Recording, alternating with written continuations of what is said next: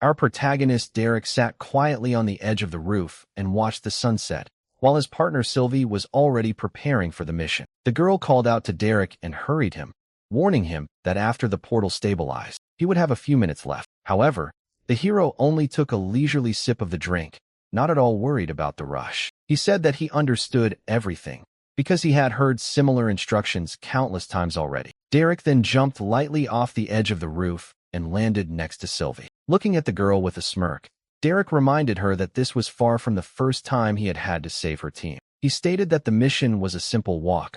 All he had to do was complete the task and calmly return home for dinner. In response, Sylvie only chuckled, clearly tired of his self-confidence. Soon the air began to tremble, and the portal finally stabilized, filling the roof with blinding light. Derek materialized heavy plate armor and his weapons, looking like a true elite warrior. Then he prepared for the operation, took a step forward, and disappeared into the center of the portal. However, the very next moment, a real hell opened up before him. Among the ruins of the recent battle, the survivors were barely breathing. One of the warriors lay on the ground, covered in blood with broken armor, gasping for air in the midst of the flames. The wounded soldier, covered in sweat and blood, looked at the monsters with his last strength. Derek cursed as he saw this, watching as their operation quickly turned into a disaster. Finding himself surrounded by an entire army of monsters in a world full of fire, he was in complete terror. Years, perhaps even decades later, Derek sat in the vast emptiness of the abyss. What should have been a routine assignment turned into eternal exile for him. He bitterly regretted that he had ever decided to become a hero, and fragments of the past flashed before his eyes. Derek remembered Sylvie screaming desperately for him to get to the portal before it was too late. Then the faces of his comrades, whom he had tried to protect while the monsters were pursuing them, appeared before him. Back then, Derek was one of the strongest users of the system, and he once truly believed that he could save everyone. Then his memory took him back to the final moments of that battle, when he desperately held back the horde of monsters. The hero gritted his teeth, calling himself an idiot for the decisions he made that day. There were only a few steps left to the exit. Safety was very close. However, Derek thought with disgust that he had lied to his friends back then. And then his memory continued. Suddenly, one of the monsters rushed forward and tore apart the man Derek was trying to save. The protagonist froze in complete shock,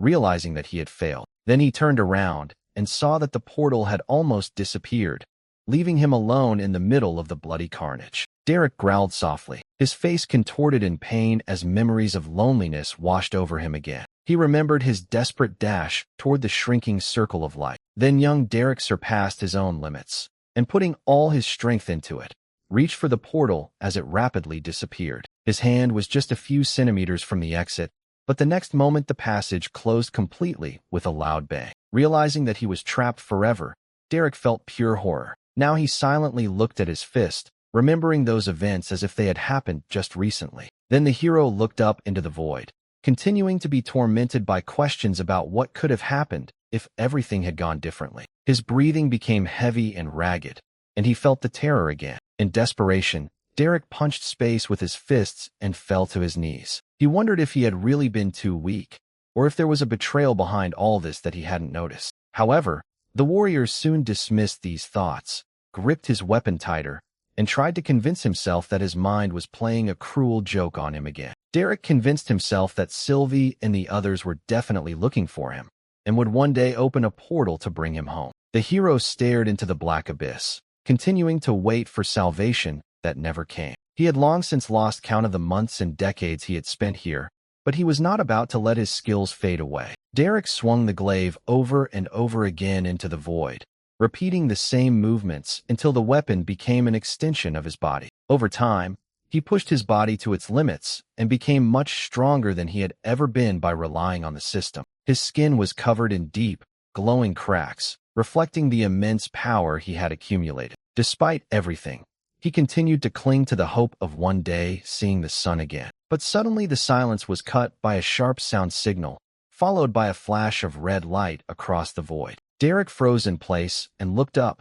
Then a warning panel appeared in front of him. A red notification indicated that the system had detected that its carrier had begun to move out of its permitted range. Panicked, Derek desperately reached out to the interface as if it could hear his pleas. The notifications demanded an immediate return to the system's coverage area, but there was simply nowhere to return to. The protagonist looked up at the empty sky, begging the darkness not to take the system from him, but received nothing in response. Then the guy hit the ground with his fist with all his might, and at that moment he finally realized that it was impossible to get out of here. Derek realized that his high stats in this place were both a blessing and a curse. The hero couldn't help but wonder if it mattered how strong he became if he was destined to rot here alone. Derek watched silently as the cracks in the void slowly disappeared into the distance. The protagonist admitted to himself that he no longer wanted to fight and only wanted to die. He had once felt himself losing touch with reality, and now he realized that it was happening again. But suddenly a flash of purple energy cut through the space,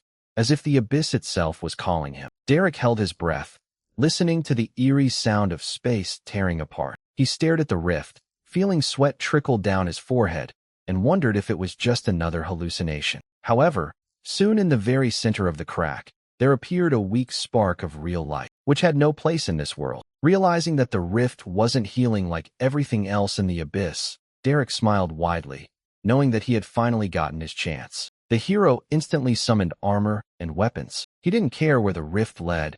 Any place was better than this prison. Laughing, he struck the crack with all his might with his weapon, and the impact sent fragments of space flying in all directions. Then the boy struck again, driving the blade deeper into the edge of the rift. He would rather meet death on the other side than spend even one more moment here. However, Derek suddenly stopped, his face contorted in confusion as something huge moved beyond the gap. The next moment, a blinding explosion of light and energy burst out of the rift, taking the hero by surprise. A powerful beam hit from the other side, throwing him back. Caught in the flash, Derek cried out in pain. The blow turned out to be absolutely real, and the hero realized that what was happening was definitely not a hallucination. At that moment, a monstrous, multi-eyed creature began to emerge from the rift with a deafening roar. Derek only dryly noted to himself that such an appearance could hardly be called friendly. The creature growled viciously, revealing several rows of razor-sharp teeth, and Derek smiled back. Deprived of his system, he finally wanted to find out how strong he had become over the long decades of solitary training. The next moment, the hero was already rushing towards his opponent. Meanwhile, the monster growled lowly, and a red-hot sphere of energy began to form in its huge mouth. Then the hero took off.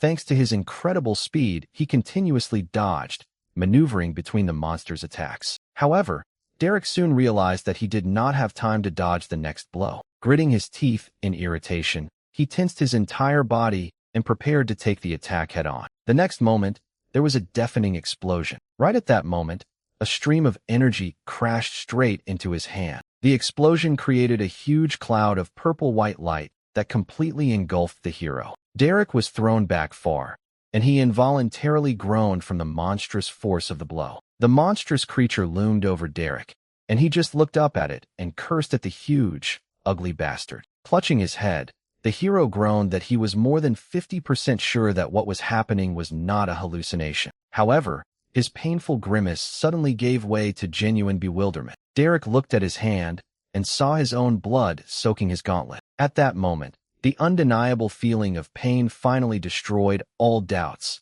turning them into 100% certainty. A mad smile appeared on his face, and blue lightning crackled around his body again. Along with this, memories of the demonic seal that had once first imprisoned him in this place came flooding back to him. Derek remembered the very moment when he found himself in this lifeless hell. Then he remembered how he had fought nonstop for decades against the endless demonic horde. His silliness and endless battles gradually drove him almost to complete madness. Moreover, he had to endure catastrophic events that almost destroyed his will to live. However, it was precisely through this endless suffering that the protagonist surpassed his own limits again and again, and now there was only one thing left in him: determination. He was sure that either the monster would kill him, or he himself would destroy the monster. The beast then released a stream of energy, making a last desperate attempt to stop the enemy. Derek's will proved stronger than his attack, and the hero roared that the monster would either die or get out of his way.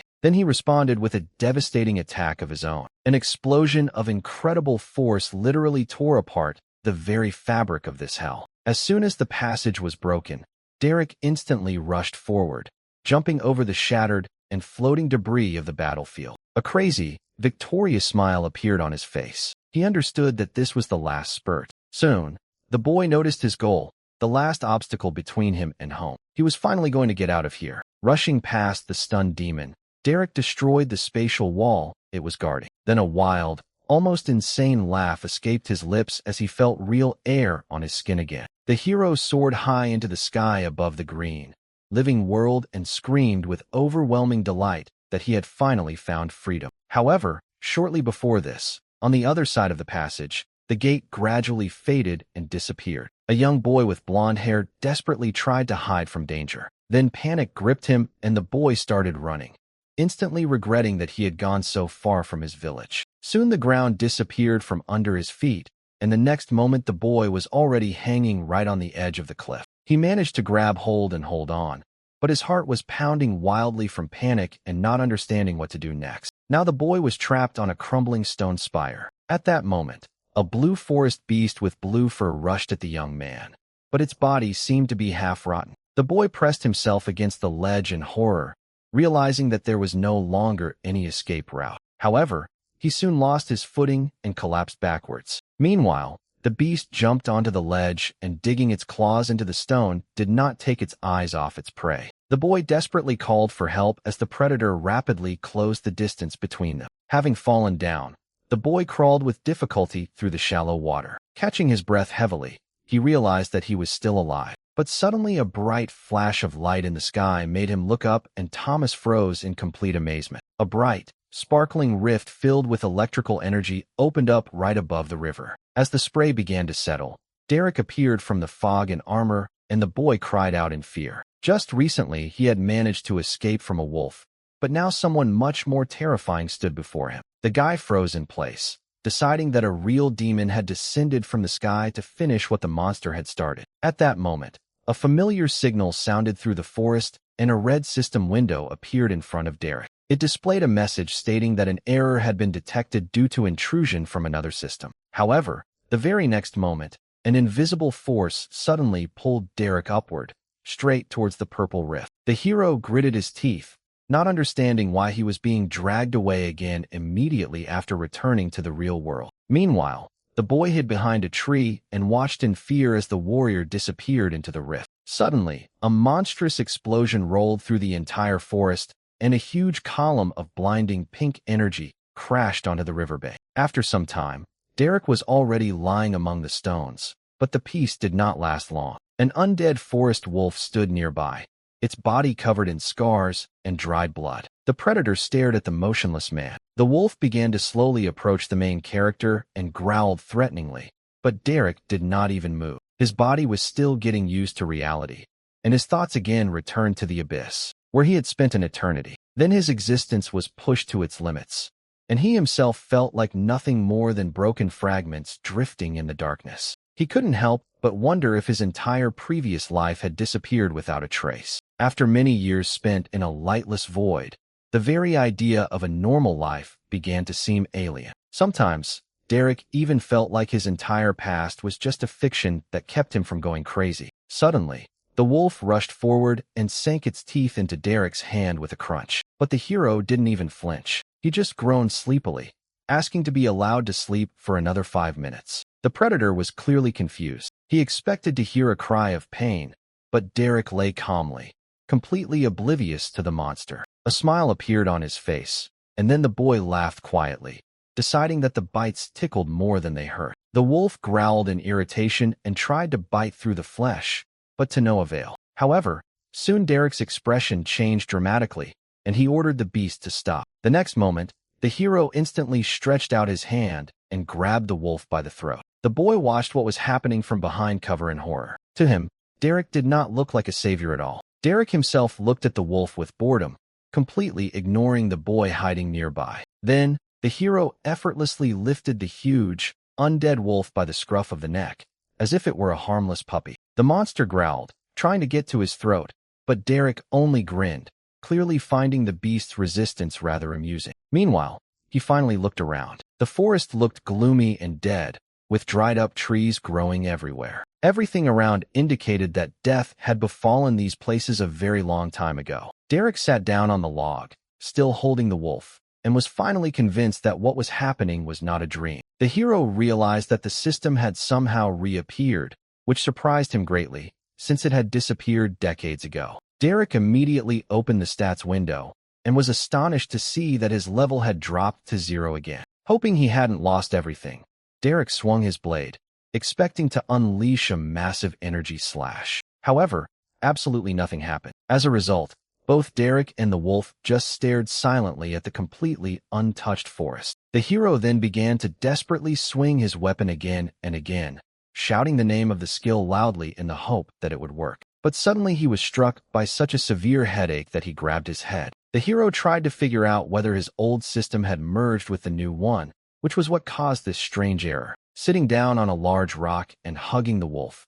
Derek wondered where he had ended up, but he wasn't given long to think. Suddenly, a distinct cracking sound of a branch was heard nearby, echoing through the quiet forest. The wolf immediately growled, and the hero turned towards the noise and demanded that whoever was hiding there immediately show himself. In response, the frightened village boy threw himself on the ground and, trembling with fear, began to beg not to be eaten. The child's violent reaction only made Derek look at him with complete bewilderment. Gradually, the boy calmed down and began to understand that this strange man was probably not a demon devouring people at all. Meanwhile, Derek pointed to himself with pride and asked what exactly about him looked demonic. However, the wolf immediately rushed at the blonde, barking furiously and almost causing the child to have another panic attack. Then the hero shook the beast sharply, scolding it for such behavior, and the boy finally decided that the person in front of him was a madman. After this, Derek introduced himself and asked the child what his real name was. The boy quietly introduced himself as Thomas. He then explained that he remained at level 0 for now, because he was not yet 13 years old. He then explained that only after reaching this age and killing the first creature did a person gain access to the system. Hearing this, Derek immediately cast a thoughtful glance at the wolf, a rather dark thought arising in his head. This beast could well have become the ideal target for a quick test of the new system. And the very next moment, with one sharp movement, he instantly broke the wolf's neck, drenching the ground with his blood. Thomas screamed in horror and demanded to know why Derek had killed his own pet. However, he explained quite calmly that this level 53 undead forest wolf would tear the boy apart in a matter of seconds. He then asked to wait a little while. He sorted out the unexpected system notifications that had appeared. A system window appeared in front of him, congratulating him on killing the undead wolf, which caused his level to rise rapidly. After this, new notifications began to appear, stating that his old system had successfully suppressed the invading new system.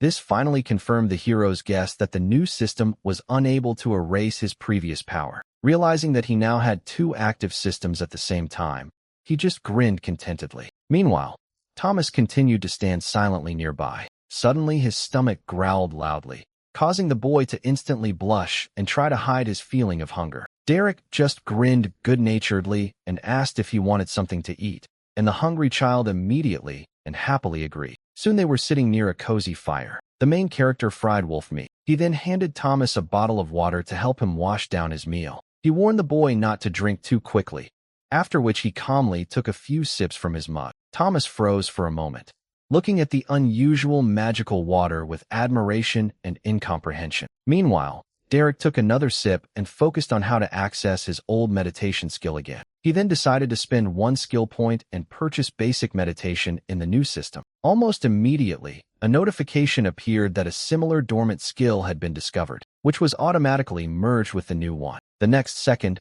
a stream of energy rushed through his body. The pain was so strong that the hero could not hold back a loud scream. As a result, the meditation skill instantly rose to level 20 and was upgraded to Great Meditation. He smiled contentedly, realizing that the old abilities had not disappeared at all. They were only in a dormant state. An almost insane smile appeared on Derek's face. Now he was finally convinced that with time, he would become even stronger than before. Meanwhile, Thomas held the hair clippers in his hands, not understanding how it was wise to cut someone's hair while they were walking. However, Derek walked calmly through the quiet forest, carrying the boy on his shoulders and at the same time asking him to trim his hair. As they walked, He told his companion to keep talking as they moved forward. Thomas reluctantly agreed and explained that absolutely everything in this world was controlled by the great system. He then went on to say that his grandfather had claimed that the system was fair and distributed classes and skills equally fairly to everyone.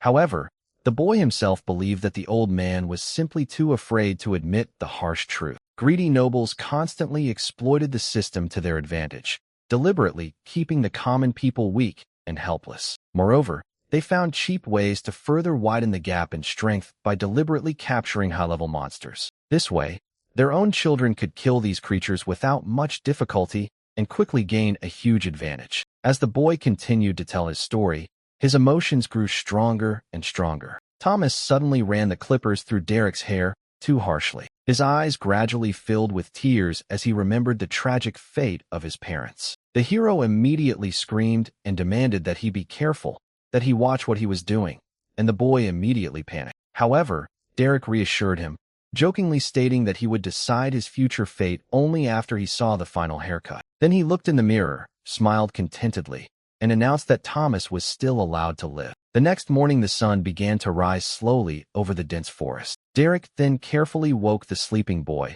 so they could continue their journey to safety. After some time, the travelers reached a fork in the road, next to which stood a wooden house that looked abandoned. Looking at the broken wooden signs, Derek asked which road led back to Thomas's village. The sleepy boy rubbed his eyes and pointed to the path leading to Raina's village. However, his expression suddenly became extremely serious when he noticed something very disturbing on the ground. Thomas also saw the fresh trail of blood and immediately rushed to the house, desperately shouting Mr. Jones' name. He then ran as fast as he could inside the dilapidated building, sincerely hoping that his neighbor was still alive. However, having burst through the broken doorway, the boy froze in place. A terrifying picture opened up before him. His voice instantly broke off in shock when he saw the blood-soaked floor and the old man lying in a huge pool of blood. The man no longer showed any signs of life. Thomas was frozen in horror, his eyes wide, unable to comprehend that this had actually happened. Derek walked inside the house and put his hand on the boy's shoulder,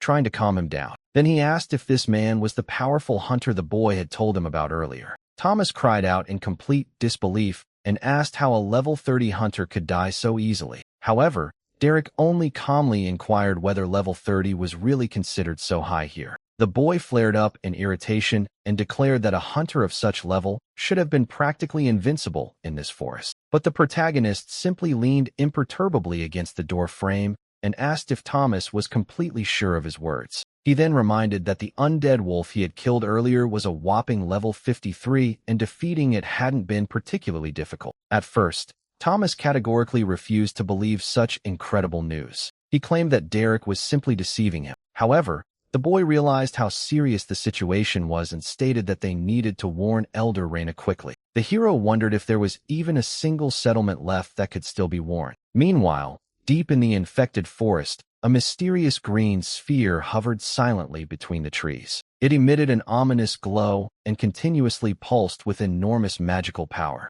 It was this strange glow that attracted the wounded wild wolf, who slowly approached the unknown object. However, as soon as the beast carefully sniffed the sphere, dark energy began to rapidly poison its mind. This made the monster's ears twitch nervously. The wolf's eyes flashed a bright yellow light, and he let out a ferocious, bloodthirsty growl. Suddenly, right behind the trembling beast, a huge, ghostly demonic skull rose from the thick shadows. Then the monster brought down its giant clawed paw with monstrous force, instantly crushing the wolf. After this, the terrifying skeleton roared loudly. An ominous green flame erupted from its empty mouth. After this, the undead warrior in heavy armor rushed further into the forest. Meanwhile, elsewhere, a small village lived its normal life and was completely unaware of the impending disaster. On the grass near one of the houses, there was a basket with freshly washed laundry. The woman wiped her forehead wearily and asked her daughter Brandy if she could really carry such a heavy load on her own.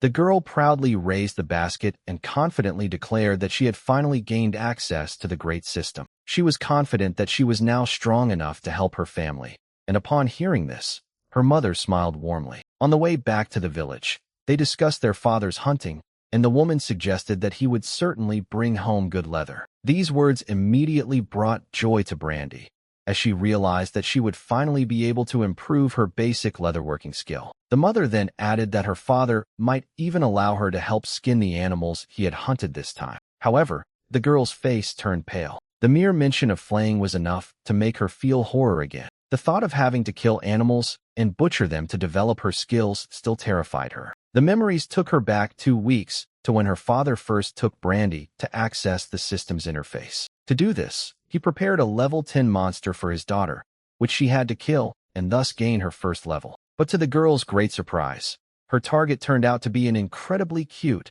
fluffy fox cub who was peacefully sniffing a flower. Brandy was still able to open the system, killing the defenseless creature, but the next moment she regretted her actions. The girl cried bitterly, realizing how much she hated the cruel laws of this world, where development was impossible without blood. But their calm conversation was suddenly interrupted by a powerful explosion that thundered so far in the distance, and a shockwave rolled through the entire village. Almost immediately, Brandy's father, Travis, ran up to them, covered in blood and calling for his wife in a panic. The man warned that the village was attacked by high-level monsters, and there was almost no time left. Then he grabbed his wife by the shoulder and explained that there was no point in packing their things. They needed to run immediately. After this, Travis looked at his frightened daughter and told her to obey her mother in everything. He ordered both of them to head towards the eastern gate as quickly as possible, while he himself decided to stay and defend the village to the last. Mallory grabbed Brandy's hand tightly,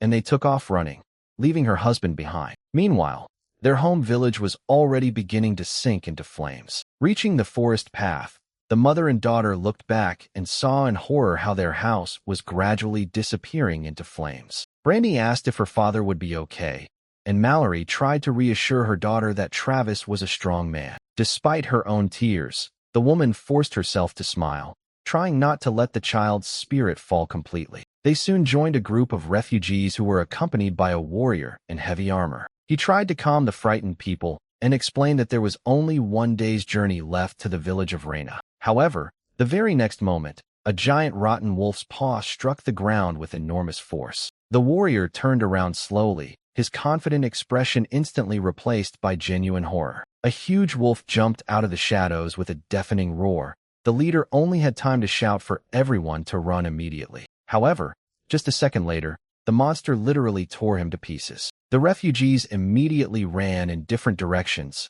gripped by panic, but the monster began to pursue everyone who tried to escape. Brandy watched in horror as the caravan's only defenders were killed one by one. Then, the undead wolf turned his eyes to the defenseless mother and daughter, while new monsters quickly appeared around him. Despite this, Mallory boldly raised her spear, shielding Brandy with her body. She ordered her daughter to run away immediately, and she herself prepared to fight alone. The woman, with a loud battle cry, lunged with her spear towards the wolf that was rushing at her. However, Brandy froze in place. Fear completely paralyzed her, and she could not bring herself to leave her mother alone. Meanwhile, Mallory was using her last strength to hold back the onslaught of the huge wolf with her spear, but another beast joined the attack. He knocked the woman down without much effort, and as she fell to the ground, she prepared to meet her death. Mallory just silently prayed that somehow her daughter would be safe. Brandy only closed her eyes as the monster was about to deliver the final,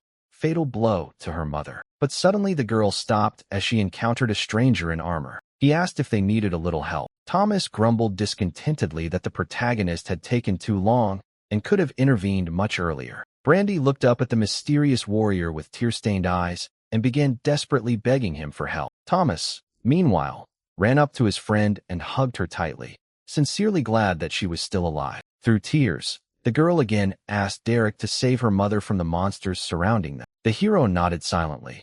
Then he calmly pulled out a small dagger. After this, Derek extended his finger forward and fired a beam of energy at the wolf. The next second, the beam instantly pierced the monster's skull, killing it with one precise blow. Mallory gasped in shock, unable to believe how easily the mysterious warrior had dispatched the monster. Meanwhile, Derek calmly asked what he should do with the 3 remaining undead wolves. Hearing this, the terrified woman demanded that he stop talking and just kill the rest of the monsters. The protagonist chuckled contentedly and stretched his neck, clearly anticipating the opportunity to test his abilities a little more. At this time, the remaining monsters rushed forward simultaneously. Derek just looked lazily at the approaching enemies. These animals made no impression on him at all. Then he picked up the severed limb of the already defeated wolf. The next second, a wolf approached him, opening its mouth wide to attack, but it didn't have time to get close. The hero jumped high into the air, causing the wolf to crash into the empty ground. Meanwhile, Derek began to build up energy for the next attack. As the entire flock rushed towards him, the hero met them with a series of swift, slashing blows. The guy then prepared for another blow and released a powerful bolt of lightning, which pierced the skull of one of the monsters. Within moments, the remaining wolves were completely destroyed. After this, Derek only noted with displeasure that none of them had even managed to put up a decent fight. The protagonist sighed in disappointment and said that the local wild animals turned out to be incredibly weak. Meanwhile, Brandy threw herself into her mother's arms, the girl sobbing with relief, but almost immediately her thoughts returned to her father. She began to worry anxiously about whether he had survived. Mallory tried to calm her daughter down, then looked at Derek, her eyes filled with both admiration and fear. The woman cautiously inquired who this strong warrior really was and where he came from. In response, Derek calmly patted Thomas on the head and stated that he was just an ordinary escort. However, the boy looked at him with noticeable alarm. Then, the hero immediately reminded that saving the entire region was never part of their agreement. Moreover, he added that the village had most likely long since turned to ashes. Meanwhile, the rest of the refugees looked at each other in shock. They began to wonder if Gracefall had sent him to help them. However, Derek immediately dashed their hopes, saying that he had no intention of giving the survivors false promises. Thomas grabbed his hand and began to beg him to check if there was anyone left alive in the village. However, the main character only cast a cold glance at the boy. This alone was enough to make Thomas instantly shut up. Afterwards, Derek explained that he was the one who did all the most dangerous work. He then reminded the boy that their agreement was about bringing Thomas home, not about saving random people. After this, the warrior asked Thomas if he understood why he himself had managed to survive for so long. Without waiting for an answer, the hero explained that he had always relied only on his own strength and never hoped for help from others. That's why he had absolutely no intention of playing the role of a noble savior. At that moment, Derek's mind suddenly flashed back to the times he had interfered in other people's problems. However, Thomas could not hold back any longer. He shouted that a man with such power simply had to help and do the right thing. In response, Derek only smirked contemptuously. Unlike him, he was hardened by numerous battles. Overwhelmed with emotion, the boy began to powerlessly pound his fists on Derek's heavy armor. As soon as he shouted that he was a real egoist, Derek simply agreed with the insult. Then he noticed that it was precisely such people who usually survived, while the two correct heroes died first. After this, the main character, without the slightest effort, intercepted Thomas's fist right as it was about to strike. He advised the boy to first become stronger and only then try to portray a noble savior. Thomas, his eyes full of tears, continued to glare at Derek, but he could not break free from his iron grip. At that moment, the hero himself involuntarily began to think that some of his own strict rules still had to be broken sometimes. Suddenly, with one swift movement, Derek lifted the surprised boy onto his shoulders. Thomas froze in confusion, completely not understanding what was happening. Then the main character silently headed towards the burning village. On the way, Derek said that they would still check if there was anything left there that could still be saved. After some time, they reached a ruined settlement, and what they saw there made Thomas freeze. Thick smoke billowed everywhere, and the surviving houses continued to burn. At that moment, the huge, flame-engulfed monster let out a deafening roar. Right in front of him stood the main character, holding only a simple spear in his hands. The monster rushed forward, intending to crush its opponent. But before it could reach its target, a giant wave of blue energy cut the monster apart in an instant. Derek looked at his opponent, who was killed in literally an instant, with complete calm. Then they continued walking. Along the way, the boys passed by the bodies of dead residents and monsters left behind after the bloody attack. Thomas looked with horror at the terrible consequences of the massacre that had taken place. Meanwhile, Derek asked if the boy was finally beginning to understand the harsh reality of weakness. He explained that this place could no longer be called a rescue operation, Now it was only a matter of searching for survivors. Suddenly, the main character stopped Thomas. He felt that something was moving under the rubble. Almost immediately, a faint, painful groan was heard from nearby, coming from under the collapsed wooden structures. Derek squinted carefully and began to examine the rubble in search of people. A few seconds later, Elder Leon slowly emerged from under the rubble, his entire body covered in bruises and wounds. Thomas immediately rushed to his aid, completely ignoring Derek's warning. Leon stopped the boy and warned him that the surrounding area was still extremely dangerous. The elder then turned his gaze to the body of Brandy's father,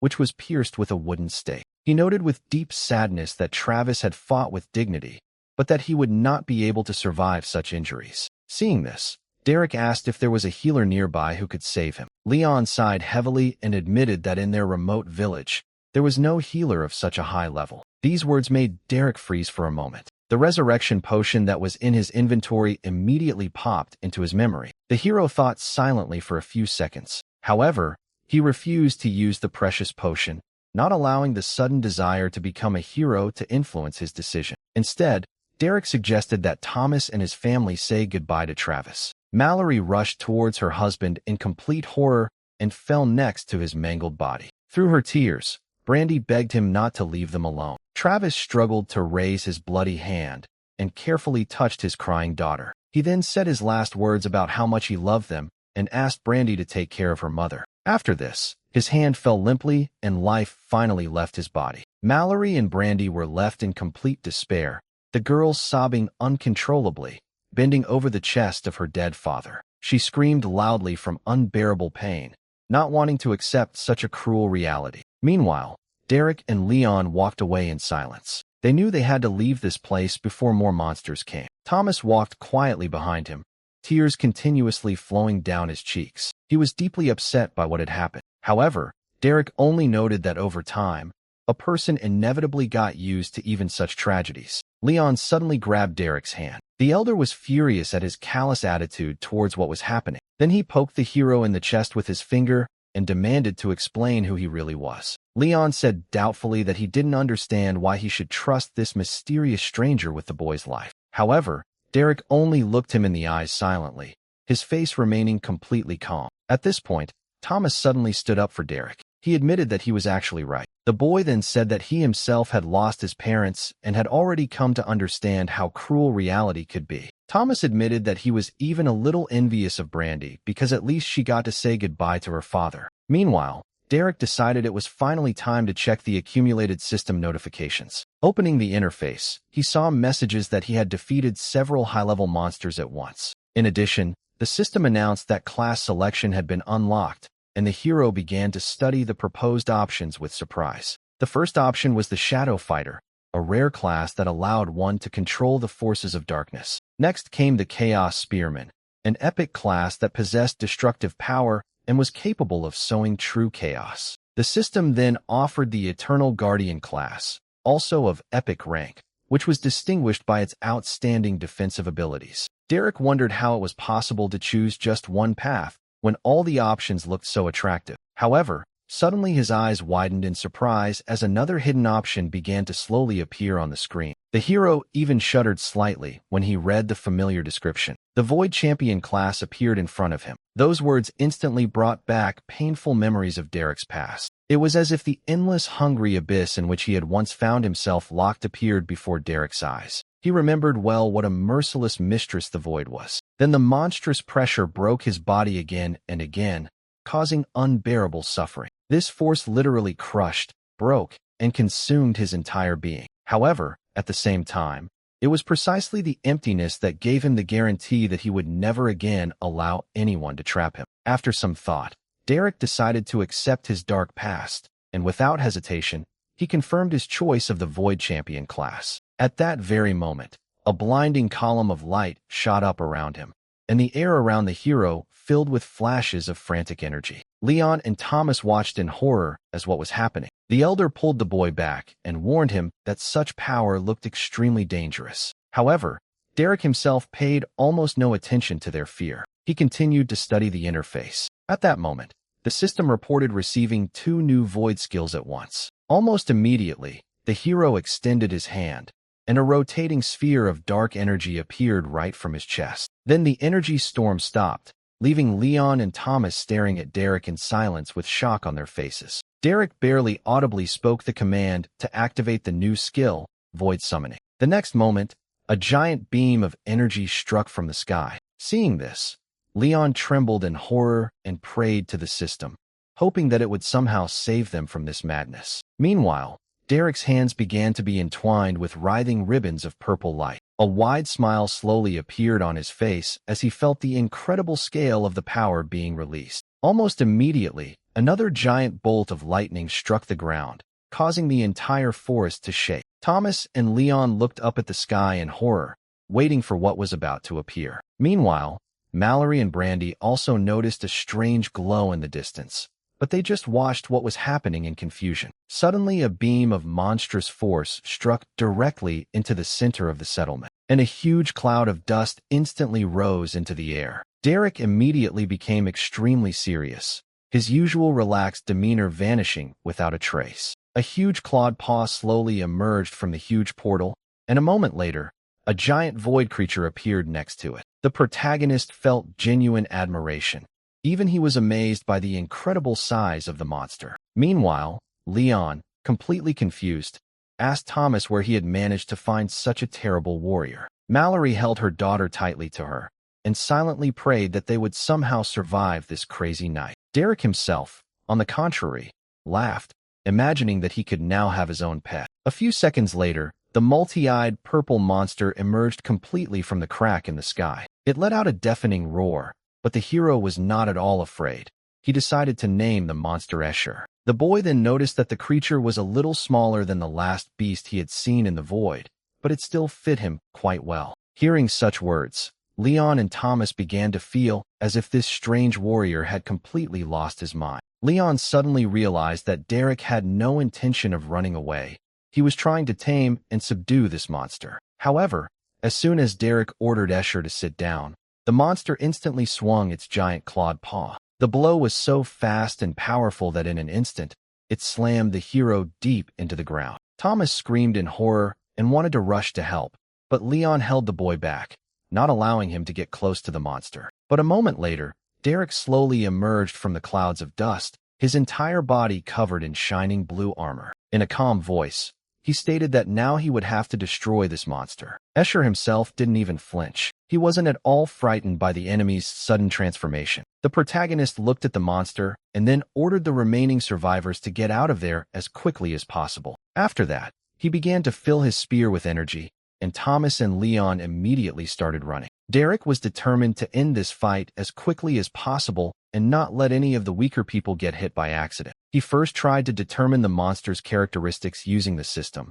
but the interface unexpectedly returned an error. Derek cursed under his breath and leaped forward with a powerful leap. He remembered very well that during the previous encounter in the void, he had barely managed to leave a scratch on the relative of this monster. Therefore, now the hero understood that he simply had no right to make a mistake. So, having risen high into the air, he sharply rushed down. At the same time, Escher roared and prepared to knock down the approaching enemy in midair with one blow. Their weapons were met with a deafening explosion of energy, but the monster proved incredibly durable. To Derek's great surprise, the monster stopped his spear effortlessly with just the palm of his hand. Then, Escher immediately struck back with his other paw, and the hero didn't have time to react. The monster caught him right in the air, after which, with a powerful burst of energy, he slammed him back into the ground with enormous force. The monstrous blow caused serious damage to Derek's heavy armor, and the hero himself began coughing up blood.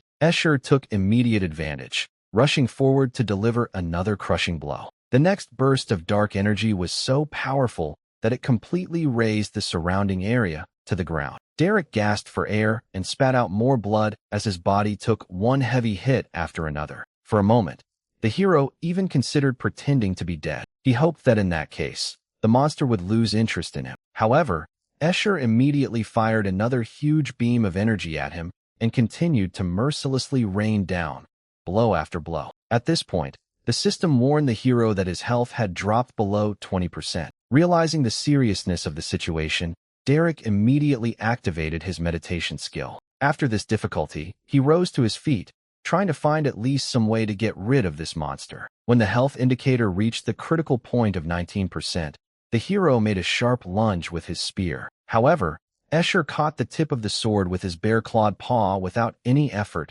and stopped the attack completely. The monster then struck back, and after this attack, Derek's health dropped to 18%. But the monster didn't even intend to stop until the main character's health indicator dropped to 14%. Meanwhile, Thomas watched the explosions with tears in his eyes, afraid that their savior might die. At the same time, Leon urged the remaining refugees on and ordered everyone to run as quickly as possible without looking back. Behind them, Escher began to gather a huge clot of dark energy in his paw, the monster preparing to deliver the finishing blow. The glowing sphere slowly aimed straight at Derek to finish him off. The protagonist quickly realized that his passive regeneration could no longer cope with the amount of damage he was receiving. The health bar continued to drain until it reached 8%, and Derek realized he urgently needed to find a way out. However, it was at this moment that Derek spent his last remaining skill point on learning the heavy weapons master skill. Almost immediately, the system detected several dormant skills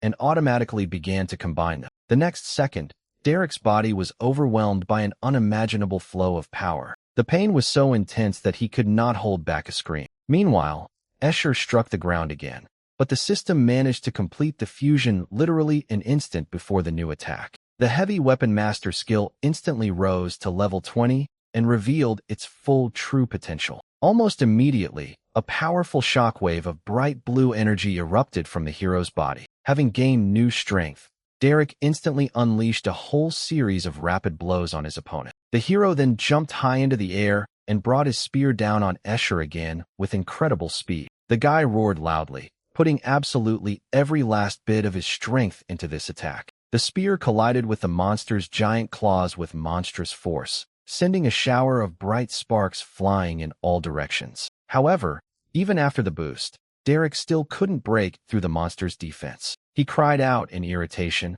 realizing that his weapon was still unable to cut through the enemy's toughest hide. Then the hero finally decided to use his last trump card. He activated the newly acquired skill void channel, allowing the dark energy to flow freely through his body. At that very moment, the spear was entwined with purple lightning, filling the weapon with incredible power. Derek let out a loud battle cry and rushed towards the stunned Escher. He then launched a punch filled with void energy, and this time the attack easily broke through the monster's defense. A massive sickle of purple energy sliced the monster in half, simultaneously destroying a significant portion of the battlefield. After this, the main character landed smoothly on the ground, and gradually the smoke and raised dust began to dissipate. However, Derek's strength had finally left him, and he was breathing deeply after a grueling fight that almost ended in his death. The guy stared at the sky in silence for a few seconds, and then admitted to himself that this fight had been surprisingly interesting.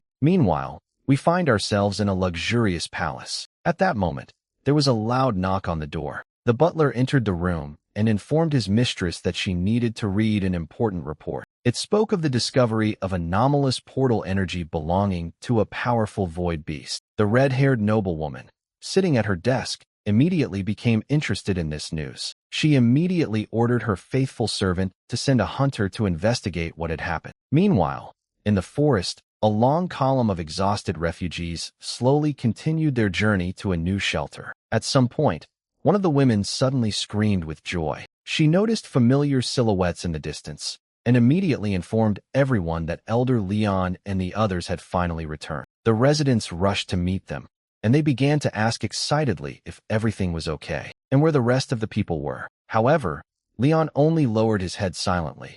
He could not find the right words. Then a tear slowly rolled down his cheek. The elder could no longer hide the terrible truth. With sadness in his voice, he told the residents that they had nowhere left to return to. He stated that there was practically nothing left of the village. Hearing these words, people froze in complete shock. Leon bowed his head guiltily and sincerely apologized for not being able to protect their home. At that moment, Thomas suddenly noticed a familiar figure approaching from afar. The boy cried out joyfully and ran as fast as he could towards Derek. He ran up and hugged the hero tightly, who also smiled and greeted the boy. Thomas, still not believing his eyes, realized with great relief that their savior had managed to survive this terrible battle. Derek then approached Mallory and Brandy and offered them his sincere condolences over Travis' death. He said that he had placed her husband's body in his spatial ring in advance so that the family could give him a proper burial later. Mallory froze in shock. She had not expected such a caring act at all. Doctors welled up in her eyes again, but this time from gratitude, and the woman thanked Derek for his unexpected kindness. In response, the hero only nodded silently. After this, the refugees began to prepare for the night. When night fell on the forest, the tired people set up camp near several fires. Meanwhile, the guards warned everyone not to go far, as the forest had become too dangerous. Leon sat silently by the fire, staring motionless at the smoldering coals, his heart filled with guilt. The elder could not forgive himself for not being able to protect his people from the attack of the monsters. Meanwhile, Thomas asked Derek what ultimately happened to that terrible void beast they encountered. However, the hero decided to lie a little. He answered that the monster simply realized that it could not win, after which it chose to run away. Thomas looked at him with obvious doubt. The boy stated that legendary monsters never retreated. He remembered all too well Asher's massive claws and the monstrous strength the creature possessed. Mallory also agreed with his words. Taming or defeating such a monster was considered almost impossible. But Derek just shrugged carelessly and added with a smile that ancient legends usually greatly exaggerated.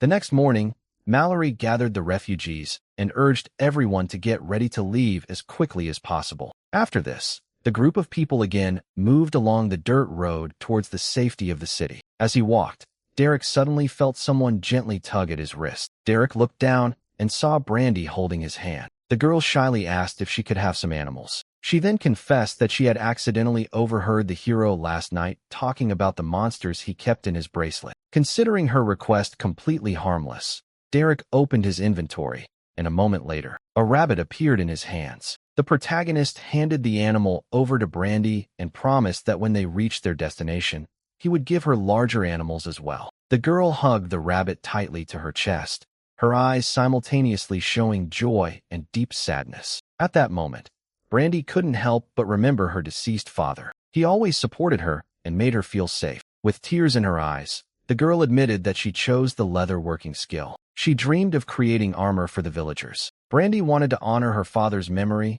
and do everything she could to ensure that no one else suffered the same way he did. These words touched Derek deeply, and upon hearing them, the hero suddenly realized that he was not able to cope with everything alone. He stroked Brandy's head affectionately and promised that from now on, he would give her every animal he could get. After some time, the caravan finally reached the city gates. The local guard loudly complained about the terrible day. He grumbled discontentedly that he hated being on duty in this, as he put it, hole. Seeing the refugees approaching, he stated that he could not let them inside without the appropriate documents. These words immediately infuriated Mallory, and the woman sharply demanded that the guard immediately call Elder Reyna. However, he only smirked contemptuously and stated that he had no intention of leaving his post for the sake of some bunch of peasants. Having lost hope of reaching an agreement with him, Mallory turned to Leon and began to beg him to intervene, since he was also an elder. But the man only sighed heavily. He thought bitterly that after everything that had happened, he no longer deserved to bear this title. Then the woman tried to convince the guard again. She explained that these people had lost absolutely everything. However, the arrogant blonde remained indifferent. He only folded his arms across his chest and repeated again that he was following orders. At that moment, Derek's patience finally ran out, and the protagonist stepped forward. After this, the guy looked intently at the guard and asked what would happen if he decided to break this ban right now. Mallory instantly turned pale. She was seriously afraid that the hot-tempered warrior was going to kill the nobleman right on the spot. However, the guard only grinned insolently. He was even glad of the opportunity to teach a lesson to what he considered to be some commoners. Realizing that the situation was escalating, Mallory began to beg him to stop, explaining that killing the nobleman would only make things worse. The guard laughed scornfully and remarked sarcastically that the woman at least had some common sense. But just at that moment, the wooden gate slowly swung open. The woman who came out demanded to know what was happening there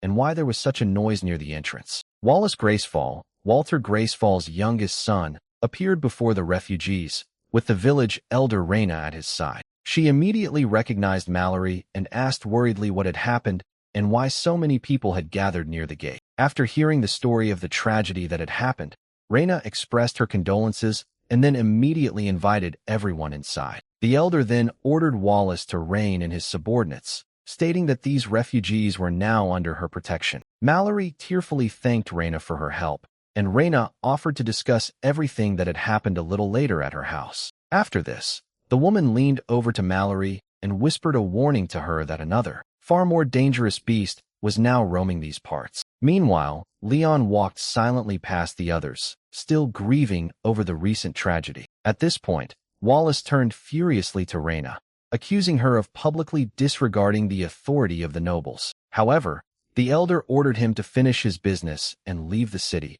showing once again who really held power in Torre. Wallace clenched his fists and threatened to crush her and all the villagers like insects one day. But it was enough for Reina to just mention his father. After these words, the nobleman's self-confidence instantly disappeared. Watching this scene, Derek realized that his agreement with Thomas had already been fully fulfilled, but the hero decided not to leave yet. Reina noticed that the mysterious warrior was still standing nearby, so she smiled and invited Derek to join them. The protagonist was a little surprised by such a warm welcome, but then just shrugged his shoulders indifferently and agreed. As the guy walked past Reina, the woman suddenly felt an incredibly heavy pressure coming from his body. This feeling struck her so much that the elder couldn't help but wonder if this young man possessed a legendary aura. Meanwhile, in the elder's mansion, the old man tried to calm his wife, who was walking around the room in agitation. However, Delilah said she could not rest while their beloved grandson Thomas was still missing. Suddenly, the wooden door swung open.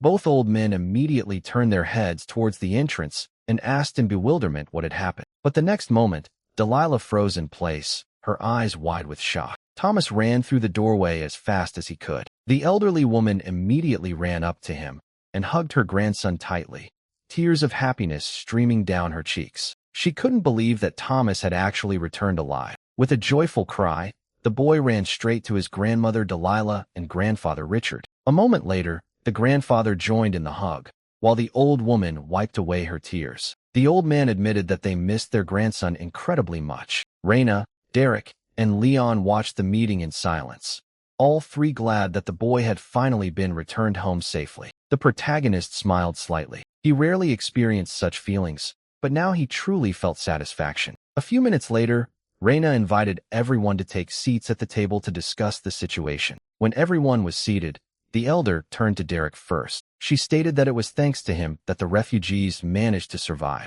Reina then bowed her head and sincerely thanked the hero for his actions during the monster attack. Meanwhile, Thomas's grandfather ruffled his grandson's hair with a smile, teasing him slightly. Derek simply waved his hand and said that there was nothing to thank him for. Then he asked to be addressed simply by his first name. Reina nodded understandingly and noted that protecting the villagers was always the primary responsibility of any elder. However, her face soon became serious, and after a short pause, the woman regretfully admitted that she was forced to report unpleasant news. She explained that if Derek had expected to receive a reward, then unfortunately, she had no way to pay him. Due to the ongoing crisis, the region had virtually no resources left, so the treasury was already severely depleted. Meanwhile, in the garden, a lazy nobleman irritably demanded that his servant bring him another drink. Derek just chuckled when he heard the talk of a reward. Then he laughed and explained that Thomas had already paid him in full for helping him navigate the forest. After this, the hero warned Reina that they now had a much more serious problem: the forest and its inhabitants. The elder leaned forward and asked if Derek understood exactly what was happening in the forest. The protagonist replied that if this world worked on the same principles as his previous system, then they were faced with a dungeon breakthrough. He then explained in detail how the dungeons were the foundation of the entire system and literally served as its lifeblood. They were isolated worlds filled with countless treasures, enormous power, and deadly monsters. Moreover, such places were specifically created to test, torment, and reward those who dared to enter inside. However, only relatively low-level adventurers could get there. This made every dungeon a brutal challenge for anyone who dreamed of obtaining legendary rewards. Derek also added that sometimes the system would start to malfunction. If any dungeon was left uncontrolled for too long, a real disaster would occur. Then the monsters would break out and descend upon the world. Their destructive power gradually infected and destroyed everything around,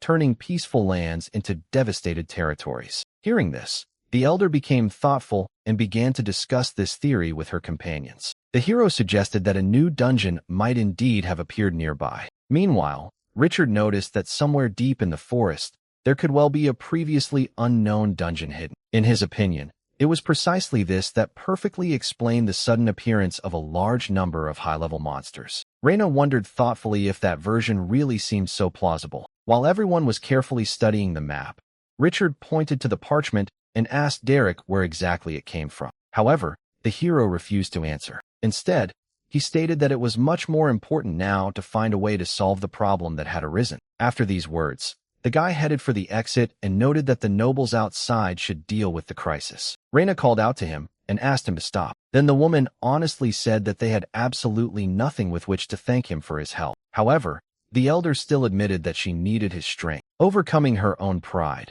she sincerely asked the mysterious warrior to help the residents. But Derek still refused, after which the main character headed towards the heavy wooden door and left the room. Thomas looked visibly upset and was clearly upset by the rejection. However, after just a few steps, Derek suddenly stopped. He called Thomas along and explained that he wanted to find Brandy to give her some more skins. When the boys left, the door closed behind them. Richard noticed that Derek's words, no matter how harsh they were still fair, and Reina only sighed heavily. She agreed with this, but still noted that he did not need to express himself so harshly. Then the woman turned to Leon. She reminded him that it was he who spent the most time with Derek. She asked him to tell her honestly what kind of person he turned out to be. Leon paused for a moment, choosing his words carefully. He finally replied that Derek was sarcastic, rather sullen, and constantly asking questions, as if he didn't understand much about this world. Intrigued, Reina asked to tell her more. Then Leon said something that left everyone present speechless.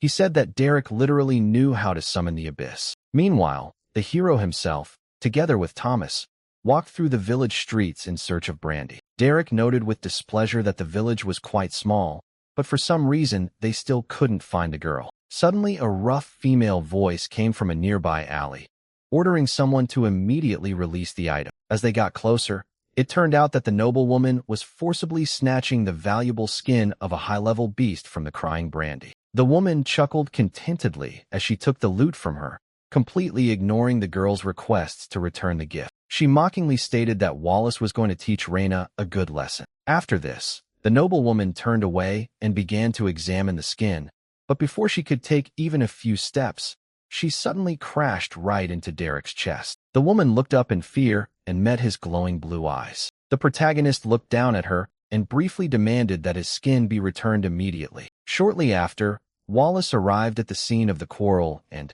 in a fit of rage, thrust his sword into the ground with all his might. He shouted loudly that some pathetic peasant had no right to even touch a nobleman. He then warned Reina to step aside immediately, otherwise heads would soon roll in this village. However, Reina firmly ordered him to calm down and refused to allow a fight to start. To herself, she thought with irritation that Derek had managed to cause so much trouble in less than one day. Now the woman was finally convinced that Leon had been right to treat the mysterious warrior with caution. Meanwhile, Thomas was calming the crying Brandy. The girl was hugging the skin tightly and gradually coming to her senses. At that moment, Wallace drew his sword and declared that he would now take care of what was happening himself. Derek responded by grabbing the thief's hand, not intending to speak to her anymore. He tossed the noblewoman aside and told Wallace that he could take his girlfriend back since he was already finished with her. After this, the hero, as if nothing had happened, said that he was planning to leave the village. These words greatly shocked Thomas.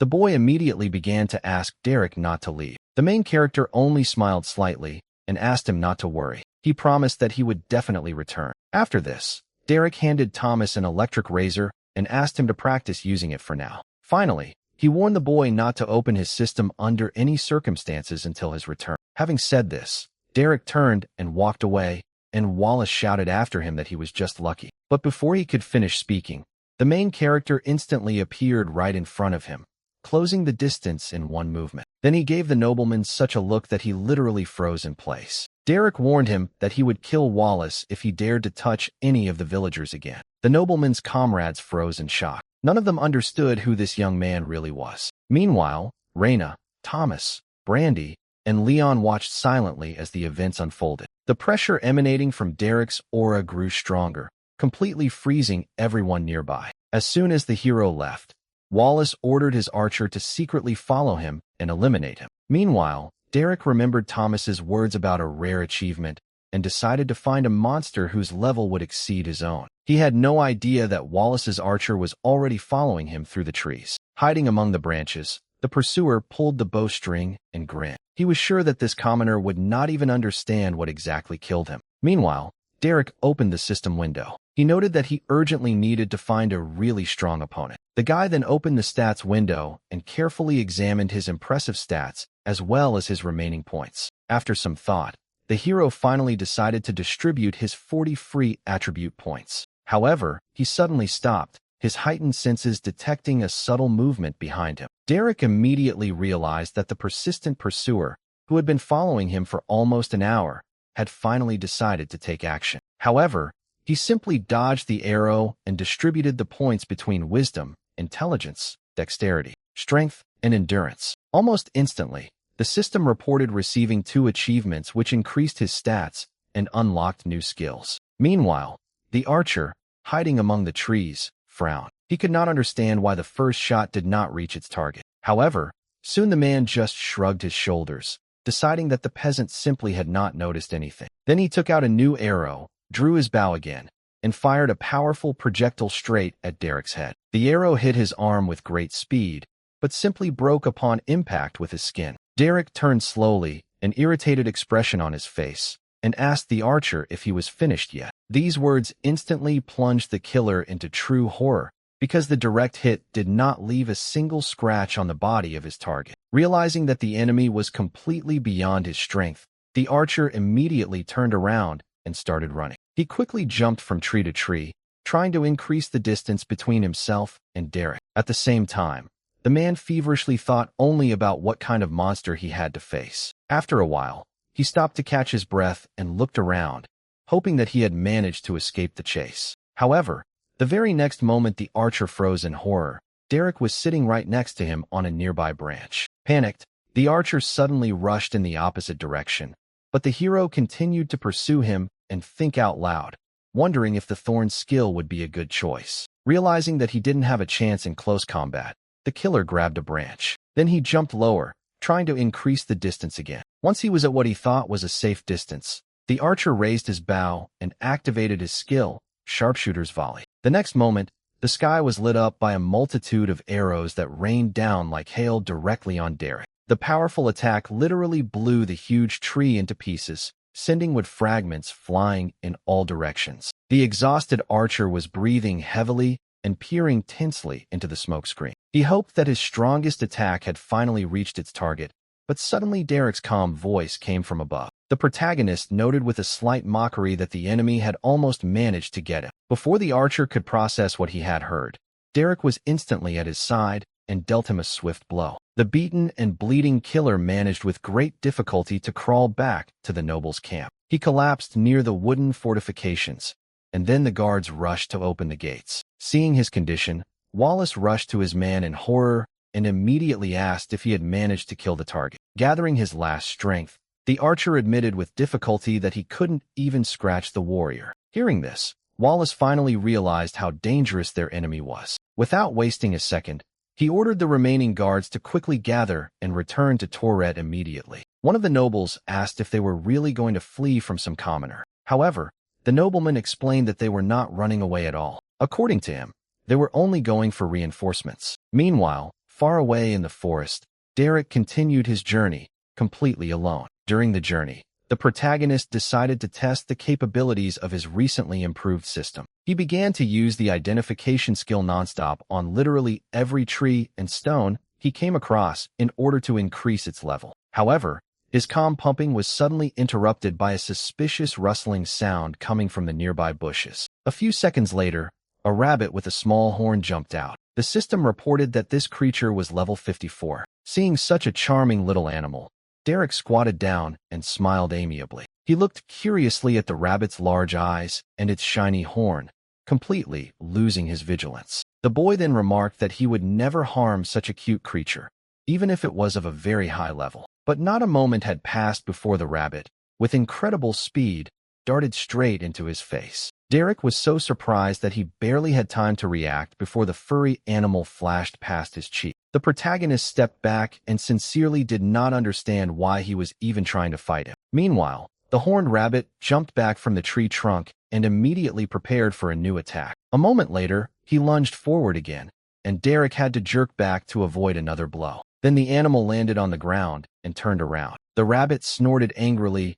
and looked at him with incredible fury on its face. This picture only amused Derek. He smiled and asked with interest whether the little animal really wanted to continue the fight. After this, the hero raised his hand, as if accepting the challenge. Suddenly, there was a loud bang, and the tiny monster took off again, rushing towards the main character. However, Derek easily dodged it, and then, without any effort, he stretched out his hand and caught the rabbit right in midair. The furry little animal began to struggle, completely unable to understand how its attack had been stopped. The main character just laughed, looking with curiosity at such a warlike little animal. But suddenly the rabbit bit his hand with all its might, clearly not going to give up without a fight. A system notification immediately appeared before Derek's eyes. The damage received was only 26 units. The guy just grinned. Such damage was insignificant for him. But after a second, the smile disappeared from his face. He realized that while 26 damage points meant nothing to him, for young Thomas, such an attack could be fatal. It was then that the hero finally realized how dangerous even the weakest monsters of this forest really were. Deciding that there was no point in harming the small creature, Derek carefully lowered the rabbit to the ground. Finally, he called him a psycho killer rabbit and moved on. The rabbit remained standing in place and looked after him with an extremely offended look. Continuing on, Derek opened the system to select a new recovery skill. 3 options appeared in front of him: cure poisons, life steal, and rejuvenation. He first carefully studied the treatment of poisons, but almost immediately abandoned the idea. After that, he switched to life steal, a skill that allowed him to restore health by taking damage from enemies. But then his attention was drawn to rejuvenation, and Derek quickly realized that it was an extremely versatile targeted healing skill. After thinking for a bit,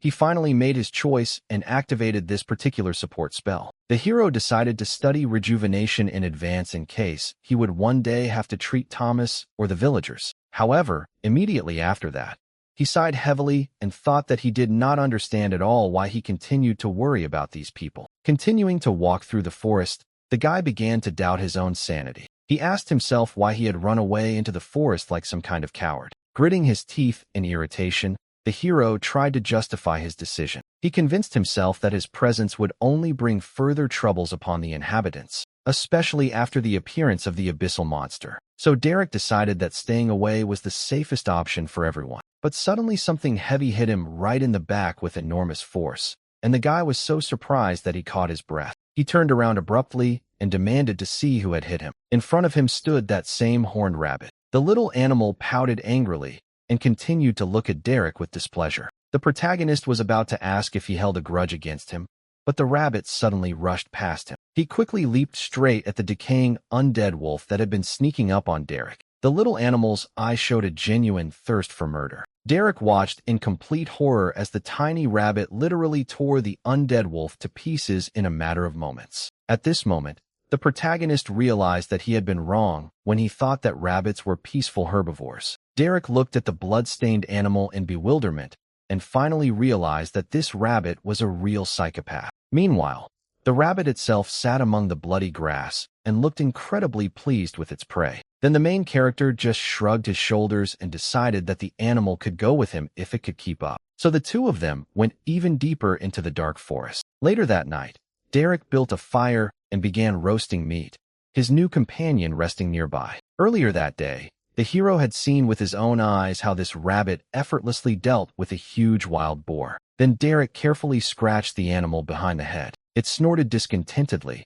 but it was obvious that it liked it. After this, they settled down near a warm fire and finally went to bed to properly restore their strength. The next morning, the rabbit tried to attack Derek again as they continued their journey. The hero himself stretched sweetly, yawned widely, and felt surprisingly cheerful. Then he called to his little killer rabbit, saying it was time to hit the road again. However, The animal suddenly froze in place and flatly refused to take even one more step forward. The protagonist stopped and looked back, not understanding what had changed his companion's behavior so abruptly. Then he carefully examined the gloomy clearing ahead. The whole ground was strewn with bones. It was then that Derek realized that this was where their paths were supposed to diverge. He nodded understandably, and the rabbit stamped its paw loudly several times, as if trying to warn him of danger ahead. But the hero said goodbye to the little animal and thought that in this forest there was hardly any creature capable of dealing with such a crazy creature. After that,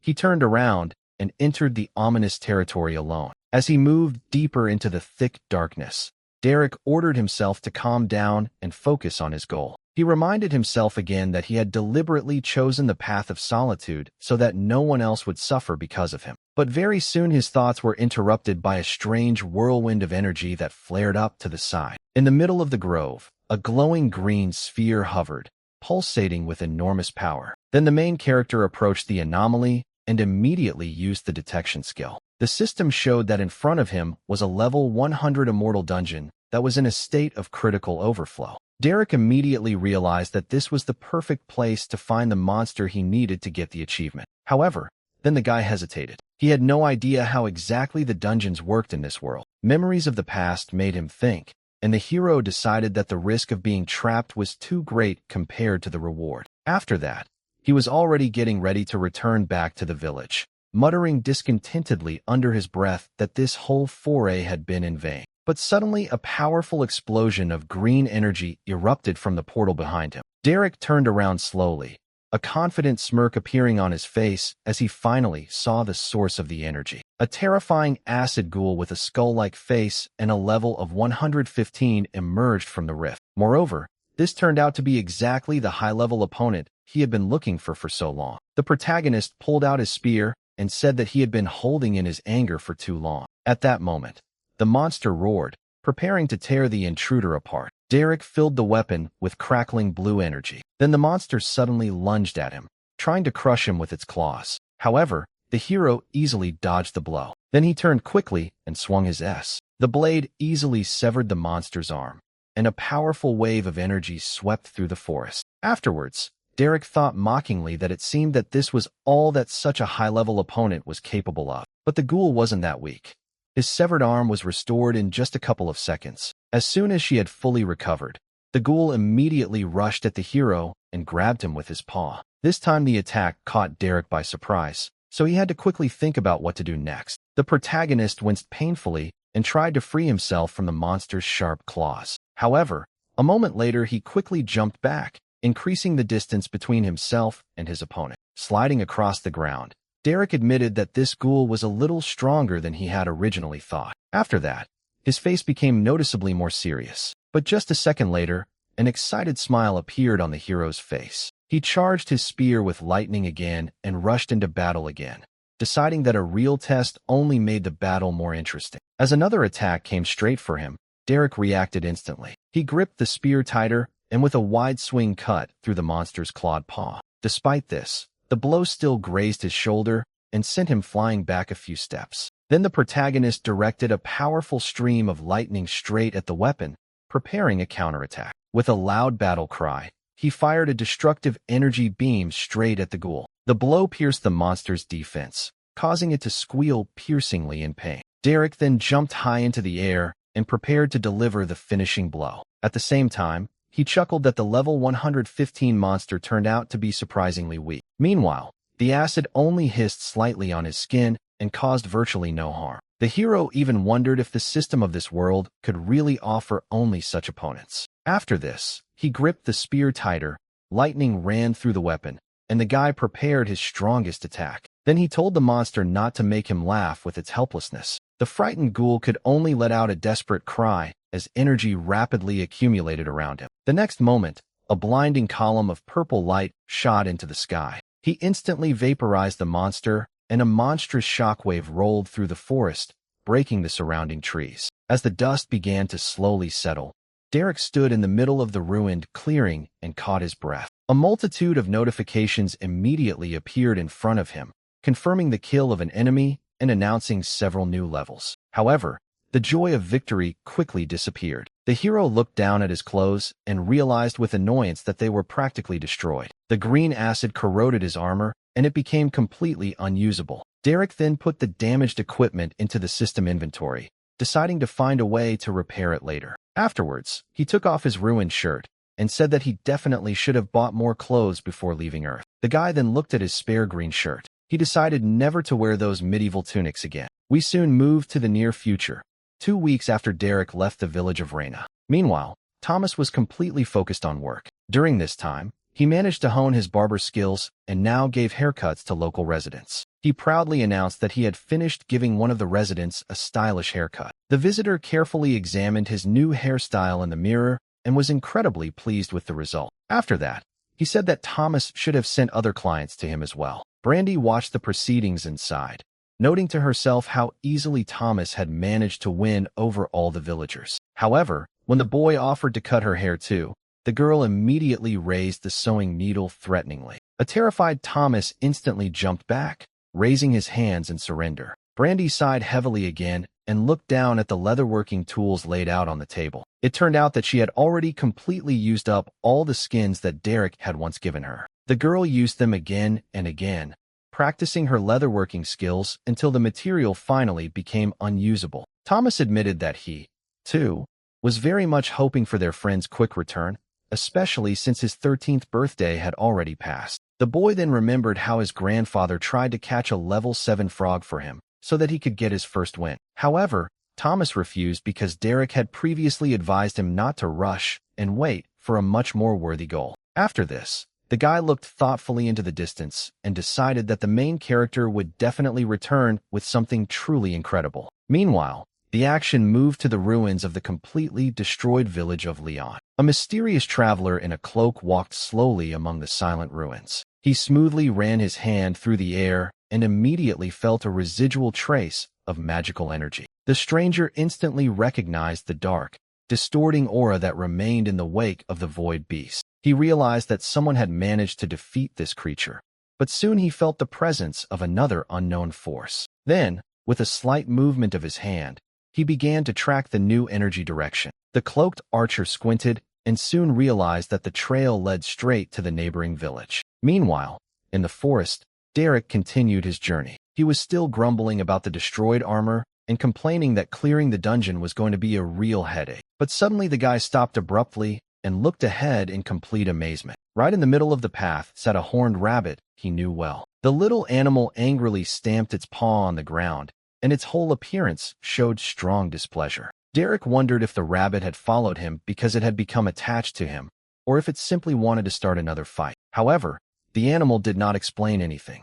It instantly flew forward, but the main character easily caught it in mid-flight. Derek jokingly warned him that it was time to start behaving decently. Otherwise, he could make him Thomas's next target. Hearing this, the rabbit instantly froze in horror. The hero then gently poked the animal and said that it could travel with him, but was forbidden from entering the village. After this, the boy wondered whether the rabbit really understood even a single word he said. He just sighed wearily, realizing that arguing with the rabbit was completely pointless. Derek carefully lowered the animal to the ground and still allowed it to accompany him further. After this, the main character switched to a light jog along a winding forest path. However, after just a few minutes, the guy thought that constantly calling his companion an idiot or just a rabbit was becoming too boring. Meanwhile, the little animal joyfully hopped after him. Judging by his appearance, the new order of things completely suited him. Later that evening, while relaxing by the fire, Derek began to think of a suitable name for his unusual companion.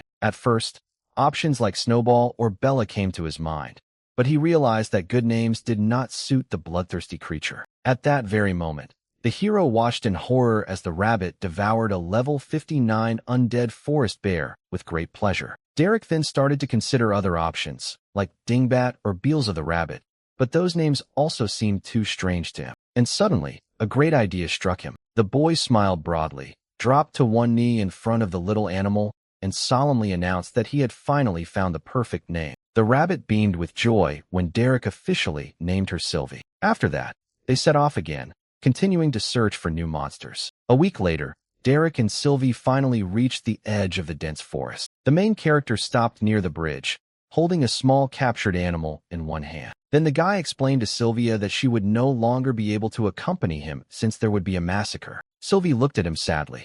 Then Derek promised that he would definitely return in a few days. Moreover, he honestly admitted that he had already begun to miss his unusual companion, but the touching moment did not last long. Suddenly, Sylvie leapt forward with lightning speed.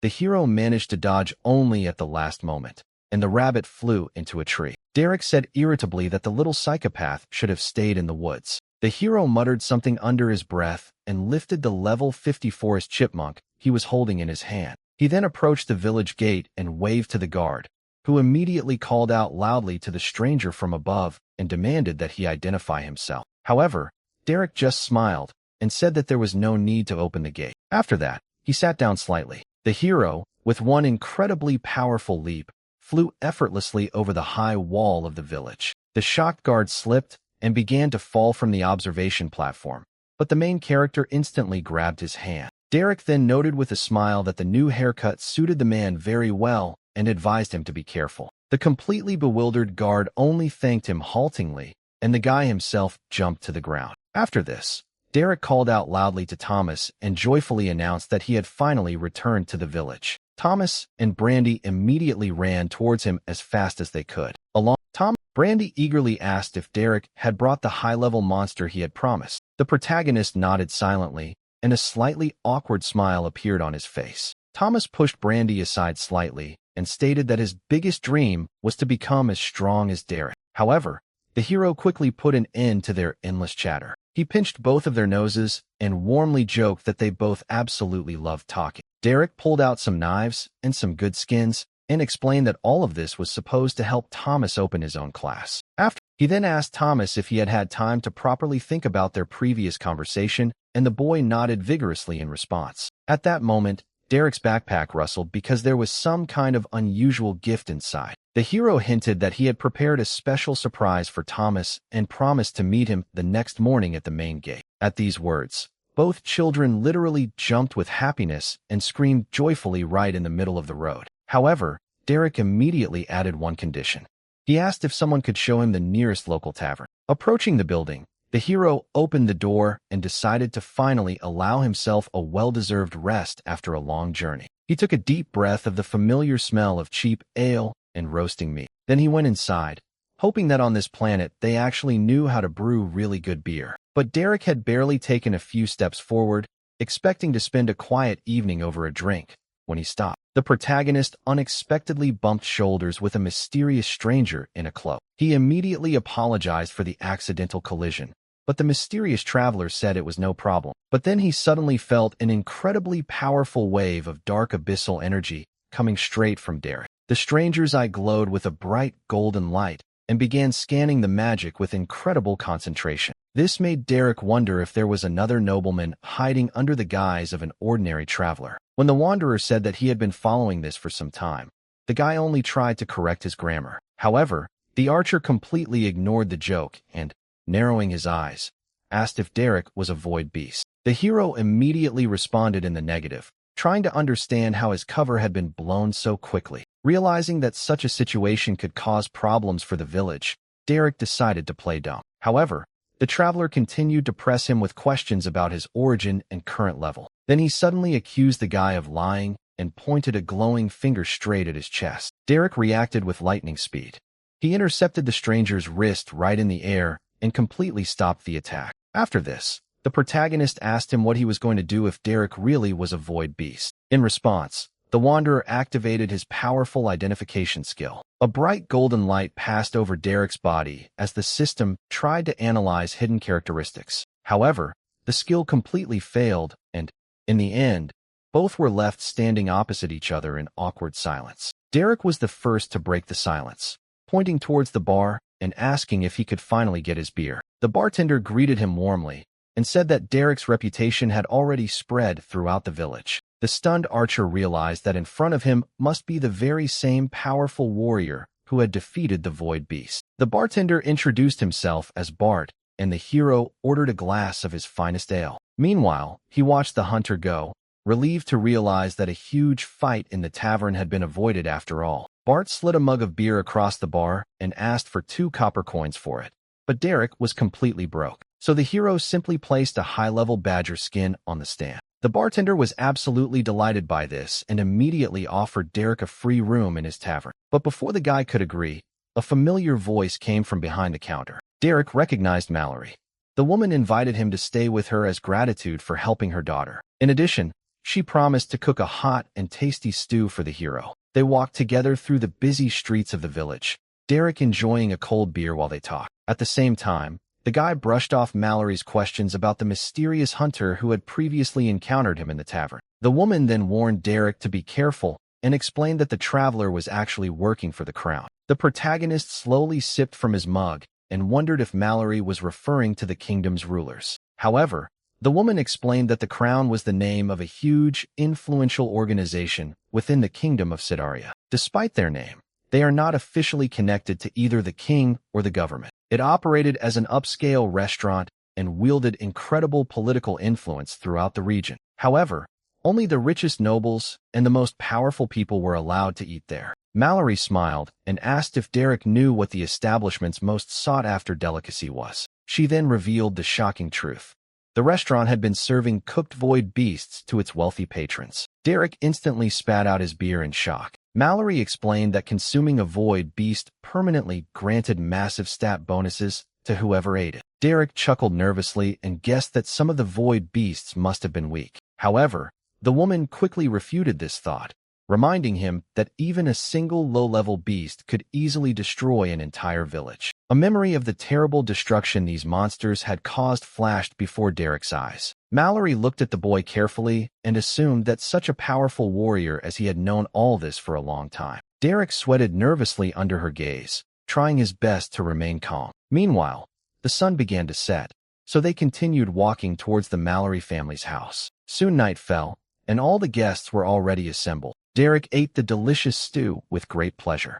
The hero drank it straight from the bowl, not hiding his joy at all. He then placed the dishes on the table and declared that it was the best meal he had eaten in years. Mallory responded modestly and explained that her cooking skill was only at level 8. However, the grandfather's attempt to tease his wife about her cooking was immediately stopped by her knife. Afterwards, Thomas asked if they were still going to unlock his system first thing the next morning. Derek nodded and agreed, noting that it was okay as long as his grandparents approved of the decision. The elderly couple happily gave their consent, fully understanding how long the boy had been waiting for this moment. Thomas shouted joyfully and raised his fists in the air, smiling widely with happiness. However, Derek raised his finger and added one last condition to their agreement. Before the start, the hero mentioned that it had been an incredibly long time since he had enjoyed a warm bath. Hearing this, the boy immediately jumped up and ran to heat some water for him. The family laughed at Thomas's endless enthusiasm and then continued finishing their dinner.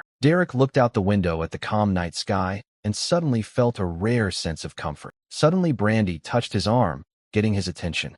The girl called Derek's name. When the guy turned around, she nervously handed him a small object. Brandy gave him a handcrafted leather amulet and explained that she wanted to sincerely thank him. Working with skins helped her cope with the painful loss of her father. Derek smiled warmly, accepted the gift, and thanked the girl for the kind gesture. And then suddenly, Thomas loudly complained that he needed even more firewood to keep the water in the bath hot. Hearing this, the protagonist suddenly realized that for the first time in many years he was no longer alone. Thus, our heroes spent the evening in each other's excellent company. The next morning, training began, and a huge cloud of dust rose up from the fields. Derek rushed forward with incredible speed, carrying a stunned Thomas on his back, and then jumped high into the air. Landing softly in the clearing, the hero decided that this secluded place was ideal for their task. Derek grabbed the dazed and still spinning boy by the shoulders, helping him regain his balance. The guy then asked Thomas if he was really ready to finally unlock his system. He handed him a sharp dagger,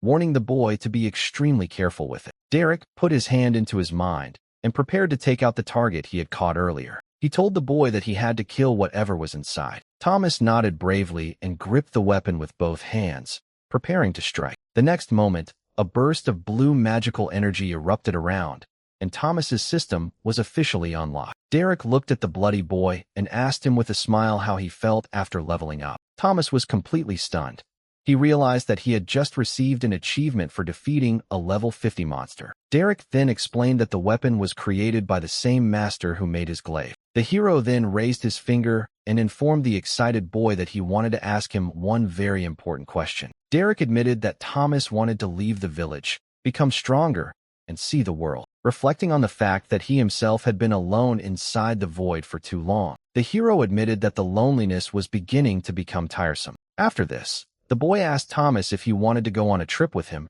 and the boy froze in shock. His thoughts instantly filled with delight at the mere prospect of a great adventure. But Thomas quickly cleared his throat, trying to look calm, and then agreed to join Derek's journey. Derek smiled and warned him that traveling together meant keeping all his secrets to himself. Thomas solemnly promised to do this, and even swore to protect the hero's secrets with his own life. However, Derek added that although he would protect Thomas, he had to train hard and never rely on others. Moreover, during their travels, he was required to obey absolutely and unquestioningly whenever Derek gave an order. Thomas looked at his new mentor with a little fear, but at the same time, he was completely ready to take on any challenge. Derek clarified that he was not an evil man, but he could not be called a saint either. Hearing this, Thomas became even more enthusiastic about his desire to go on this adventure with him. Then Derek officially accepted the boy into the team and sealed it with a firm handshake. The hero then asked Thomas how many skill points he currently had to distribute. However, he immediately stunned the boy by informing him that he was going to spend almost all of his points.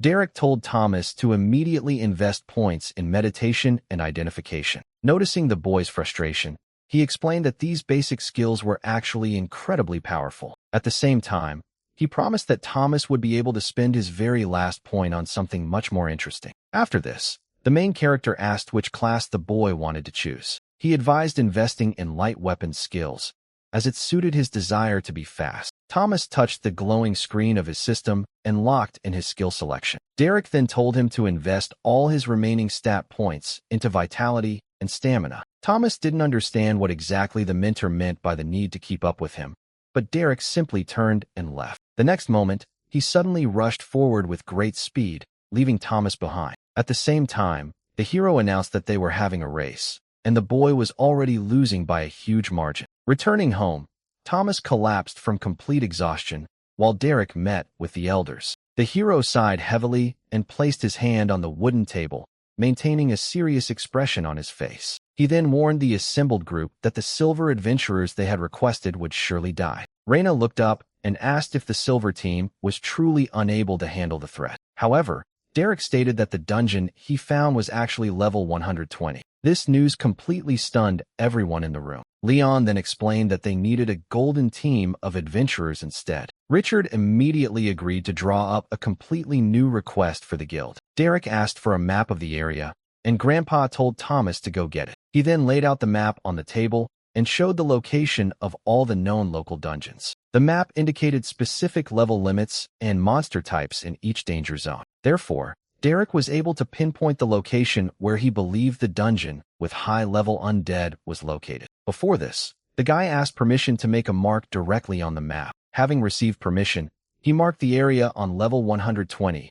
Then Derek asked if he could make a copy of the map. After everything was ready, he returned it to Reina and at the same time asked a curious question. He wondered why her level was only 31 despite living near so many dungeons. Reina explained that her rare class, Stormblade, required a huge amount of experience. Because of this, she had too little time to level up. The thing is, she had to perform the duties of the head of the village. Furthermore, the woman added that the village's standard weapons were still not up to the task of high-level combat. However, Derek suddenly pulled out a beautifully crafted high-quality sword from somewhere and threw it to Reina. The hero then invited her to join him for training the next morning, much to Thomas's surprise. Derek promised that the legendary weapon would remain with Reina if she agreed to train. The woman stared at the blade in shock, amazed by the boy's incredible generosity. She then nodded enthusiastically and accepted the invitation to join the morning workout. After that, Derek said goodbye to everyone and went in search of his new bartender friend.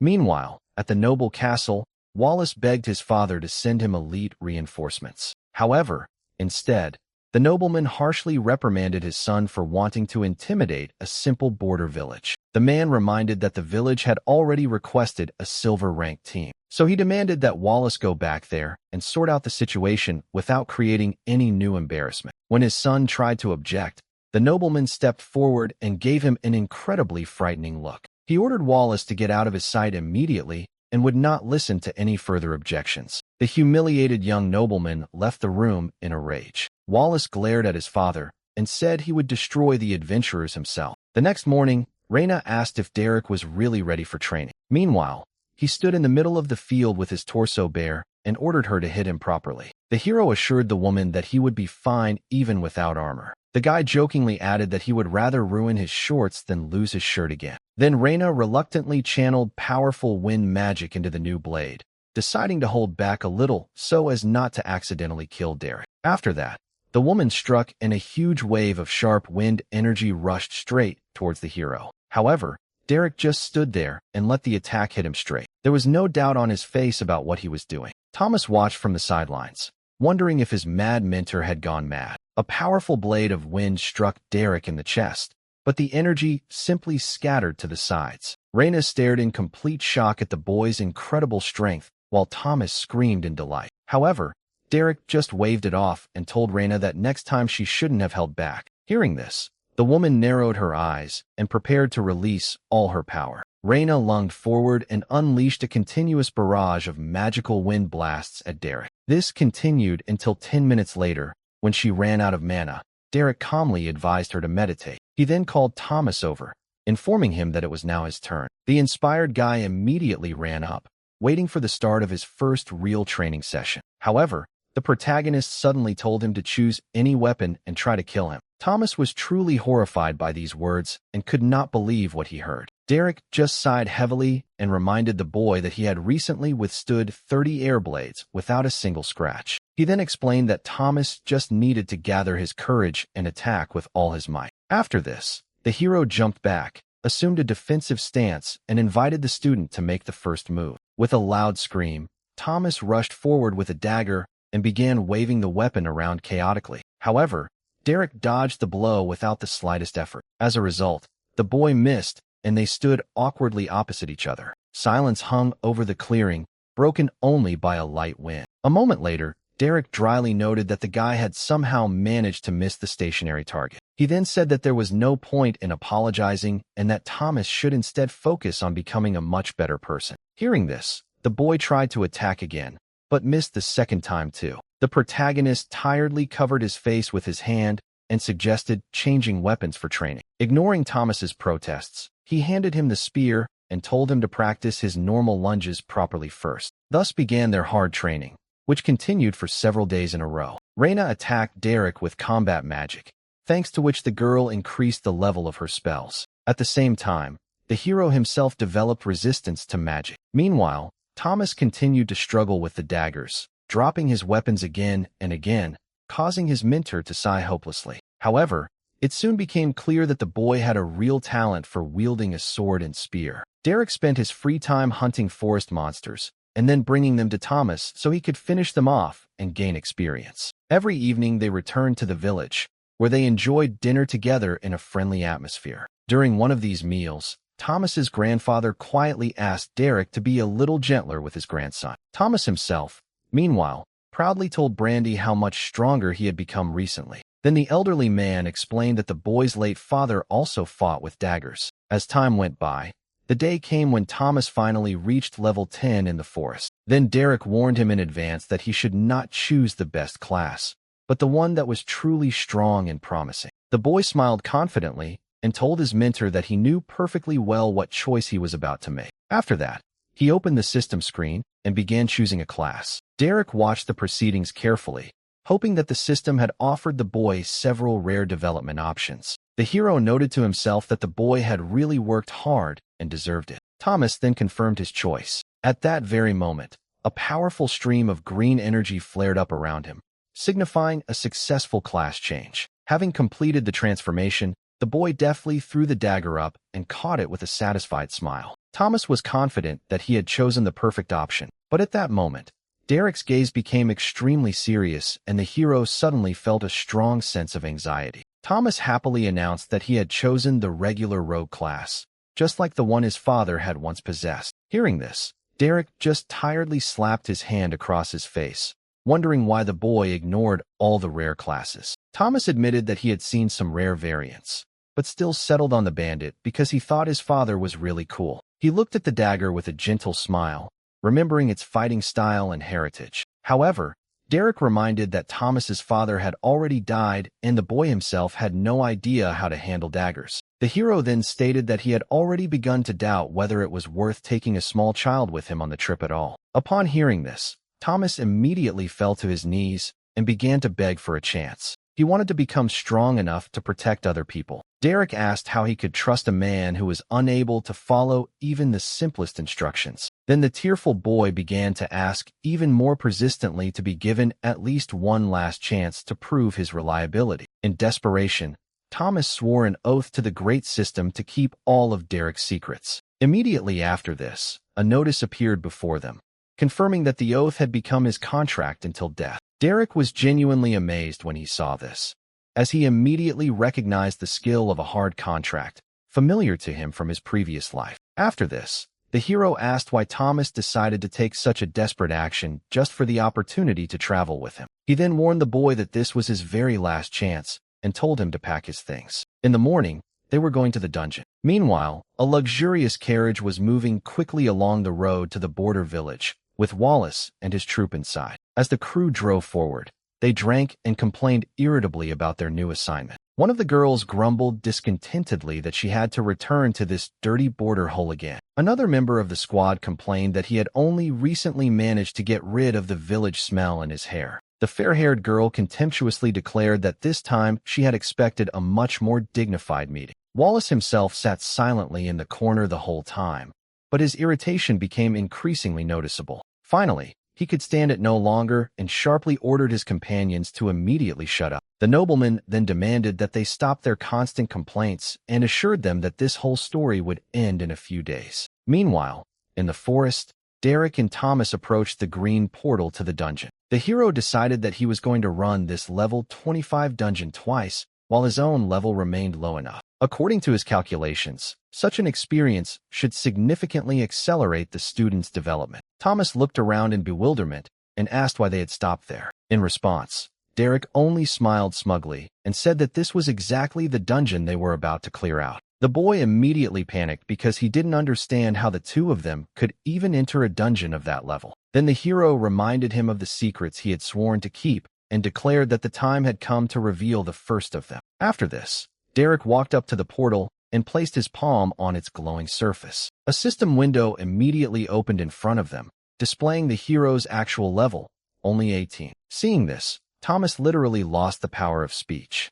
He screamed in complete shock, not believing his own eyes. Then it dawned on him that they could now complete almost all low-level dungeons together. Inspired, the boy decided that Derek would easily protect him from any danger inside. However, the hero only grinned slyly and asked who had said that he was the one who was going to fight. Without waiting for an answer, Derek unceremoniously pushed Thomas straight into the portal, explaining that the best training was always survival. A moment later, they appeared inside a damp cave filled with rock formations and thick moss. The sounds of various animals and birds could be heard outside. After looking around, Derek calmly asked Thomas if he was finally ready to start real training. The boy trembled with fear and hesitantly asked if the mentor was really serious. In response, Derek reminded him that he had given him high-level daggers for the fight in advance. He also noted that the armor Brandy had made should have easily protected Thomas from most normal attacks. And if the student does get injured, then his rejuvenation skill also needed upgrading long ago. After these words,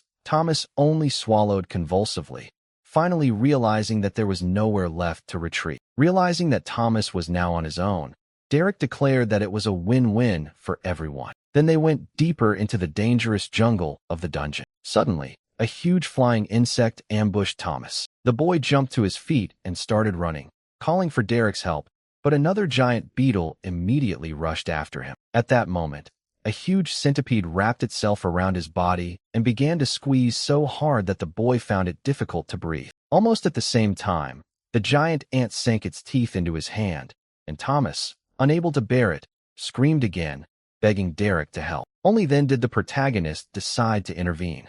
He calmly swung his spear and with one precise blow cut the huge insect in half. Thomas collapsed onto the grass, gasping for air, and asked in bewilderment where there was supposed to be joy in all of this. Derek just sat down next to him with a grin and reminded him that the boy hadn't died today after all. After this, he asked to see the broken arm, completely ignoring the student's painful groans and complaints. The next moment, the hero's palms were enveloped in a green glow, and he used the rejuvenation skill, aiming it directly at his injured hand. The bone instantly healed, and Thomas stared at his limb in complete amazement. Derek then gave him a friendly pat on the shoulder and calmly told him to get back to training immediately. The boy reluctantly rose to his feet, finally realizing that he would no longer be able to escape these cruel lessons. Derek merely encouraged him cheerfully, and Thomas muttered quietly under his breath that his mentor was completely crazy. Making his way through the dense bushes, Thomas noticed a huge rhinoceros beetle wandering nearby in a small clearing. Then the boy gathered his courage,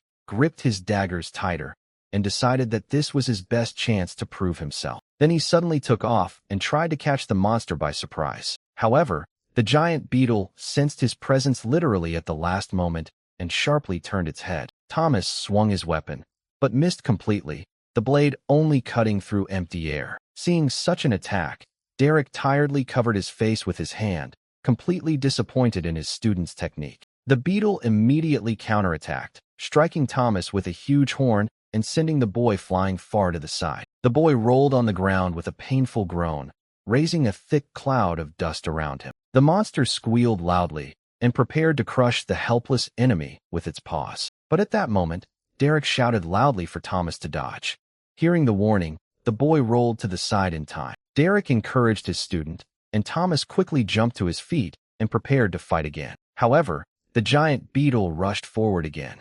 The monster hit the boy with all his might and threw him straight into the nearest tree. Thomas realized that the armor Brandy had made had taken the brunt of the impact. Mentally thanking the girl, he gripped the dagger tighter and decided to end this fight right now. The guy jumped high and delivered a powerful chopping blow. The blade severed the beetle's horn and yellow liquid sprayed into the air, causing the monster to let out a piercing cry of pain. Landing right on its back, Thomas drove the dagger deep into the monster's head with all his might. A moment later, the huge beetle fell down dead. The exhausted boy sank heavily to the ground, trying to catch his breath. Derek approached him and informed him that he was now going to analyze his very effective but extremely sloppy performance. Confused, Thomas assumed he must have put too much force into the punch, causing him to lose his balance. However, Derek shook his head and explained that the mistake had been made long before the attack began. He then asked why Thomas didn't use his class's stealth skill to sneak up on the beetle. Hearing this question, the boy literally froze. For several seconds, there was complete silence between them. He slowly turned his gaze to his mentor, who was waiting for an answer. Finally, Thomas admitted that he had simply forgotten about the existence of the stealth skill. Derek was so taken aback that he was speechless for a few moments. He asked how it was possible to forget the only skill of the class. An embarrassed Thomas smiled guiltily and honestly confirmed that he had indeed acted very stupidly. The protagonist only sighed deeply, finally realizing that his new student turned out to be unusually narrow-minded. Meanwhile, Wallace's carriage arrived at the right place. Soon, she finally stopped at the wooden gate of the border village. A moment later, the heavy boot of an armored warrior stepped onto the dusty road. One of the guards on the wall immediately demanded to be identified. However, his answer was a huge wave of blue wind magic that instantly knocked him off the wall. Almost simultaneously, the massive wooden gate swung open with a deafening roar. The villagers began to look at each other in panic, not understanding why the adventurers had returned to attack them again. Meanwhile, Wallace and his elite squad walked through the clouds of smoke, dismissively calling the inhabitants commoners. A sinister smile appeared on the nobleman's face, and he declared that they had allegedly come to save the village from danger. Reina was completely unimpressed by his words. She drew her sword and filled the blade with powerful wind magic. A sharp energy immediately crackled around the weapon. Then the girl stepped forward decisively and said that they did not need such help at all. After that, she completely released her aura and demanded that Wallace leave the village immediately. But he only answered her with a cold, mocking smile. Meanwhile, in the level 25 dungeon, a huge level 18 spider ant screeched shrilly and prepared to attack. This time Thomas reacted much faster and at the last moment he managed to dodge the monster's huge sharp paws. It was then that the boy realized that after several days of continuous battles in this real hell, he had finally reached level 17. With a loud battle cry, Thomas rushed forward and plunged his blade deep into the monster's neck. A fountain of yellow liquid immediately gushed out of the wound. The monster fell down dead, and the guy broke into a wide, satisfied smile, rejoicing at his first independent victory. But suddenly, Derek loudly warned him of the danger. While Thomas was celebrating his success, another huge insect came up behind him and rushed towards him at full speed. The situation became even worse when the guy realized that his dagger was firmly stuck in the body of the slain monster. In a panic, he screamed again for help and could only watch helplessly as the monster rapidly approached. Luckily, Derek intervened instantly, and with one crushing blow, he destroyed the monster, leaving it no chance. Thomas sank to the ground tiredly and complained with annoyance that he had been very close to victory. Then he thought that a longer weapon with better leverage would have allowed him to easily escape this situation. Looking at the sticky dagger, the guy finally honestly admitted that daggers were completely unsuitable for him. Hearing this, Derek threw his weapon into the air with a smug smile and agreed that the student had finally come to the right conclusion. After this, the protagonist noted that the boy had made truly impressive progress, and with the rest of the cave now completely clear, Derek reported that Thomas was finally ready for the next test. With these words, he led the student straight to the huge gate of the boss room, surrounded by sparkling bolts of lightning. Before entering, Derek reminded Thomas that he should use his stealth skill and strike directly at the enemy's head. Finally, the hero sternly warned his student not to make any mistakes, after which they stepped together into the glowing portal. As soon as they were inside, a powerful gust of wind cut through the air. The boss launched a surprise attack, trying to catch them off guard. However, Derek blocked the blow without much difficulty, protecting the confused Thomas from the unexpected danger. Seeing a terrifying giant insect in front of him, the guy immediately doubted his own strength. Noticing this, Derek changed his plan, deciding to hold off the monster himself so that Thomas could deliver the finishing blow. With a burst of bright blue energy, the protagonist rushed forward and met the monster face to face. He grabbed the huge boss by the neck, and with just his physical strength completely stopped his movement. A confident smirk appeared on Derek's face before he slammed the monster into the ground with great force. A powerful shockwave rolled through the cave, and the hero effortlessly pinned the giant insect to the ground, immobilizing it. He then loudly ordered Thomas to act, while he held the struggling boss down. Gathering his courage, the boy gripped his weapon tighter, his eyes flashing with determination. The guy then rushed forward at full speed, aiming straight at the immobilized monster's weak spot. The next moment, he plunged the dagger deep into the boss's head. The huge monster instantly went limp, its massive paws buckled, and life quickly left its body. A second later, the monster completely dissolved, turning into a beautiful rain of glowing blue particles. A system notification immediately appeared in front of them, officially informing them that the dungeon boss had been defeated. Thomas couldn't contain his delight. He let out a joyful shout when he realized that he had managed to survive and successfully complete his very first dungeon. However, Derek quickly brought him back down to earth, warning his student that the tests would only get more difficult. The hero then added that it was time for them to go back, since Thomas's grandmother was probably already very worried. But the guy continued to stand silently in place, looking at the remains of the defeated boss. Not understanding why the student was so late, Derek turned around. Then he saw that Thomas was struggling to pull his dagger out of the monster's head. Snorting in displeasure, the boy admitted that the weapon was stuck again, after which he irritably kicked the monster's durable shell. Meanwhile, the system gave Derek a new ability, Poison Cleansing, which allowed him to get rid of any poisoning. In addition, for his first successful completion of the dungeon as an explorer, he received 2 more valuable skill points. Having received all the rewards, the protagonist asked Thomas if he was ready to go back, and Thomas immediately agreed. On the way back,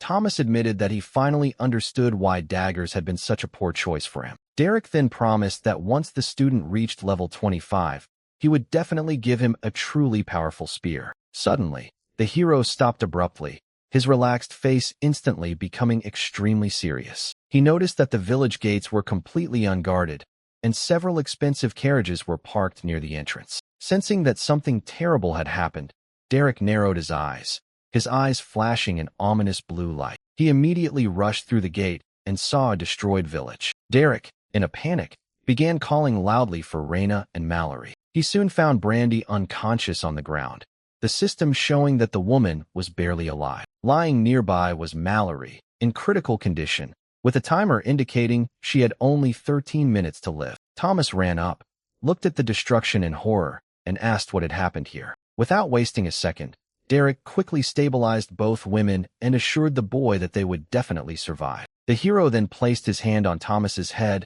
and firmly ordered him to stay put. Trembling with fear, the boy asked where the mentor was going in such a hurry. However, looking into his eyes, he saw only rage.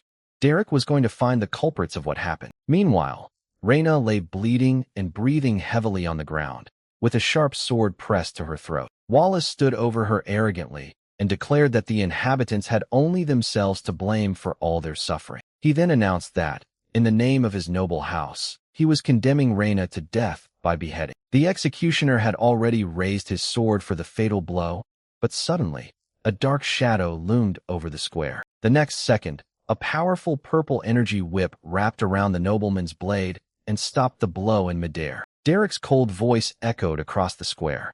The hero warned that if they dared to touch even one more person, he would personally take their lives. Feeling the unbearable pressure, Wallace panicked and pointed at Derek and ordered his men to kill him immediately. However, the protagonist remained completely unperturbed, dark energy swirling around him as the warriors prepared to attack. The swordsman was the first to rush forward. He tried to deliver a fatal blow straight to Derek's neck, but the hero easily counterattacked. One blow was enough to send the enemy flying back with great force. The guard collapsed to the ground, blood gushing from his mouth. He was completely defeated. Seeing her comrade's defeat, the girl mage screamed in rage.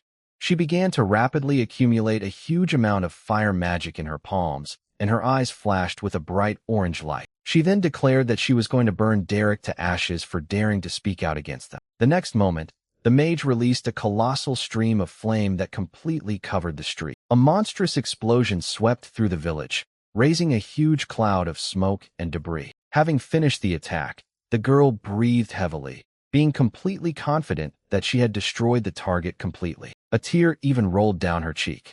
She sincerely believed that she had just avenged her fallen comrade. Meanwhile, Wallace and the remaining guards peered tensely into the thick smoke, hoping that the danger had finally passed. But suddenly, a figure began to appear from the raging flames. Soon, everyone saw a face in the fire with brightly glowing purple eyes. Derek walked calmly straight out of the fire, without a single scratch on him, and his clothes remained completely undamaged. Seeing this, Wallace panicked and ordered the last archer to shoot the monster immediately. The arrow whistled through the air, heading straight for Derek's head. However, the main character didn't even flinch. He caught the projectile with one hand right in flight. The archer turned pale. He finally realized that a real monster stood before him. The next second, the man turned around, jumped onto the roof, and tried to escape. But Derek instantly threw the caught arrow back, the projectile piercing the fugitive's head with impeccable accuracy. The archer's lifeless body fell from the roof and collapsed to the ground. Richard, along with the terrified villagers, ran forward, trying to stop Derek. Everyone begged him to stop, reminding him that influential nobles stood before him and could not be touched. However, Derek coldly replied that they had already had their chance, but now they had completely lost it. At that moment, his eyes flashed a frightening purple light, and the hero himself was completely overwhelmed by the desire for revenge. The last remaining guard, trying to save his life at any cost, rushed into the attack with a loud cry. However, the main character easily stopped the sword flying towards him with his bare hand, which left the enemy in complete shock. The soldier watched in horror as Derek calmly gripped the sharp blade without receiving a single wound. The hero then suddenly released a burst of purple energy and literally crumpled the sword like paper. After this, Derek calmly walked past the defeated enemy, who collapsed to the ground, writhing in pain. Seeing this, Wallace gritted his teeth in rage and declared that his entire elite squad had been completely useless. He then released all his power, causing a huge stream of blue wind magic to swirl around the nobleman as he rose into the air. At the same time, he began to demonstrate the superiority of noble blood, convinced of his own power. In response, Derek activated the magic of the abyss. The next moment, a giant pillar of dark purple energy struck the sky, completely absorbing the wind attack. Wallace hung helplessly in the air, because the hero already had a firm grip on his throat. The frightened nobleman began to choke and tried to beg for his life. However, the protagonist stated that he had no intention of letting him go alive, and then he only squeezed his hand tighter. Wallace struggled helplessly, gradually losing his ability to breathe. His vision began to fade, and then, almost without strength, he continued to beg for mercy. At that moment, the fire mage held a flaming blade to Richard's throat and demanded that he release Wallace immediately. The old man asked Derek to stop, explaining that otherwise the consequences would be even worse. He warned that the kingdom prescribed extremely severe punishment for the murder of a nobleman. The hero fell silent for a moment and looked calmly at the hostage. The sorceress called Derek a dog and ordered him to do as he was told. Richard continued to desperately try to convince Derek to stop. He explained that if Wallace died, the entire village would be executed, and then shouted at him to release their leader. However, just as the sorceress was preparing to kill the old man, a sharp blade suddenly pierced her chest. Leon stood behind her, and he only briefly stated that the opponents could try to do whatever they wanted. The chief then declared that it was his duty to protect his people, and after these words, the woman's body went limp and collapsed to the ground. After this, Derek turned his gaze back to the captive and continued to hold the trembling nobleman tightly. He demanded an oath that no retribution would follow if released. Wallace, in a panic, began to nod frantically, cry and agree to any conditions just to save his life. Smiling coldly, the hero said that he accepted this answer, but immediately after that, he decided to finally eliminate the threat. With one sharp movement, he snapped Wallace's neck, a dull crunch echoing across the square. Richard gasped in horror, finally realizing that there was no turning back. Wallace's lifeless body fell heavily to the ground, and the battle finally ended. Derek himself just shrugged indifferently, and noted that during such a tense moment, his hand had simply slipped by accident. Then the main character approached the unconscious Reina. He looked closely at her pale, wounded face, lifted the girl up, and made sure that she was still breathing after the hard battle. After that, the guy carefully carried her to a safe place. Passing by the residents, who followed him with admiring and frightened glances, Derek calmly moved on. Meanwhile, Leon helped Richard to his feet, and Richard only muttered doomedly that they were all doomed now. The stunned crowd silently parted before the hero as he carried the wounded Reina through the streets, straight to the house of the head of the settlement. He wanted to find a quiet place for her where she could recover. Leon quickly took control of the situation, ordering the residents to stop standing around and start cleaning up immediately. Then people immediately began to clear away the rubble and carefully hide all traces of the recent battle. Meanwhile, inside the house, Derek sat by the fireplace while Reina relaxed on the couch. The girl lay peacefully, her breathing gradually becoming more even, and the healing magic continued to do its work. The hero himself watched her patiently, waiting for her to finally regain consciousness. Suddenly, numerous system notifications began to appear before his eyes one after another.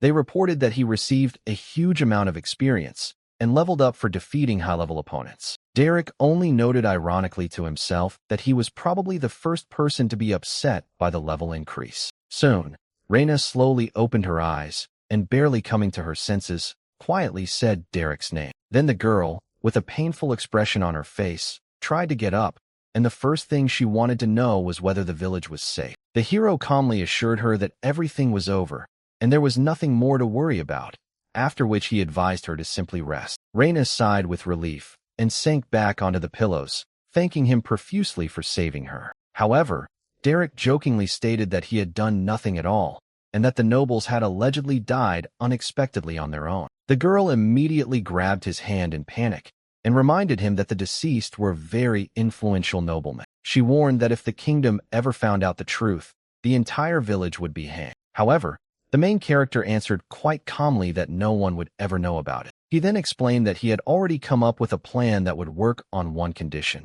if everyone kept quiet. At that moment, Leon entered the room and invited the others inside. He reported that the bodies of the nobles had already been securely hidden, and all the coachmen had taken the systemic oaths. Derek approved of these actions and explained that he later intended to completely hide all the evidence in his spatial bracelet. But then Richard stepped forward and asked how they were ever going to survive the aftermath of what had happened. The old man admitted that he wished that Derek had listened to him back then and left the leader of the nobles alive. However, the protagonist asked no one to worry and stated that he already had a reliable plan. Then he honestly admitted that he could not carry out such a large-scale cover-up on his own. Looking around at everyone present, Derek explained that it wasn't just their help that he needed. For success, the full cooperation of every single villager without exception was necessary. After this, he turned to Richard and asked how much time was left before the investigation team arrived. The man suggested they had anywhere from a few days to weeks, so Derek decided they needed to call a meeting quickly. He was going to explain in detail to all the residents how dangerous the current situation was. The hero then offered the official version of events.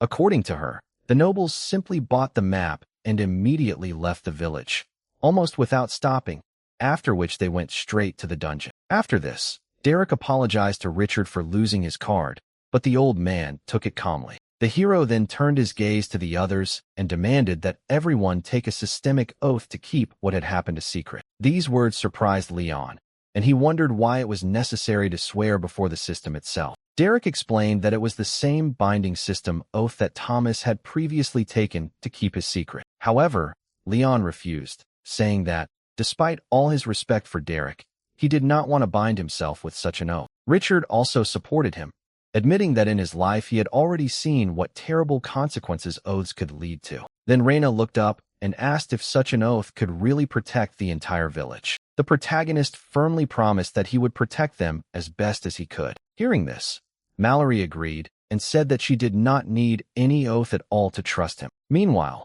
Brandy immediately stepped forward and confidently declared that she would gladly take such an oath too. Derek sincerely thanked them both for their trust and loyalty. He then turned to the men and said that he understood their decision and was not going to insist. The next moment, a bright blue light flashed, and the system officially registered the oaths taken. Reina, who had already recovered a little, sat up more comfortably and asked what exactly his plan was. Smiling confidently, Derek began to explain in detail the prepared legend. In it, the nobles politely received a map from the village chief and then immediately went to the dangerous dungeon of the 100th level. According to the story, an elite squad heroically entered the battle, trying to stop a large-scale dungeon breach. They allegedly fought against countless hordes of the undead to protect the surrounding lands from complete destruction. However, the entire elite group ultimately perished in a battle with a powerful boss. The leader of the nobles only miraculously managed to escape alive, but later bled to death somewhere in the forest. Thus, he became a tragic hero who sacrificed his own life to save the entire region. After this, Derek said with a grin that this was exactly the version that official investigators would hear. A heavy silence immediately fell over the room as everyone silently tried to comprehend what they had heard. But after just a few seconds, they both cried out simultaneously, amazed at how thoughtful and detailed this lie was. Sometime later, the hero gathered everyone outside and asked if they were ready to set off. Then he checked if everyone had already packed their things. However, Reina was surprised to ask why they were heading specifically to the level 50 beast dungeon. Derek explained that they would only take on more difficult dungeons once they had become significantly stronger. Now this place was ideal for quickly leveling up while the hero was pursuing another hidden goal. He wanted to test the theory about class mechanics. The guy believed that the experience a person gained before level 10 influenced their future class. If his guess is correct, Brandy will be able to unlock an incredibly rare class. Then Mallory asked if they were just going to run low-level dungeons while they waited for the right moment. Derek just winked at her and asked her to trust him a little. He added that she would soon understand everything herself. In addition, the hero promised to feed them experience so that they would not have to fight hard for each level. After this, Derek suddenly picked up Brandy on his back to speed up the journey. After this, the whole group moved forward. Carrying the girl on his back, the hero rushed forward at incredible speed. The others barely kept up with him as clouds of dust rose up behind them. Thus, they quickly overcame the winding mountain path and finally reached the entrance to the 50th level beast dungeon. As soon as they stopped at the bridge, Mallory immediately complained that her legs had literally turned to jelly after such a race. In response, Derek reminded everyone of the systemic oath he had given and then prepared to open the dungeon. He touched the glowing system interface, registered a group for the raid, and opened a window with a list of participants. The levels of all the team members appeared on the screen, and Reina froze. She couldn't believe that the hero's level was lower than her own. However, Derek only laughed quietly and promised that one day he would definitely reveal this little secret. Then the guy stepped forward, activated the portal, and was the first to enter inside.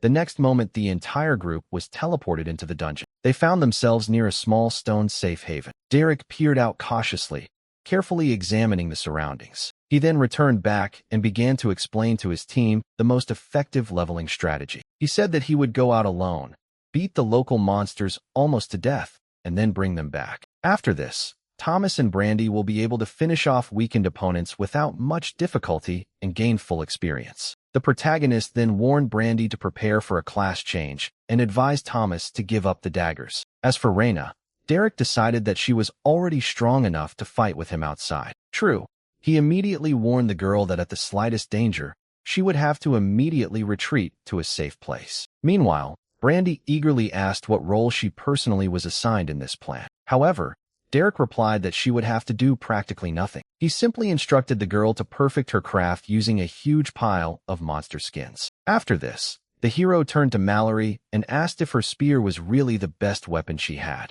The girl confirmed this and explained that in their village, good equipment was incredibly rare. In response, Derek immediately opened his inventory. The next moment, he dumped a huge pile of high-quality weapons on the floor. The entire group stood frozen in silent admiration, looking at the truly legendary arsenal that stood before them. The hero himself only casually noted that he had no need for these things anyway. He then handed Mallory a magnificent spear of excellent quality that was perfectly suited to her fighting style. After this, Derek showed Thomas how to use the new weapon. Thomas fired several chaotic energy beams. The protagonist just laughed, watching the commotion that had arisen, and then threw him a few more daggers just in case. True, when Thomas asked for more weapons, Derek immediately reminded him that he had already received the spear. When everyone was fully equipped, the hero looked at Reina and asked if she was ready to go. The girl nodded confidently, and together they left the safe haven. Almost immediately, a flock of huge horned beasts appeared in front of them. The monsters growled angrily, snorted loudly,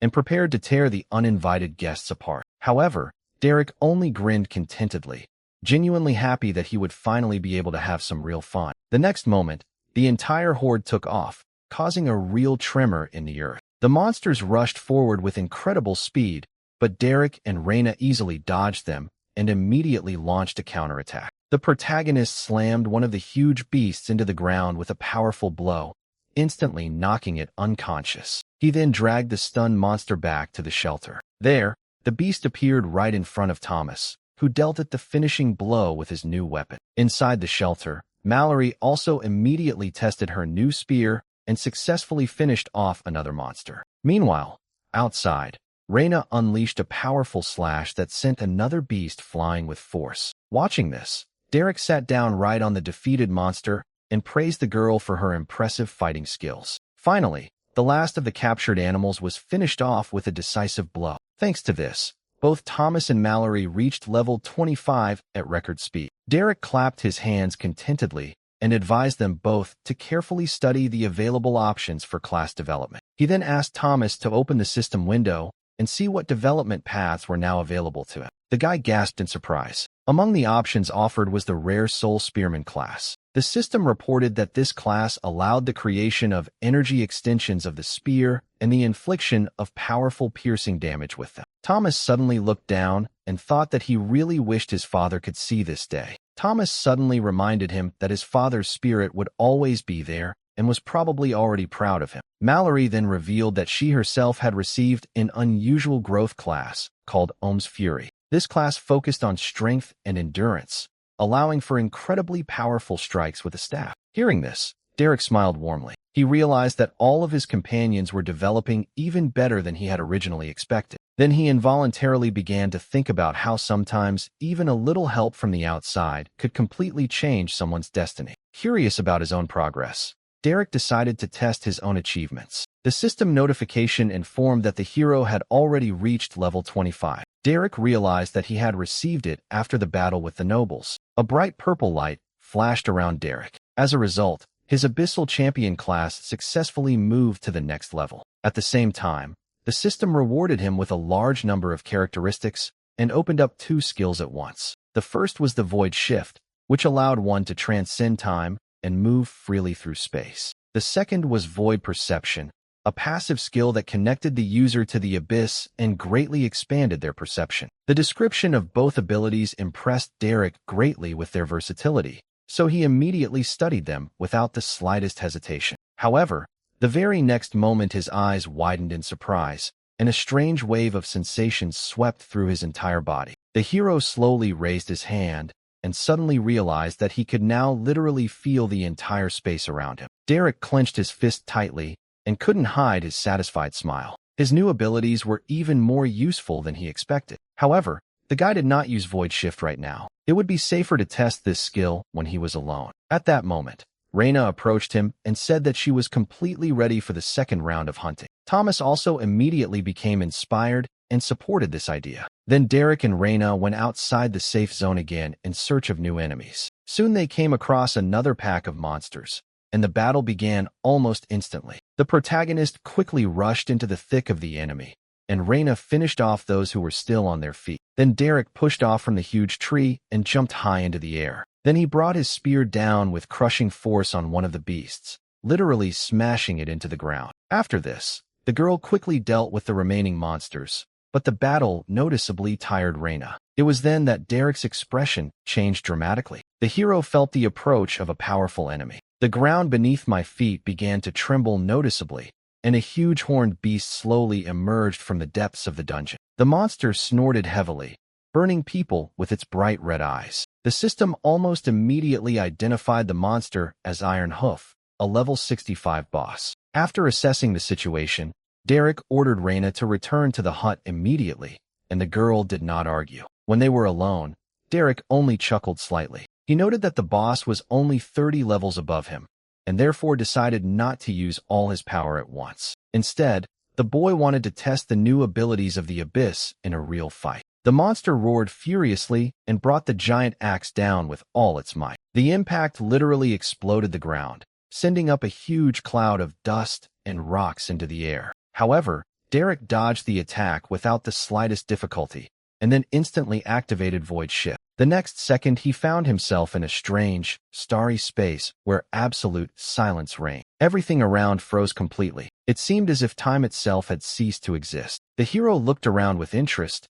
and wondered if his new skill really allowed him to stop the flow of time. Then he calmly walked up to the motionless boss. After this, Derek was finally convinced that the monster was indeed completely frozen. Continuing to look around, the guy noticed several purple portals that were floating motionless in the void. Curiosity quickly got the better of him, and the hero carefully stuck his hand into the nearest portal, and then he suddenly felt a light poke on the back of his head. Turning around sharply, he was surprised to find that his own hand had appeared from another portal and touched his head. Derek stared at his hands for a few seconds before finally understanding how his new ability worked. Realizing the enormous combat potential hidden within these interconnected portals, he couldn't help but laugh. Then, out of curiosity, the guy even scratched his head through the portal and admitted that he still had to get used to this kind of mechanics. But suddenly a system warning flashed. It reported that his mana reserves had already decreased to 10%. Not wanting to completely exhaust his energy,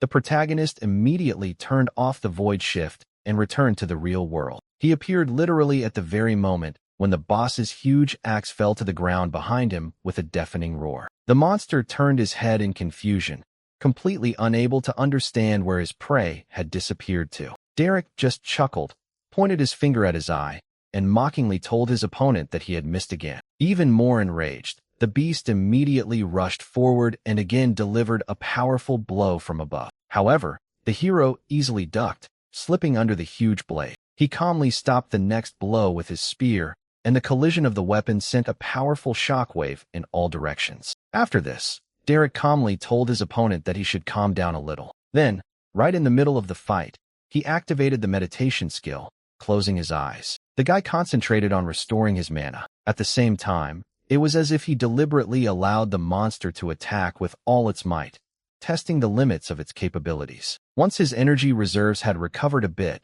Derek used Void Shift again. The monster struck again only at an empty spot, while the hero had already appeared behind him. The enraged beast snorted loudly, and Derek continued to test the capabilities of the new skill. He stepped into another portal and found himself right above the boss's head. He then plunged back into the abyss, where no physical attacks could reach him. The huge monster slashed furiously at the ground with its axe again and again, but all its efforts were useless. Meanwhile, the protagonist calmly settled down on a cliff and watched as the enemy gradually ran out of steam. He then began to quickly teleport across the battlefield, confusing the boss and forcing him to waste his last strength. When the right moment finally arrived, Derek rushed forward and dealt the monster a crushing blow. The monster roared loudly in pain, and its health reserves collapsed almost instantly. Without giving his enemy time to recover, the hero jumped high and with a final, decisive blow thrust the spear straight into his chest. Thus, he finally cleared the dungeon and at the same time received a huge amount of experience, increasing his level. A few seconds later, a glowing scroll, a rare scroll of restoration, slowly fell into his hand. However, Derek only frowned slightly. In his opinion, the reward for a boss of this level looked rather mediocre. After some time, Mallory approached him, the girl holding the scroll of resurrection in her hands, and tears slowly flowed down her cheeks. She said she would have loved to have received such an item earlier, before Travis died. Watching her grief made Derek think. Once again, he was convinced how cruel and unfair the system could be. Reina excitedly showed everyone her scroll with the high-level skill change strike. At the same time, Thomas received a scroll of restoration, although he himself wanted to get something else. Brandy revealed that she had received a special contract that would permanently bind a magical beast to its owner's soul. Hearing this, Derek froze for a moment. Then a crazy idea suddenly popped into his head. He immediately remembered that incredibly bloodthirsty fluffy rabbit he had met deep in the forest. The hero suddenly realized that he really wanted to try to tame this dangerous little creature. A little embarrassed, the protagonist scratched the back of his head and carefully asked Brandy if she would agree to give him the scroll. The girl handed it to the hero with a wide, friendly smile. She recalled that from the very first meeting, Derek had only saved their lives and constantly helped the entire village. The hero admitted that he still isn't used to people treating him so sincerely and kindly. However, Mallory just smiled and said that he should have gotten used to it a long time ago. The girl then asked where they would go next, after which the whole group continued on to the next bridge. Soon the travelers reached the fiery dungeon of the 50th level. Red-hot rivers of lava flowed everywhere, and huge lava crabs began to emerge from the molten rock almost immediately. Derek then ordered Reina to go into battle first, reminding her that they had practiced this order many times during training. The girl drew her sword and, without the slightest hesitation, rushed towards the blazing horde of monsters. Meanwhile, the hero himself activated Void Shift, instantly moved to one of the crabs, and slammed it into the ground. Reina then released a powerful wave of water that cut through several monsters at once with incredible speed. After this attack, the system informed her that the Wind Blade skill had increased in level. Then Mallory brought the heavy staff down on the lava crab, literally crushing it with one blow and leveling it up as well. Thomas ended the battle with a precise thrust of his spear, unerringly finishing off the last remaining opponents. After this, the team immediately headed to the level 45 feathered dungeon, where they were met by huge flocks of flying monsters. While the others fought, Derek rode a giant bird. At the same time, he continued to increase the level of his meditation skill. At the same time,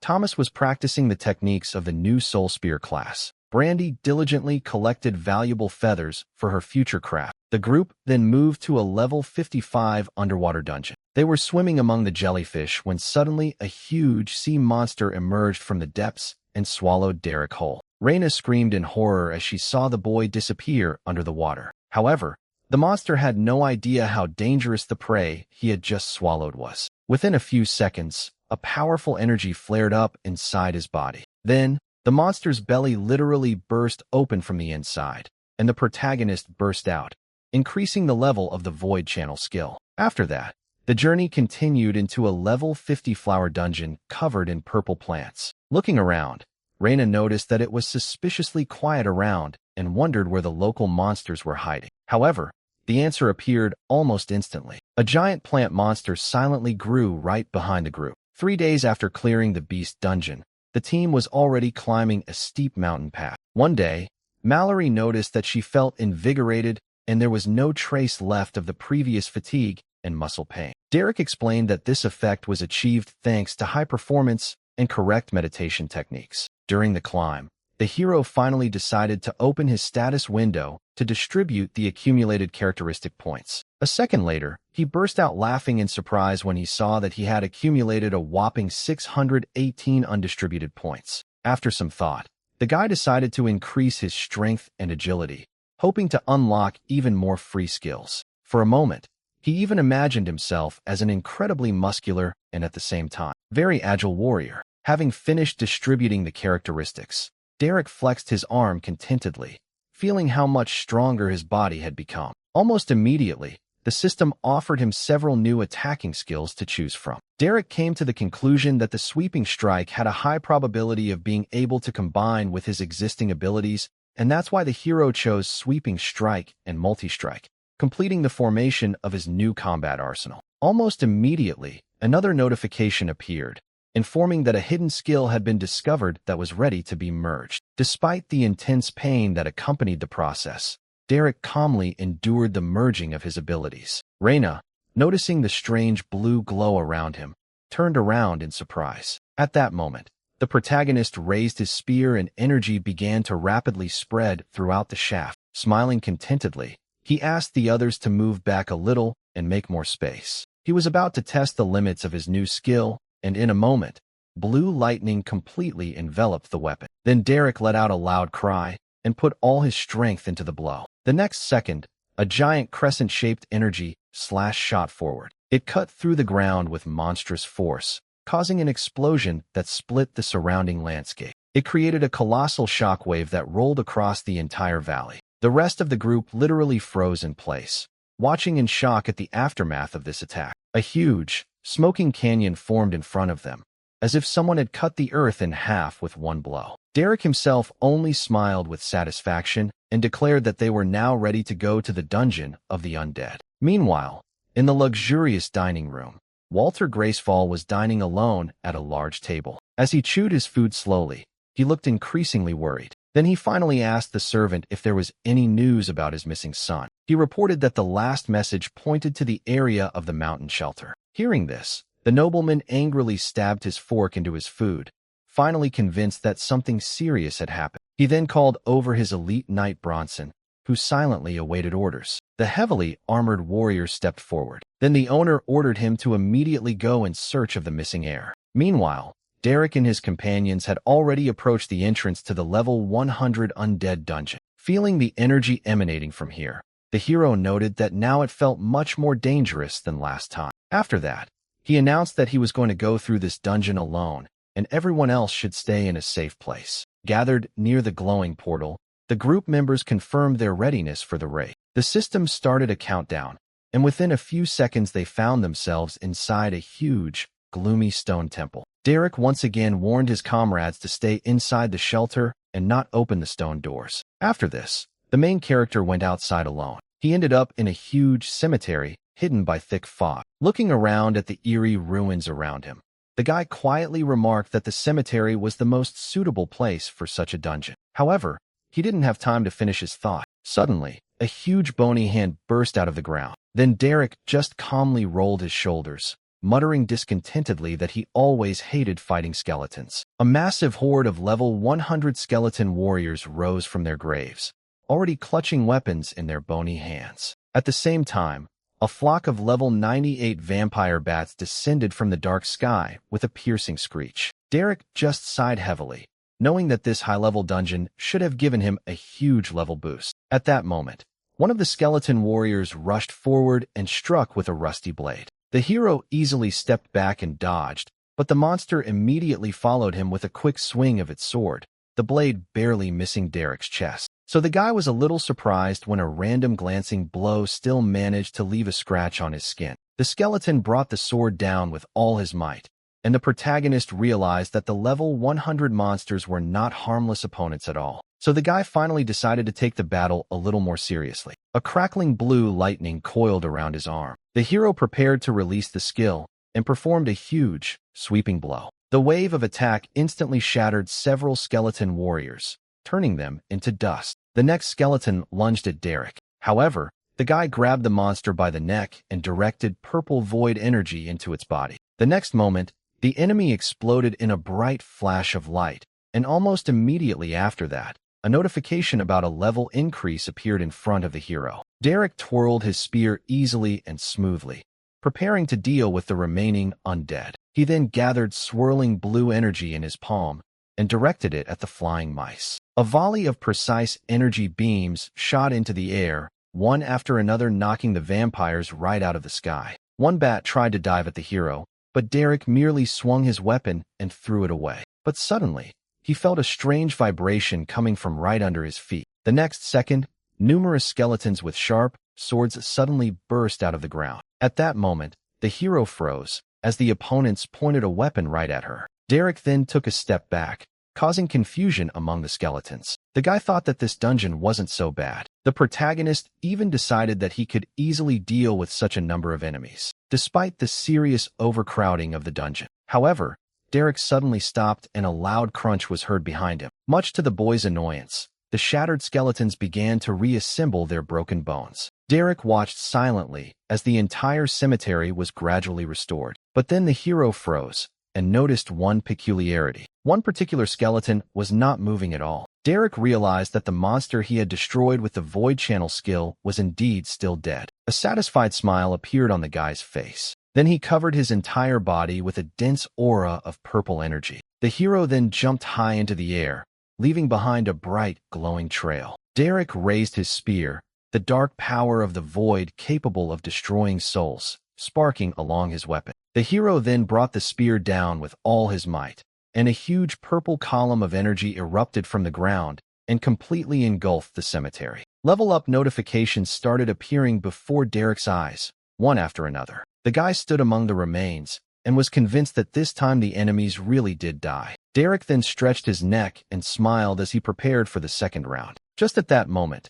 a deep rumble rolled through the fog-covered cemetery again. The stone buildings began to crack and split. Even green explosions came from the ground, and clods of dirt and fragments of broken gravestones flew into the air. Then a level 112 acid ghoul burst out, the toxic monster roaring and covering itself in green slime. Derek, however, merely chuckled and remarked that he was beginning to wonder when the real test would finally arrive. The boy gripped the spear tighter and directed lightning through his hand again. The ghouls rushed forward at great speed, but Derek remained in place. The hero then broke through the monsters, not even giving them a chance to attack him. Derek took a moment to catch his breath, then immediately moved on to the next powerful move. He activated Multi-Strike and unleashed a barrage of rapid cuts on the hovering ghouls. Numerous level-up screens flashed in front of Derek, and the system announced that the hero had reached level 50. Derek was slightly surprised to realize how incredibly fast he had been moving through this dungeon.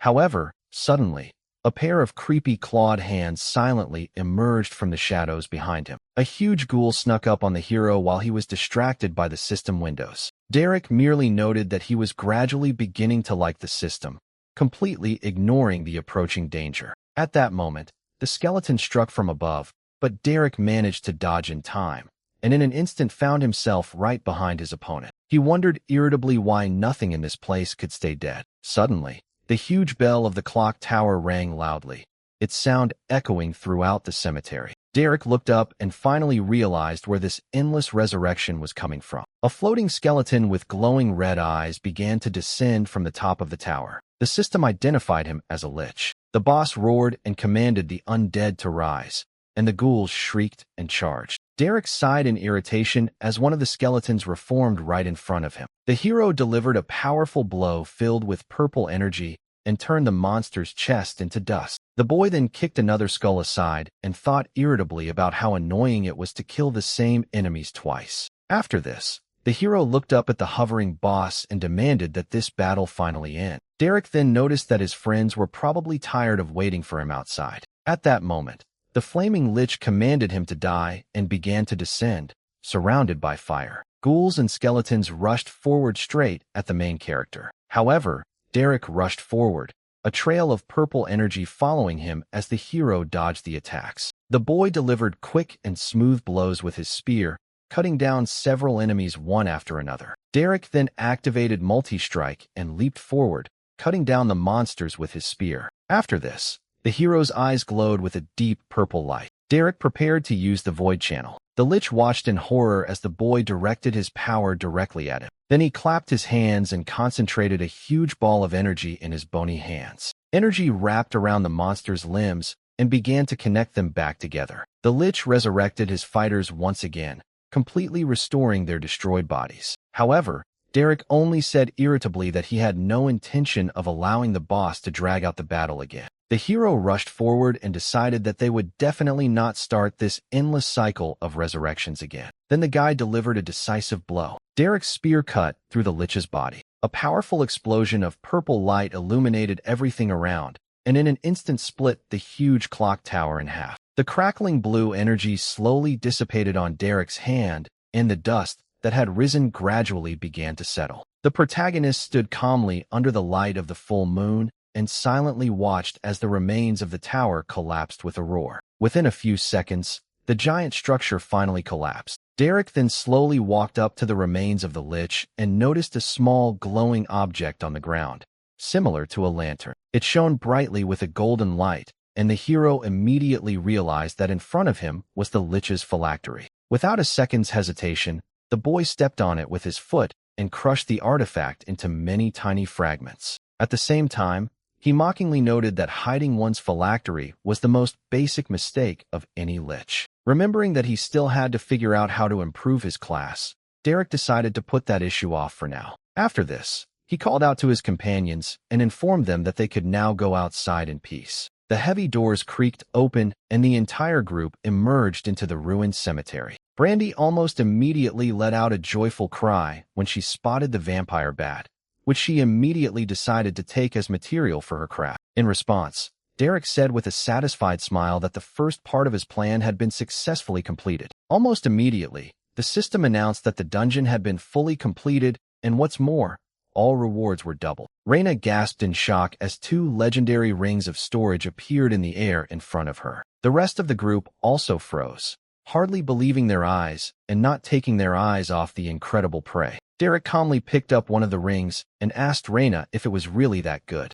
The girl carefully examined the artifact, after which she admitted that she had never even heard of such awards before. At that very moment, a huge pillar of light shot into the sky, informing the entire world of the extraordinary achievement. However, Reina wondered whether this loot would bring prosperity to their village or, on the contrary, become the cause of great troubles. Meanwhile, Derek had come to the conclusion that his own storage was at least twice as large. Thomas literally jumped with delight, realizing that he would now be able to carry a huge amount of materials. Brandy also didn't waste any time and immediately dragged the boy to collect the remains of the monsters that were lying around. Meanwhile, Reina was still worried about the possible consequences of such wealth. However, Mallory assured the girl that they were now strong enough to protect both themselves and the village. Derek himself just chuckled quietly. He imagined what the others' reaction would be if they saw the amount of things stored inside his bracelet. After some time, the children returned, and Thomas immediately began to beg Brandy to do something interesting for them. Having gathered everyone together, Derek announced that it was time to begin the second part of his plan. To do this, one of them needed to borrow his new storage ring for a short time. However, before the hero could even finish speaking, the girls, without the slightest hesitation, offered him their rings. He ended up taking Thomas's ring, and Thomas was visibly upset. After this, Derek's palm flared with red energy. He directed his power into the surrounding space, stabilizing the area. Almost immediately, the system reported that the dungeon's critical overflow status had been reduced to a normal level. Thomas looked around the gloomy forest in confusion and didn't understand why everything around him still looked so dead. Reina explained to him that the source of the problem had already disappeared, but nature needed time to fully recover. The protagonist slightly ruffled the boy's hair and, with a smile, asked him to be patient. Then a sly smirk appeared on Derek's face. Now the most important part of their real mission began. At that moment, his palm was once again enveloped in a bright blue glow as he prepared everything he needed. When Thomas saw what his mentor was about to do, he looked at him with obvious disgust. Derek began to sit up Wallace's lifeless body, intending to turn the dead nobleman into a true hero. He roughly adjusted the position of his body, as if demanding that the dead man sit more straight. He then coated his palm with caustic green acid and deliberately caused further damage. The acid began to melt the golden armor, making it appear as if the ghoul had dealt the fatal blow. After this, the hero scattered empty potion bottles around to make it look like there had been a fight for life. As he concluded the performance, Derek placed the Ring of Keeping in Wallace's hand, as if it were the fallen hero's final reward. Taking a few steps back and examining his work, the hero asked the others how convincing the scene looked. Reina, having carefully examined everything, admitted that what she saw looked frighteningly realistic. Wallace's body leaned against the tree, truly resembling the legendary hero who died in the final battle. The green acid continued to slowly eat away at his face. Brandy felt very uneasy from what she saw. She even started to feel sick, but Derek himself calmly asked everyone to relax. Several days passed since then, and the group returned home safely. Thomas immediately rushed to his grandparents to show off all his successes. Derek just shook his head with a smile, wondering where the boy got so much energy from. Reina was relieved that the village was safe again and praised Leon for a job well done. Hearing this, the main character decided to find him, leaving the girls to rest a little. However, Brandy suddenly grabbed her mother's hand and happily reminded her that she had finally reached level 10. The girl then quickly dragged her to see what class options the system now offered her. Derek couldn't help but smile. This was exactly why he had brought Brandy with him in the first place. He remembered all the trials she had gone through. The hero remembered dangerous monsters, rare materials, and a huge amount of experience. The girl managed to obtain all of this even before reaching the first important milestone. Now he could only guess how rare and powerful a class the system would offer her. While the girls sat outside the house, Brandy carefully studied her status window. The hero noticed that she was taking a suspiciously long time to choose a suitable option. While the girls were busy with their own business, the hero also opened the system menu to view the rewards for completing the dungeon. However, instead of the usual list of loot, a huge notification appeared in front of him. His class had been promoted to legendary rank. Almost immediately, Derek received a huge boost in stats, as well as 2 completely new skills. The first skill was Absolute Suppression, which allowed one to absorb any magic and send it straight into the abyss. The second was the Void Storage, which significantly increased the capabilities of his spatial storage. Having figured out the new skills, Derek began to distribute the remaining stat points. He increased his intelligence and wisdom to 500 at once, which unlocked the Magic Glass Cannon achievement. He then also learned Physical Resistance, which greatly increased his resistance to physical attacks. Having completed all the improvements, the hero sighed with satisfaction. He was pleased with how strong he had become in such a short time. After this, Derek calmly leaned back on the bench and thought that now everything really was going to go as he had planned. Derek never got a chance to relax because Brandy soon approached him and asked for advice. The girl admitted that she managed to narrow the choice down to 2 completely different classes, but she couldn't decide which one to choose. According to her, one option looked incredibly attractive, while the second seemed very strange. She then revealed that the first offer was the Epic Leatherworker class, Talon's protege. Hearing this, Mallory dropped her plate in surprise. The woman was shocked that her daughter was able to open an epic class. She immediately hugged her tightly and congratulated her on such an achievement with sincere pride. However, Brandy immediately explained that this class had a very serious drawback. The description stated that its owner would never be able to surpass their mentor and would forever remain in the shadow of the class owner. Mallory tried to convince her daughter that this wasn't a problem at all, since even so, the epic class remained incredibly rare. Derek realized that the system had given Brandy enormous power, but at the same time had placed a strict limit on her development. Mallory inquired about the second option, and Brandy replied that it was called the Universal Smith and was a rare growth class. According to the description, this class allowed one to gradually master absolutely all craft professions. However, the description itself turned out to be so vague that the girl did not understand how useful it would be. Then Derek and her mother suggested that they choose the path that they felt most comfortable with, but Brandy was not at all satisfied with this answer. She looked at them with displeasure and declared that such advice was absolutely useless. After this,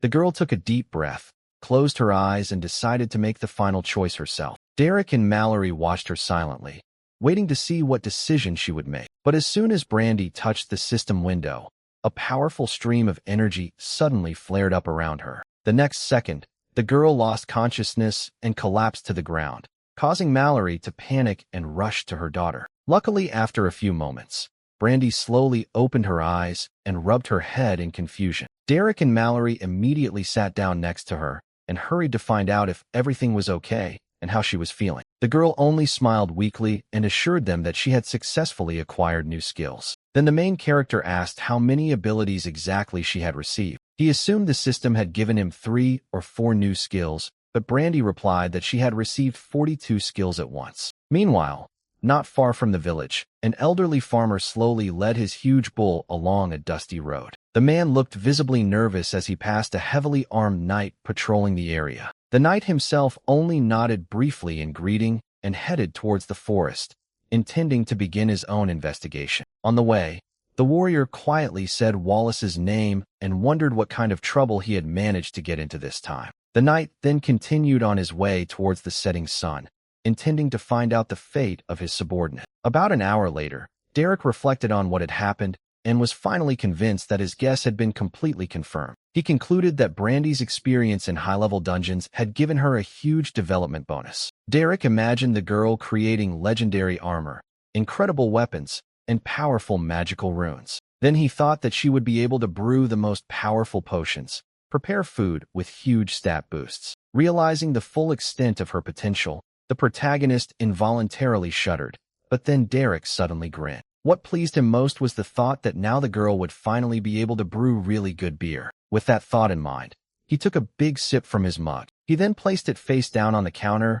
and complained to the innkeeper that the drink still tasted terrible. At that moment, the doors of the tavern suddenly swung open and Thomas literally flew inside. The out-of-breath guy called out loudly to Derek, who was sitting behind the counter. The boy ran so fast that he didn't have the strength to put words together into meaningful sentences. Then the bartender asked him to calm down, catch his breath, and then talk. After catching his breath a little, Thomas reported that an armed adventurer from Tarit had just arrived in the village. He then added that the stranger was now talking to Reyna and his grandfather near the entrance to the village. Hearing these words, Derek instantly became serious and immediately headed outside. The locals watched the heavily armored warrior with both curiosity and alarm. Wanting to understand how dangerous the stranger was, Derek tried to use the identification skill, but the ability immediately failed. The knight's level was so high that the system was unable to provide any information. Realizing this, Derek told Thomas to go home where it was safer. After this, the protagonist confidently stepped forward, preparing to meet the stranger face to face. A self-confident smile appeared on his face, as if he was already prepared for another confrontation. Derek looked mockingly at the sword behind the knight's back and asked ironically what he was trying to compensate for with such a weapon. However, the warrior only looked at him coldly and replied that if Derek wanted to, he could find out for himself. The protagonist merely sighed mentally, realizing that the modern joke had completely missed his interlocutor. After this, the knight introduced himself as Bronson and said that he was a loyal servant of the Gracefall family. Hearing the familiar name, Derek only winced wearily. Another connection with annoying nobles did not make him happy. Bronson then revealed that he already knew about the conflict between Derek and Wallace. Hearing this, the hero feigned genuine surprise and asked if the guy had really gone missing. However, the knight took this reaction with suspicion. He assumed that Wallace had managed to successfully clear the dungeon. Bronson noted that the disease, which had been spreading throughout the area, had noticeably weakened in the past few days. He also added that he himself could easily clear a level 100 dungeon if he had the opportunity. Derek decided to support this version of events and pretended to be genuinely impressed by the arrogant nobleman's success. After this, Bronson demanded that Derek immediately take him to the entrance to the dungeon. The protagonist agreed, but on one condition, he asked Bronson to do him a small favor later. This request immediately alerted the knight, and he asked what exactly this guy wanted. Derek explained that he was planning to visit Torred in the near future and would like to have a personal guide there. After this, he led Bronson through the dense forest to a hidden entrance to the dungeon. Having reached the right place, the knight immediately noticed Wallace's body. He swore quietly and sank down next to him, carefully studying the signs of the battle that Derek had staged beforehand. The examination completely convinced Bronson of the veracity of what he saw. The knight then used magic to raise the body and prepare it for the return journey. He noted that the head of the Gracefall family would want to personally learn the details of his son's death, as well as get his storage rings back. While Bronson was busy with the body, Derek wondered if all the Gracefall nobles were as arrogant as Wallace. The knight honestly admitted that the young man had indeed turned out to be too self-confident and arrogant. Moreover, he said that the head of the family always feared that his son's reckless actions would one day lead to his death. Hearing this, Derek only chuckled to himself, mentally agreeing with it. Bronson bowed his head and prayed earnestly that the nobleman's sacrifice would serve as a lesson to all and inspire people to become better. However, their peaceful moment was suddenly interrupted by a powerful explosion of purple energy that came from nearby. The shockwave was so strong that it threw the knight back. He instantly drew his sword and warned Derek to prepare for the appearance of a dangerous magical beast. But the very next second, Bronson froze in complete bewilderment, seeing a completely absurd picture in front of him. Derek sat perfectly still on the grass and handed a rare contract scroll to a tiny horned rabbit. Seeing this, Bronson could not stand it and shouted that the hero was recklessly wasting such a valuable thing on some little rabbit. However, Derek did not pay attention to the knight's indignation. He only replied that he simply liked this cute creature. At that very moment, a notification appeared in front of him, confirming the conclusion of a contract with a level 64 horned rabbit. The system then suggested establishing a connection between the owner and the pet, which would allow them to share characteristics. The hero then looked at the little animal and jokingly asked if it was by any chance a miniature vampire. Afterwards, he bit his finger to provide some of the blood needed to complete the magical contract. Bronson watched with undisguised horror as the rabbit licked Derek's bloody finger with obvious relish. The next second, a powerful vortex of purple energy swirled around them, finally connecting their souls. The astonished knight hastened to warn Derek that linking his soul to such a weak creature was extremely dangerous. However, the main character just shrugged his shoulders carelessly. He was absolutely confident in the correctness of his decision. To demonstrate her newfound strength, the little rabbit stamped her paw on the ground. At that very moment, Derek heard a strange voice in his head. The rabbit mentally demanded that he feed her. Then she bloodthirstily asked if it was possible to kill and eat the man standing nearby right now. He added that human flesh was probably tough, but most likely quite tasty. Soon night fell on the forest. Bronson sat by the campfire and still could not recover from what he had seen. He watched in amazement as a tiny horned rabbit hopped around the fire and roasted a huge beast on a spit. The knight just scratched the back of his head, completely unable to understand what was happening. Meanwhile, Derek sat nearby and was openly amused by his companion's confused reaction. Finally, Bronson pointed with a trembling hand at the fire and stammered that the rabbit was cooking. Derek then explained that he had spent 2 precious skill points to teach Sylvie the corresponding skill. The knight sincerely didn't understand why anyone would waste such valuable development points on a pet. However, after a moment, Bronson only sighed and admitted that trying to understand Derek's logic was useless. Deciding to change the subject, the protagonist asked permission to take one of Wallace's storage rings. He explained that he wanted to give it to his new companion as a reward. While they were talking, Sylvie, looking very pleased, dragged a large piece of meat towards them. Bronson, deep down, even envied Derek, dreaming of one day having such a talented pet. The next morning, the whole company finally returned to the village. Derek suggested that Bronson go to the tavern, while he decided to visit his friends first. On the way, Sylvie asked how many people she was allowed to kill, but Derek immediately scolded the rabbit sternly. He explained that the inhabitants of this village were good people, so she was forbidden to harm any of them. Sylvie stamped her paw in displeasure, clearly upset by such strict restrictions. Meanwhile, nearby, Brandy worked at her crafting table, and Thomas continued to diligently train with his spear. Soon the boy noticed Derek approaching and joyfully called out to his sister. Coming closer, Derek greeted the boys warmly and announced with a smile that he had brought them a new friend. He then introduced the children to Sylvie, and as soon as they saw the little horned rabbit, they were immediately delighted. Sylvie herself was quite accepting of all the attention and agreed that she was indeed sweet and very cool. Derek said that he wanted to introduce them to the new pet also, because he was soon going on a long trip. These words instantly filled Brandy's eyes with tears, and the girl anxiously asked if he ever intended to return. The protagonist carefully wiped away her tears and calmed her down, assuring her that he would never leave his beloved craftswoman. However, he strongly warned Brandy that she must keep her new class and all her skills a secret at all costs. The girl nodded with tears in her eyes and promised to be careful and not to reveal her abilities to anyone. At that moment, Derek's gaze turned cold. He vowed to destroy anyone who would ever dare threaten Brandy. After this, the hero turned to Thomas and told him to pack his things because they were leaving the next morning. Looking around the village, Derek realized that it would be a very long time before they returned here again. Later that evening, Derek and Bronson were sitting at a local tavern having dinner. At one point, the protagonist teased the knight with a smile, noting that he was too picky about food. In response, Bronson explained that he was not only the captain of the guard, but also his master's personal butler. Meanwhile, Sylvie sniffed the dish served in the tavern with suspicion. She mentally complained to Derek that the food smelled completely unappetizing. After carefully trying a small piece, the rabbit immediately asked if it could all be cooked at least a little better. Derek just laughed quietly and explained that the food was already fully cooked. Hearing this, Sylvie visibly drooped, clearly unhappy with this answer. The innkeeper sheepishly apologized for the quality of the food and admitted that he was far from being a real chef. However, Derek merely raised his mug and cheerfully remarked that even bad food wouldn't stop this place from becoming popular. During the conversation, Derek casually mentioned the storage rings he received for clearing the dungeon. He explained that he wanted to give local residents a slight advantage over others. However,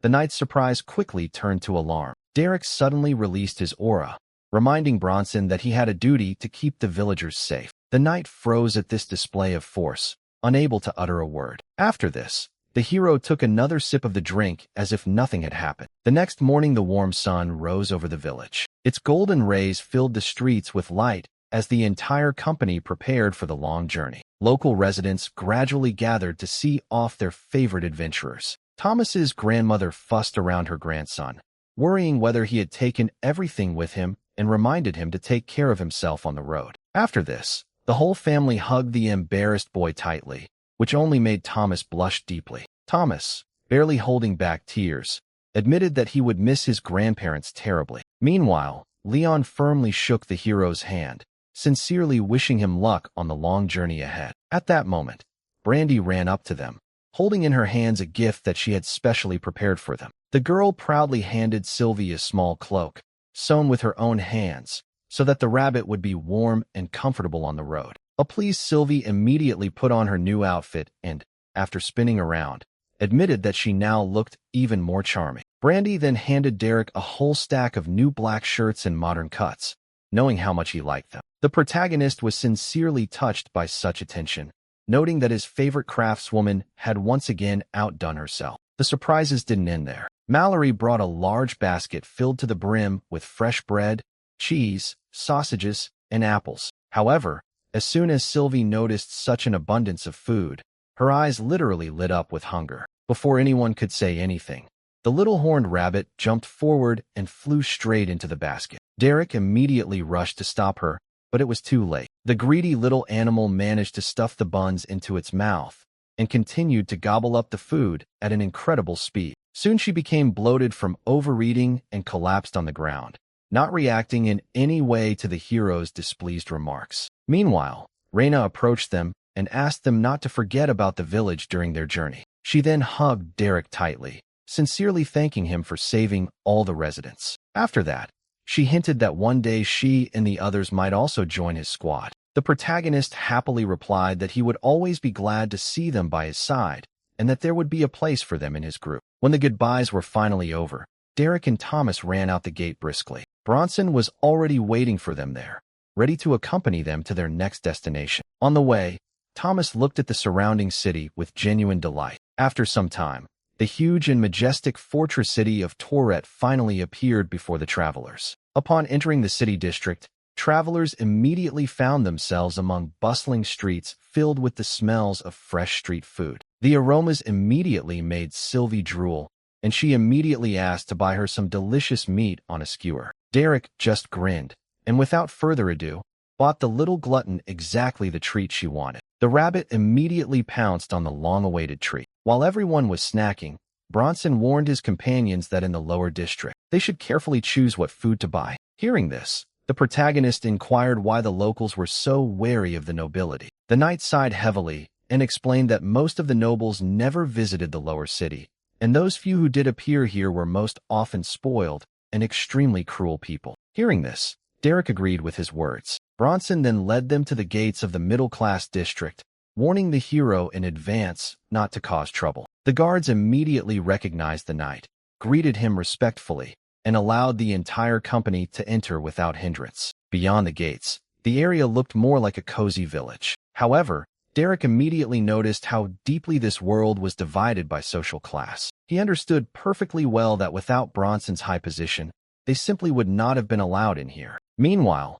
Sylvie had settled comfortably on Thomas's head and was continuing to gnaw on the meat skewers with great pleasure. Seeing this, Derek came up with an interesting idea on how to take advantage of his companion's high status. Smiling slyly, he called the knight. The hero suggested that Bronson go to lunch at an expensive restaurant that he had long wanted to visit. Soon, the whole company headed to the Corona restaurant, located right in the heart of the noble quarter. There, a red-haired aristocrat was enjoying an expensive steak. While she was tasting the dish, the cook froze in fear, hoping that the noble woman would not be disappointed with her cooking. However, the woman sincerely praised the chef's skill. After these words, the woman sighed with obvious relief and mentally thanked the system. However, the calm atmosphere was suddenly broken. At the entrance, security guards blocked Derek's path and demanded that he leave the establishment before he got into trouble. Bronson hastened to restrain the hero, fearing that he was about to cause a major diplomatic scandal. The noise attracted the attention of the red-haired woman, and she looked out from the balcony to find out what had happened. The guards quickly explained to her that some commoner had caused a disturbance and needed to be thrown out. However, the hostess did not pay attention to their words. She recognized Bronson and asked if everything was all right with the Gracefall family. The knight bowed respectfully, and Derek only winced at the mention of the now-deceased psychopath. Then the woman looked carefully straight at the young man. Taking advantage of the moment, Derek walked past security, introduced himself, and stated that he wanted to offer her a lucrative deal. These words immediately interested the restaurant owner, who, with a slight smile, admitted that she had already heard his name from various reports. Then she invited the hero to come up to her personal office for a private conversation. The woman then called over her head waiter, Benito. She ordered a sumptuous dinner to be arranged for Bronson and Thomas at the house's expense. Once in the office, Derek wasted no time in releasing a huge amount of magical energy. The next second, the massive body of the abyss monster fell straight to the floor with a heavy crash. The huge carcass hit the wooden floor with force, and the woman froze in complete amazement. Not believing her own eyes, she froze in place. She then took out a dagger and asked if she could personally inspect such a rare specimen. After cutting the monster's flesh, she declared that its condition was perfect and asked where Derek had managed to obtain such valuable prey. However, the hero was not going to reveal his secrets, and instead of answering, he asked what price she was willing to offer. The woman honestly admitted that an item of this level was too valuable, so she would have to contact management first. Derek agreed to wait, specifying only that he would like to keep the monster's skin for himself. In his mind, he was already imagining Thomas in a ridiculous, massive suit of purple armor made from the skin of an abyssal beast. After this, the woman suggested placing the carcass in special storage chambers, where it could be preserved in perfect condition. The protagonist agreed, realizing that this would free up a huge amount of space in his storage. Thus, they reached a preliminary agreement and exchanged a firm handshake, marking the beginning of their collaboration. But right at the door, Derek suddenly stopped and asked the woman to answer one more question. Intrigued, she turned around, expecting to hear something important. A sly smile appeared on the hero's face, after which he asked if she had ever heard of such a drink as coffee. Meanwhile, in the main hall, the rest of the restaurant's patrons watched what was happening with undisguised horror. Thomas and Bronson were practically bursting from the endless dishes and sat surrounded by a huge mountain of empty plates. However, the rabbit had no intention of stopping. She continued to devour all the new dishes with incredible appetite. The exhausted waiter merely sighed heavily and brought out another huge portion of stewed venison. Sylvie accepted the new plate of food with delight. Derek finally returned to the table and, looking at the huge pile of empty plates with a smile, laughed cheerfully. Then,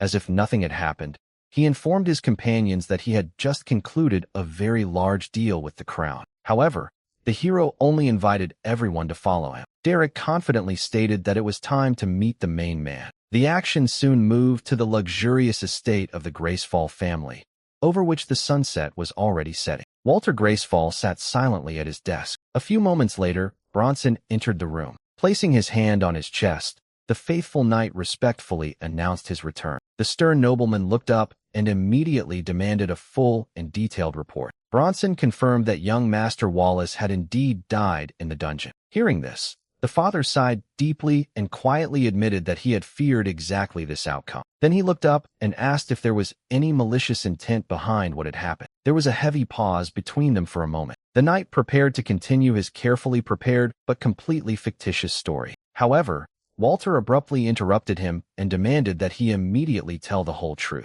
In these words, Bronson admitted that the story of Wallace's heroic death was completely out of character. These words made the grieving father narrow his eyes and wonder what exactly he was trying to say. The knight then explained that the young master had most likely managed to insult someone powerful in that dungeon. That is why he came to the conclusion that Wallace was actually killed by a very dangerous person. The knight said that he was now right under their noses and was staying in the Gracefall family's guest house. Meanwhile, Derek himself was having a great time, taking a bath and singing modern songs at the top of his voice. Next to him, two completely exhausted water mages continuously poured powerful streams of water on him. They used their strongest attack spells, but they didn't leave even the slightest scratch on the guy. The hero himself continued to sing carefree, as if what was happening was part of a pleasant vacation. Derek even asked the magicians to increase the water pressure even more so that the sensation would become more like a good massage. Hearing this,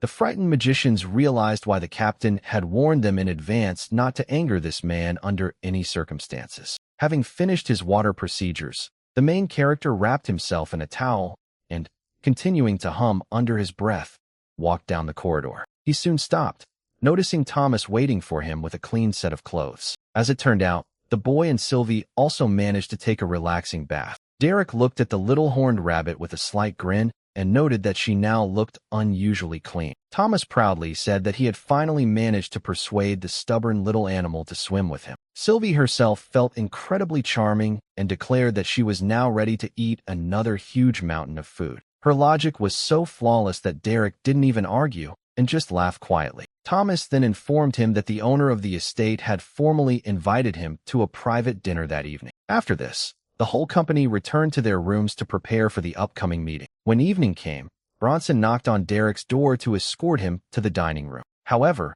as soon as the door opened, the knight froze in complete bewilderment. The protagonist categorically refused to wear expensive noble clothes and went out in his favorite simple black t-shirt. Moreover, he noted that if someone was not satisfied with his appearance, they could always simply return to the Corona restaurant. Thomas and Sylvie immediately enthusiastically supported the idea, as both still dreamed of trying the local dishes again. Meanwhile, at the Corona restaurant, Stella was preparing for something important. She was alone in her office. She was noticeably nervous as she was about to contact her boss directly. The girl took a deep breath, trying to calm herself, and then activated the glowing communication crystal. At that moment, she involuntarily glanced at the pool of blood on the floor nearby. While the magical artifact was gradually filling with energy, Stella became noticeably nervous. She then greeted her mistress respectfully and said that she wanted to discuss a very important business proposal. In response, she heard a warm and friendly voice. The interlocutor praised her beauty, which made Stella embarrassed. The girl objected that she couldn't even come close to comparing with her mistress, who only laughed and noted that Stella was too modest. At the same time, the restaurant manager noted how incredibly strong the charm of her mistress was. It affected her even through the communication crystal. However, Stella soon turned the conversation to a truly important topic and began talking about an extremely lucrative contract. The boss sighed theatrically, admitting that she would prefer to just chat rather than discuss business. But as soon as she heard the name Derek Hunt, she instantly approved of the deal, involving the monster of the abyss. After this, Stella also spoke about a second, very unusual contract. She said that Derek had introduced her to a new drink called coffee. The girl described in detail the rich chocolate flavor of the beans, and their amazing, invigorating effect. According to the terms of the agreement, Derek was to receive 3% of all profits if they successfully reproduced the drink. The boss immediately realized that such a contract could bring him tens of thousands of gold coins every month. She praised Stella's business acumen and urged her to treat the young man with the utmost respect. However, Stella warned that Derek would almost certainly cause serious trouble in the city very soon. In her opinion, he will definitely clash with the notoriously arrogant city Lord Malcolm Thorith. However, Stella mentioned that Derek himself was too decent a person. In response, the boss only spoke disdainfully of the city ruler and advised Stella to trust her intuition. She also gave her permission to help Derek in any way possible if he ever asked for support. Meanwhile, Bronson led Derek to the huge double doors of the luxurious dining room. On the way, he explained that Thomas and Sylvie would be dining separately, as the host wanted to talk to the protagonist alone. Hearing this, Derek collected his thoughts. He prepared to come face to face with the nobleman who had recently lost his son. Entering the spacious hall, the guy followed Bronson past the expensive furniture. Soon they made their way to the huge dining table, where Walter Gracefall sat silently at the head of the table. The owner of the house dismissed Bronson with the slight movement of his hand. He then gestured for Derek to take the empty seat opposite. The protagonist sat down at the table without showing the slightest fear. For a few seconds, both men stared silently into each other's eyes as if trying to suppress the other by sheer force of will. Finally, Walter broke the prolonged silence and asked directly if Derek had killed his son. These words hung in silence for a while. However, instead of making excuses, Derek suddenly laughed loudly. His mocking laughter echoed throughout the hall. At the same time, the stern nobleman continued to look at him silently, his face completely unchanged. Derek chuckled softly and remarked that Bronson fully deserved a medal for his incredibly convincing performance. Hearing this, Walter leaned forward slightly and asked if Derek was trying to deny what he had done. However, the playful smile instantly disappeared from the protagonist's face. He also leaned forward, and his gaze became extremely serious. Derek admitted outright that he had indeed killed the spoiled Wallace and felt no regret about it. After this confession, Walter took a deep breath and asked what exactly his son had done to deserve such hatred. In response, Derek noted that Wallace could irritate and insult him as much as he wanted, but no one had to die for it. Then the hero, in a harsher tone, explained that there was one line that the nobleman had crossed irrevocably. He recalled how Wallace brutally beat an innocent girl and her mother, nearly beating them to death. The young nobleman tried to execute his faithful friend simply because he stood up for the child. The protagonist warned that if he had arrived later, there would have been nothing left of the Gracefalls house in this city. However, Walter remained calm, noting that destroying his family would be much more difficult than Derek had imagined. In response, the guy smiled smugly. The next moment, he simply disappeared from his place. Derek appeared right behind the nobleman's shoulder and quietly whispered that he could handle it without much difficulty. However, before Walter could react, the hero was already sitting opposite him at the table again, as if nothing had happened. After that, Derek, with a completely casual look, suggested that they simply enjoy a delicious dinner. However, the protagonist was genuinely curious as to why the father of the deceased Wallace remained so calm. Then Walter honestly admitted that he was indeed furious, but not because of Derek. He explained that he was most angry with himself because he had been too soft with his son and allowed him to turn into a monster. Moreover, the story of Wallace's heroic death preserved the family's honor, and this was of great importance for a noble family. Then Walter suddenly admitted that in some strange way, he was even grateful to Derek. This reaction completely threw the main character off balance. After this, the nobleman noticed that there remained one riddle which he could not understand. According to him, Derek was obviously too high level to clear that low-level dungeon the normal way. In response, the guy smiled mysteriously and offered to reveal this secret, but only in exchange for a systemic oath. An interested Walter agreed, provided the conditions were not too harsh. Then Derek raised 2 fingers and voiced his demands. He demanded that Walter not tell this information to anyone and never use it to harm other people. The nobleman considered these conditions in silence for some time and finally found them quite acceptable and declared that he was ready to take the oath. A bright light flared around him, sealing the unbreakable oath. The protagonist then asked Walter what he knew about the legendary classes. The nobleman honestly admitted that his knowledge was extremely meager. He had only heard that such mythical powers really existed. Then a smug smile appeared on Derek's face and he calmly declared that he himself had a legendary class. These words truly shocked Walter. He immediately perked up and asked to tell him more about it. Derek agreed with a shrug and noted that it all depended on what specific questions interested him. Walter then asked if Derek knew the exact conditions for obtaining the legendary class. The protagonist explained that a person had to push himself to the absolute extreme before making his final choice of path. He used the example of a swordsman. He had to train, live, and literally sleep with a sword in his hands to obtain a legendary class. He then mentioned a water mage who would have to be in the water all the time,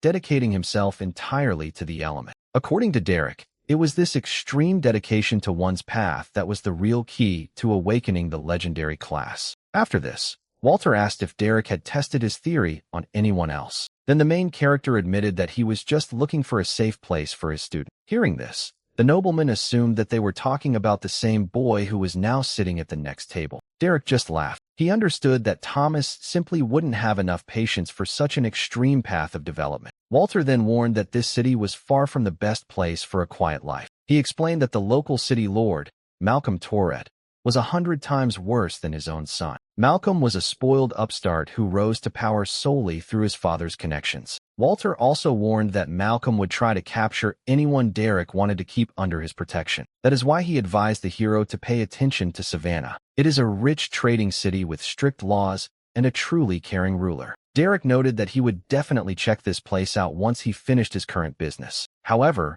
Walter immediately added that the troublesome city lord would most likely send an official invitation for Derek. Hearing this, the protagonist sighed heavily and thought about his next step. He even began to wonder what would be more fun, ignoring the invitation or meeting Malcolm in person. This line of thinking puzzled Walter since both options inevitably turned Derek into an enemy of a very powerful man. But the hero only smiled mysteriously, asking whether this nobleman even understood who he was dealing with. When dinner was over, Derek headed to the guest rooms to pick up his companions. On the way, he called loudly to Thomas and Sylvie, asking if they were ready to go to bed because tomorrow was a very important day awaiting them. In response, he heard a strange panting and heavy snoring. As Derek got closer, he saw Thomas struggling to open the heavy door while dragging something huge across the floor. The main character froze in complete bewilderment. It turned out that the exhausted boy was dragging Sylvie, who had turned into a ball after dinner. Down the corridor, Thomas,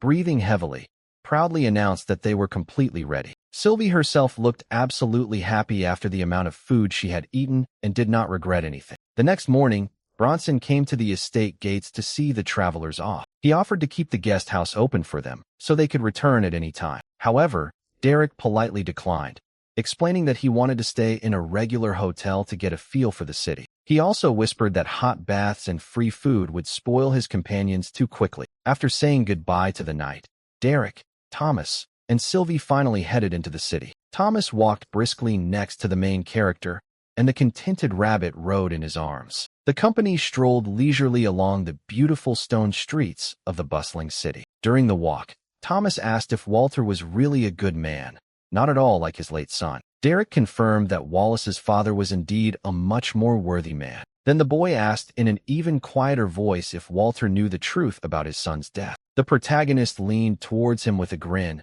and almost in a whisper, admitted that the smart nobleman had long ago understood absolutely everything. After these words, Thomas literally froze in horror. He broke out in a cold sweat, just thinking that such an influential person knew the truth. However, Derek quickly covered his mouth with his hand and told him to finally calm down. The hero then explained in detail that Walter understood his son's true nature perfectly well. Therefore, he had long realized that sooner or later, he would bring himself to his death. Finally, Derek assured the terrified Thomas that not only did he not intend to take revenge on them, but he was actually on their side. Soon the company reached a cozy local hotel and approached the reception desk. Derek placed a handful of gold coins on the counter and asked for 2 numbers. However, the hotel owner only sighed guiltily and explained that there was only 1 room left. The hero agreed, after which he received the key. The owner greeted the new guests and wished them a pleasant stay. Then Derek opened the door and walked inside first. After looking around the room,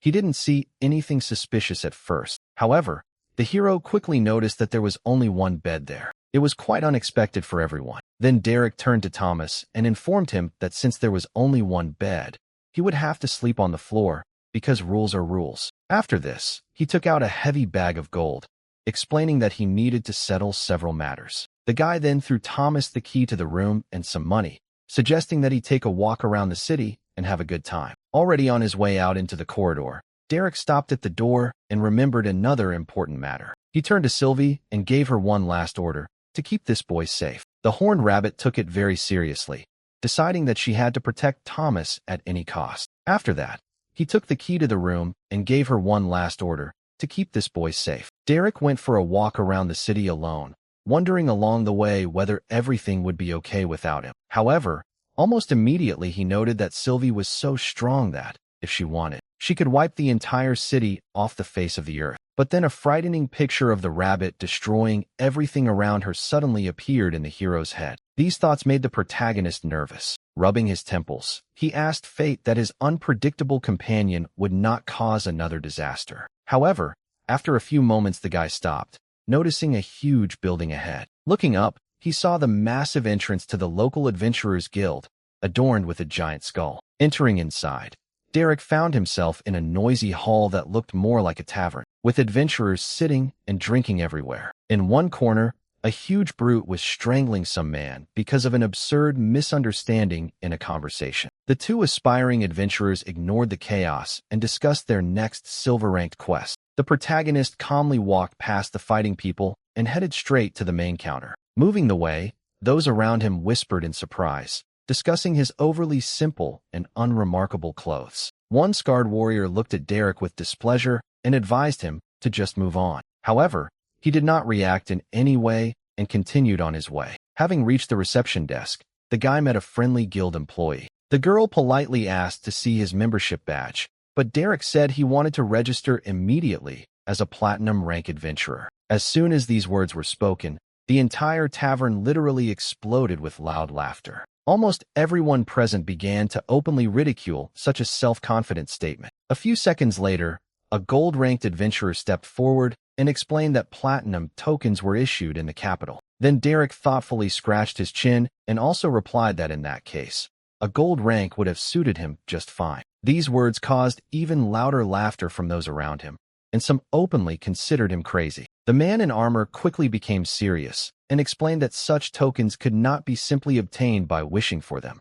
They had to be earned. However, the hero was not at all frightened by the prospect of the test. He simply shrugged his shoulders indifferently. Then the man sighed heavily and invited him to follow him, noting that it was as if he was going to his own funeral. They soon entered a spacious training arena designed for the strongest adventurers. There, fighters conducted sparring sessions, and healers were on duty nearby, ready to provide assistance to the injured at any moment. The examiner then called out to a huge, muscular fighter named Russell. He had just finished beating up his previous opponent and sent him to the stone floor with a powerful blow. After this, the examiner introduced Derek as a new candidate who had come to take the gold rank exam. Russell gave the newcomer a mocking look and immediately concluded that he did not look like a dangerous opponent at all. He was then further informed that Derek had originally wanted to achieve the platinum rank, but had settled for gold. Hearing this, the big guy burst out laughing and condescendingly invited such a little one to enter the arena. However, first the examiner stopped the protagonist and handed him a standard guild document. It said the organization bore no responsibility if he died during the test. Derek didn't even read the papers and immediately signed them. Immediately after this, he confidently stepped forward, wanting to finish this test as quickly as possible. Russell cracked his neck and magnanimously declared that he was willing to let the newcomer land the first 2 punches, but Derek only replied that he should stop talking and finally start fighting, since he had too much to do. Hearing this, the examiner only tiredly covered his face with his hand, already realizing in advance that something extremely unpleasant was about to happen. The enraged giant roared loudly and rushed forward, putting all his strength into a crushing blow with his fist. His huge fist rushed straight at Derek, while the hero himself did not even move. At the last moment, he gave his opponent a completely ordinary slap, and Russell was literally knocked out by the blow. The examiner, the healers, and all the spectators froze in complete stupor, not believing their own eyes. The brute fell heavily onto the stone floor and instantly lost consciousness. Derek watched what was happening with imperturbability. Then he asked if it was possible to now get the token he deserved. After some time, they were already in the examiner's office. The man was visibly nervous and literally drenched in sweat, while Derek only yawned lazily, waiting for the formalities to be completed. However, the guild employee explained in a trembling voice that he still could not officially issue the gold token. To do this, Derek first needs to complete a quest of at least silver rank. Then he reached for a heavy folder of documents standing on the bookshelf. Opening it, the examiner explained that the applicant was first required to complete at least one task. After that, he showed a list of all available missions in the vicinity of Tourette and offered to choose anyone. While looking over the assignments, Derek asked the talkative examiner to be quiet for a moment. He then immediately pointed to one specific assignment that immediately caught his attention. The man warned that hunting for toadcaps would require about a week's journey. However, the hero only smiled confidently and accepted this task without hesitation. After Derek left the office, the other adventurers continued to quietly discuss his incredible strength. The examiner himself merely wiped the sweat from his forehead and finally admitted that the newcomer had passed the test without any problems. Slowly walking back along the city streets, the protagonist decided to check what his companions were doing. He contacted Sylvie through their telepathic link and asked what she was doing. The rabbit answered almost instantly. She happily reported that she was currently gorging herself on sweets at a local pastry shop. Derek chuckled softly and asked her to keep an eye on Thomas while he was gone. Sylvie imagined riding the boy, so she promised to protect her porter, but said she needed more gold for food since Thomas had spent it all. Then the hero warned her to at least leave some food for Thomas himself and not eat absolutely all the treats. The rabbit was extremely reluctant to share the baked goods, although it was obvious that this decision was very difficult for her. Having finished all his business, Derek activated his incredible speed and rushed out of the city at lightning speed. Ahead of him was a mission to obtain a gold token, which he was very happy about. Soon Derek reached the area he needed. He rushed headlong towards the distant mountain range. On the way, the hero noted that a journey that would have taken an entire week for ordinary people took him only 1 hour. Having reached the desired forest, the guy carefully examined the quiet surroundings and began to look for the target of his new mission. Suddenly, a tiny creature, similar to a mushroom, cautiously peeked out from behind the bushes. After this, the mushroom ran out into the clearing straight to the main character. Derek immediately smiled, because in real life the toad's cap turned out to be even cuter than he imagined. Without wasting any time, the hero deftly grabbed it. Then he sent it to his spatial storage. He then quickly found the remaining 14 mushrooms. As a result, the main character completed the guild's task without much effort. Having finished his official work, Derek headed to a spacious clearing. Soon he stopped at the top of a rocky cliff, where no one could stop him from carrying out his real plan. The protagonist grinned and activated the Call of the Abyss skill. His eyes flashed purple. The next moment, a giant beam of purple energy shot into the sky. Almost immediately, the dark clouds began to disperse. Then, right above him, a huge rift tore through the space and a giant clawed paw crashed down from it with a roar. Derek watched with curiosity, trying to figure out what kind of monster he had managed to summon this time. A few seconds later, a purple demon descended from the portal, roaring loudly and landing, raising a cloud of dust around itself. The creature straightened its shoulders and tried to look as menacing as possible in front of its summoner. However, Derek just looked at him in surprise. He rubbed his chin thoughtfully and said, completely disappointed, that it was some kind of joke. The thing is, the summoned monster turned out to be suspiciously small and too weak. Hearing such an insult, the demon became enraged. He roared and quickly rushed into the attack. But the main character didn't even move from his spot. With one light blow of his palm, he slammed his opponent into the ground. Then he picked up the defeated demon, examined it, and wondered how much gold could be obtained for such a prey. After this, Derek decided to summon a few more such creatures. He assumed that they should sell well. Although deep down, he hoped that the next opponent would finally be able to force him to fight seriously. With this thought, the guy activated the Call of the Abyss again. The second beam of violet energy turned out to be significantly more powerful than the previous one. It pierced the clouds with a deafening roar, and the sky began to crack even more. The hero smiled contentedly, noticing that many more cracks had appeared on the rift. The next moment, a giant clawed paw broke through the barrier, destroying the boundary between the worlds. A huge demon of the abyss slowly emerged from the open portal. It was many times larger than the first monster. When the monster landed, a powerful shockwave rolled across the area, causing even the distant mountains to tremble. The giant towered over the entire clearing and silently looked down at the little man. Several of his bright red eyes glowed with malice, and his entire body literally radiated power. In response, Derek only materialized his blades with a satisfied smile and prepared for battle. However, what happened was completely different from what he expected. The giant slowly turned his head and carefully examined the surroundings. Derek looked at the creature in confusion, not understanding what it was doing. The monster then took several heavy steps forward, approaching the fallen little demon. The huge creature lifted him very carefully into its arms, as if trying not to cause further harm. After that, the monster looked at Derek again, his gaze filled with deep sorrow and rage. Suddenly, the monster spoke and demanded to know what exactly Derek had done to the creature. Then, the monster roared furiously. At that moment, lightning flashed behind the hero, and the sky was covered with storm clouds. The creature stated that the hero did indeed possess the power of the abyss,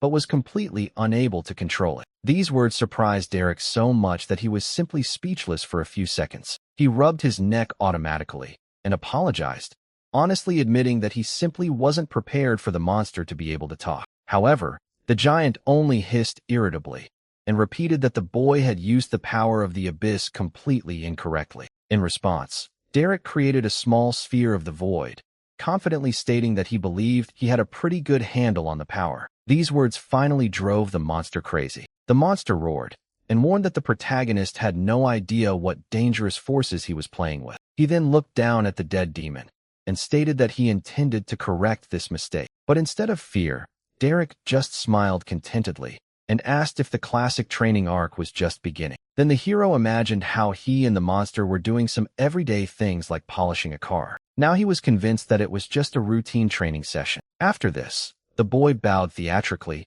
and mockingly asked the great master of the abyss to take him as a student. This behavior only angered the giant even more. The monster rushed at him, clearly considering such an attitude impermissibly frivolous. He refused to train Derek and stated that he intended to end his life right there. Immediately after these words, the monster struck, simultaneously releasing a huge stream of purple energy at the hero. The demon's glowing fist emanated destructive power. When the impact reached the ground, the surface literally shattered into pieces. The giant grinned contentedly, confident that he would now easily tear the annoying man apart. But the next second, numerous portals of the abyss suddenly began to open around him. The monster froze in complete amazement, while Derek stood perfectly still on a large rock nearby. He calmly remarked that since they couldn't reach an agreement, it meant that the only option was to resolve the issue through a regular fight. Only now did the monster finally realize that before him stood a man far from new to the use of the powers of the abyss. The hero himself merely shrugged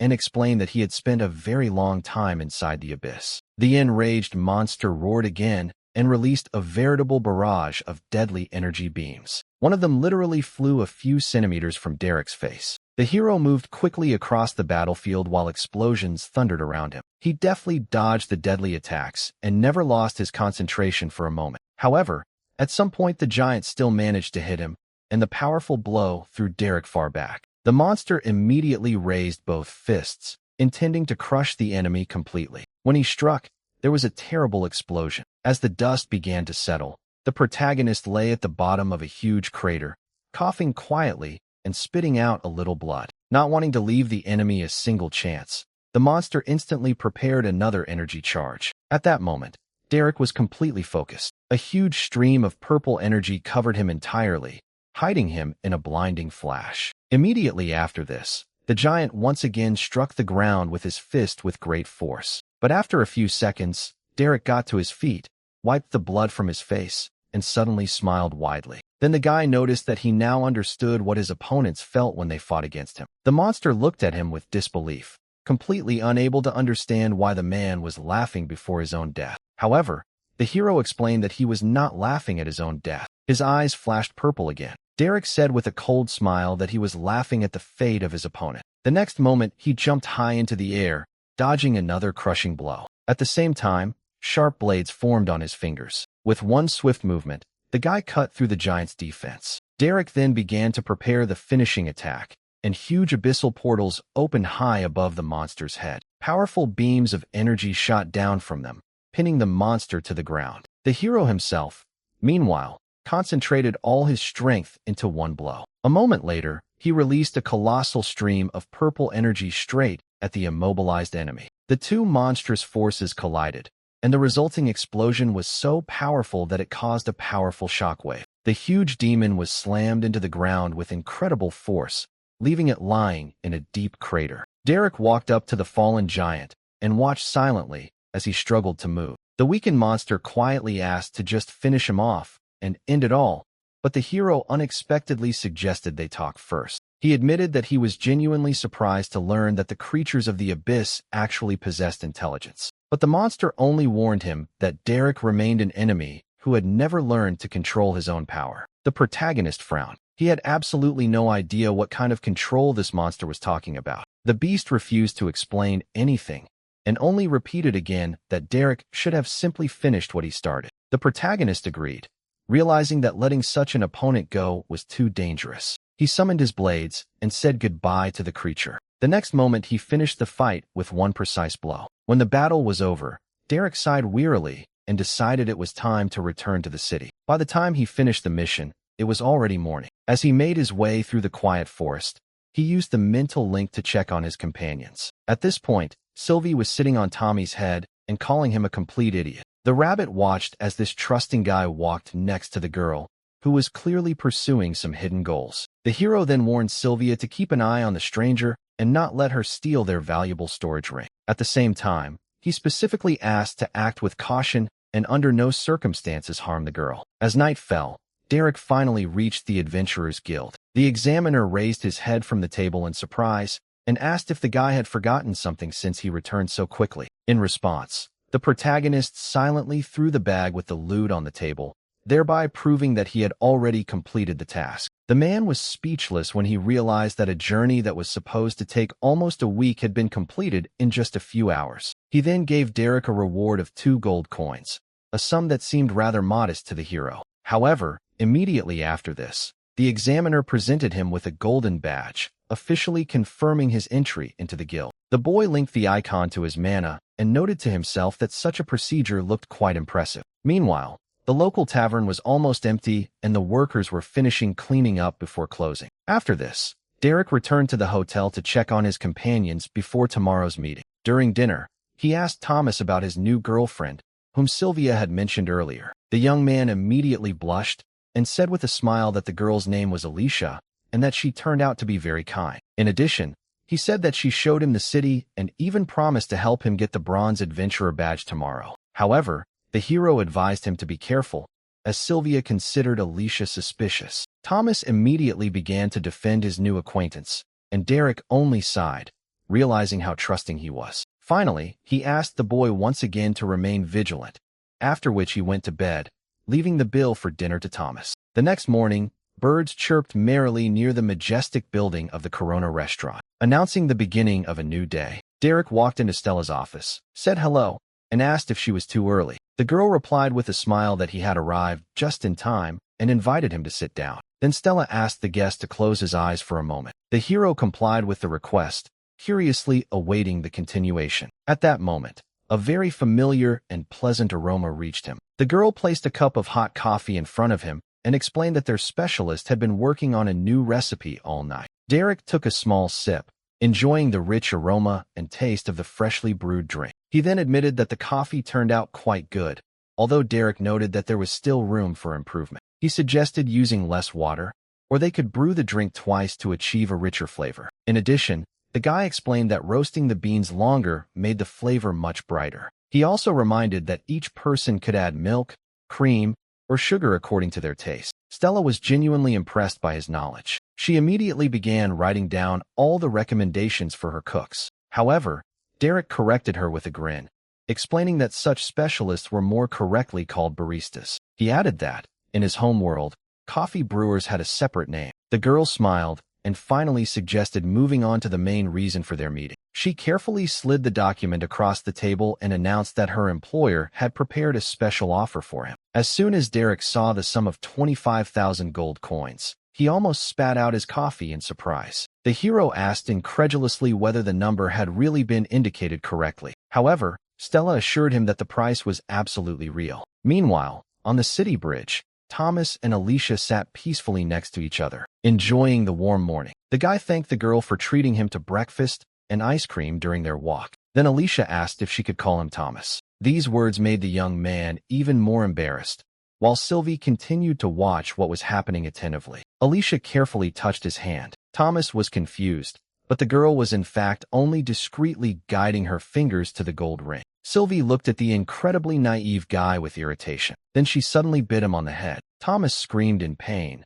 jumped up, and indignantly demanded to know why she did this to him. Alicia asked worriedly if he was okay. In response, the rabbit only silently stared at the girl with a suspicious gaze, not taking her eyes off her hands. And then Sylvie suddenly noticed that someone had been watching them from around the corner all this time. Meanwhile, in the office, Stella had already choked on her coffee. Derek pulled a second, smaller void beast from the spatial storage and placed it directly on her desk. The hero offered to give the creature away for free as a gesture of goodwill and the beginning of their partnership. The girl immediately took out a knife and began to carefully examine the unusual prey. When she made the first cut, she immediately noticed that the meat was very tender. Then she carefully tasted just one drop of the creature's blood. Stella analyzed its properties in silence for a moment, after which her eyes widened in shock. She urgently asked Derek to immediately put the beast back into the spatial storage. The girl explained that she could not accept such a gift for free since the hero did not understand its true value. Eating the meat of abyssal beasts increased a person's stats,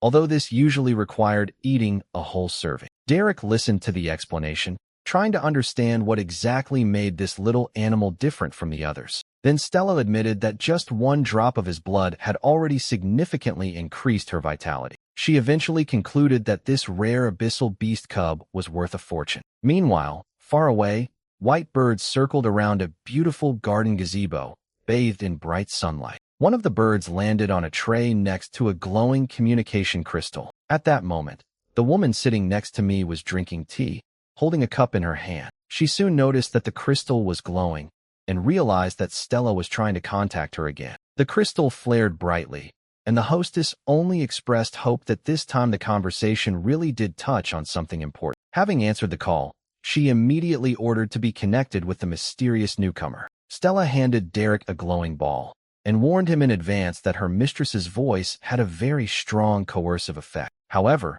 the hero only smiled, thanked her for the warning, and confidently declared that he would be able to withstand such an impact. He then brought the crystal to his ear and greeted his interlocutor. The woman introduced herself and then immediately decided to test it. She commanded him to hop on one leg to see his reaction. Derek suddenly felt an unknown magical force affecting his mind. His leg began to rise on its own, but the hero quickly suppressed the command, placed it back on the floor, and only grinned. Seeing this, the woman was delighted, since he was able to resist her mental coercion with amazing ease. Derek then asked how he could help her, but she replied that business matters could wait a bit. First, she wanted to know if he felt any pressure, any desire to compliment her, or any urge to reveal his secrets. The woman was genuinely excited to realize that they might actually be able to meet in person very soon. She then introduced herself as Alana Swan, the owner and manager of the entire Corona restaurant chain. She then noted that Derek seemed like an extremely interesting person to her,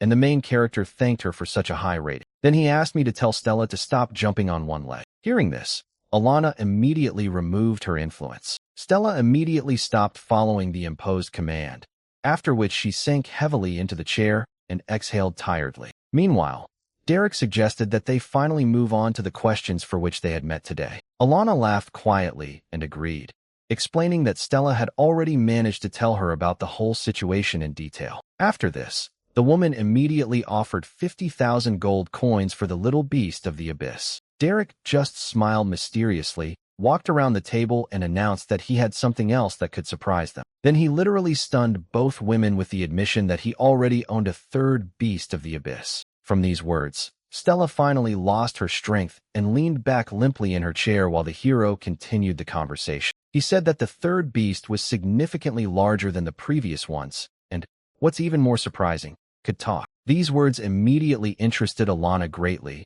since she had only met one talking animal before. So she asked him to continue the story, and Derek prepared to retell everything he had heard from that creature. Alana explained that their previous specimen could only speak the simplest words. Then the woman gently stroked her pet bird and decided that Stella would be able to examine the new animal very soon. However, this will only happen if the poor employee first recovers from the shock she has experienced. Alana reiterated how intrigued she was by the existence of the talking abyssal beast. However, she then returned to discussing a formal contract. Derek honestly admitted that gold was not his main goal. Instead, he asked to be granted membership in the Corona Company. However, Alana immediately refused to consider this as part of the payment for a very simple reason. She explained that even before the negotiations began, she had decided to provide him with membership completely free of charge. Alana explained this by saying that she genuinely liked his character and style of behavior. This answer pleasantly surprised the protagonist, and he sincerely thanked the woman for such unexpected generosity. In response, Alana just laughed and asked to drop the formalities, suggesting that they call her simply by her first name. Then Derek noticed that strong allies were much more valuable than any mountains of gold. Hearing this, Alana offered him special terms of cooperation. She explained a special method for preparing the meat of abyssal beasts that allowed for maximum stat gain. In addition, she promised to pay him 20% of the profits from each auction at which the dishes would be sold. The protagonist happily agreed, but noted that he still had a few requests left. First, he asked to leave him the skin and claws of the void beast, so that he could then use them to create equipment. Alana agreed without hesitation, since these materials were of virtually no value to her organization. After this, Derek noticed Stella's high-quality knives and asked the same blacksmith to make a weapon for him. He explained that his current blade was already beginning to be unable to cope with the increased strength of its owner. Alana warned that the master had a difficult character, and in that case Derek's share of the profits would be reduced to 18%. The hero was not at all embarrassed by such a concession. He agreed if the weapon really lived up to his expectations. The next request was for a storage ring filled with kitchen utensils and recipe books. Hearing this, Alana curiously asked if he was planning to train his own chef. Derek just chuckled knowingly, remembering his furry companion. Then he made his final, and perhaps most unusual, request of the day. The hero asked if his companion could work alongside the crown's finest chefs for a while to learn their secrets. Alana laughed, finding such a desire very strange, but completely harmless, and without hesitation gave her consent. At this point, Stella finally began to come to her senses. Alana expressed hope that their collaboration would become even stronger over time, but then her voice suddenly became much more serious. She admitted that she had her own eyes and ears everywhere in the city, so Derek didn't have to worry about someone else putting the pieces together before she did. After this, the woman directly asked him how he had obtained the impossible ability to summon the beasts of the abyss. This unexpected question sent a chill down the hero's spine, and a moment of alarm flashed through his head. However, Alana almost immediately calmed him down, assuring him that this secret would remain only between them. She explained that the appearance of the abyssal beast in the city was no secret. Moreover, the huge beams of energy were too noticeable an event. The woman then advised Derek to be much more careful in the future. She expressed hope that she alone had been quick-witted enough to connect all the events that had occurred. Then, the main character asked directly if she had been watching his every move. Alana replied that she had not done this personally. Instead, she had her own secret network of incredibly loyal servants known as the Death Oaths. They were once vile criminals who deserved a punishment far worse than death. Therefore, she imprisoned their consciousnesses in her own minds and forever subjugated them to her will. The woman added with a smile that she only treated those who truly deserved it in this way. Hearing such a terrible confession, Derek fell silent for a moment and thought about her words. Meanwhile, Stella finally came to her senses, sat up straight in her chair, and, rubbing her head, asked how long she had been unconscious. The hero just grinned and replied that it was enough for a very productive conversation. After this, the girl immediately began working on the official contract. She quickly prepared the document, pushed it towards Derek, and pointed to the place where he needed to sign. The protagonist signed without the slightest hesitation, finally cementing their partnership. Stella then shook his hand warmly and officially welcomed him into the Corona family. She also handed him a gold membership card and explained that the card needed to be linked to the owner. Derek then channeled a small amount of his mana into her and successfully completed the procedure. After this, the girl handed him the promised storage ring filled to the brim with high-quality kitchen tools. The hero looked over the rich set of accessories with obvious pleasure and was completely satisfied with the gift he had received. Finally, Stella handed him a glowing communication crystal, explaining that it was a personal gift from Alana. She added that the company's owner rarely found people with whom she found it so pleasant to communicate. Derek accepted the gift gratefully, while Alana continued to talk to him from her garden gazebo. The woman explained that currently only her seal was recorded in the crystal, but over time others could be added. After this, she said goodbye to her new partner, and the magical connection was finally broken. When the conversation ended, Stella asked if the request to work with their chefs tomorrow included Thomas. However, Derek admitted that he had actually intended to send Sylvie to school. Hearing this, the girl froze with a stunned expression on her face, realizing that the rabbit was going to be cooked by the best chefs of the chain. 2 hours later, Derek finally returned to the hotel. However, as soon as he calmly opened the door and greeted his companions, an ominous aura began to thicken around him. The next moment, a powerful beam of purple energy completely destroyed the door, and Derek himself was thrown back. Looking up,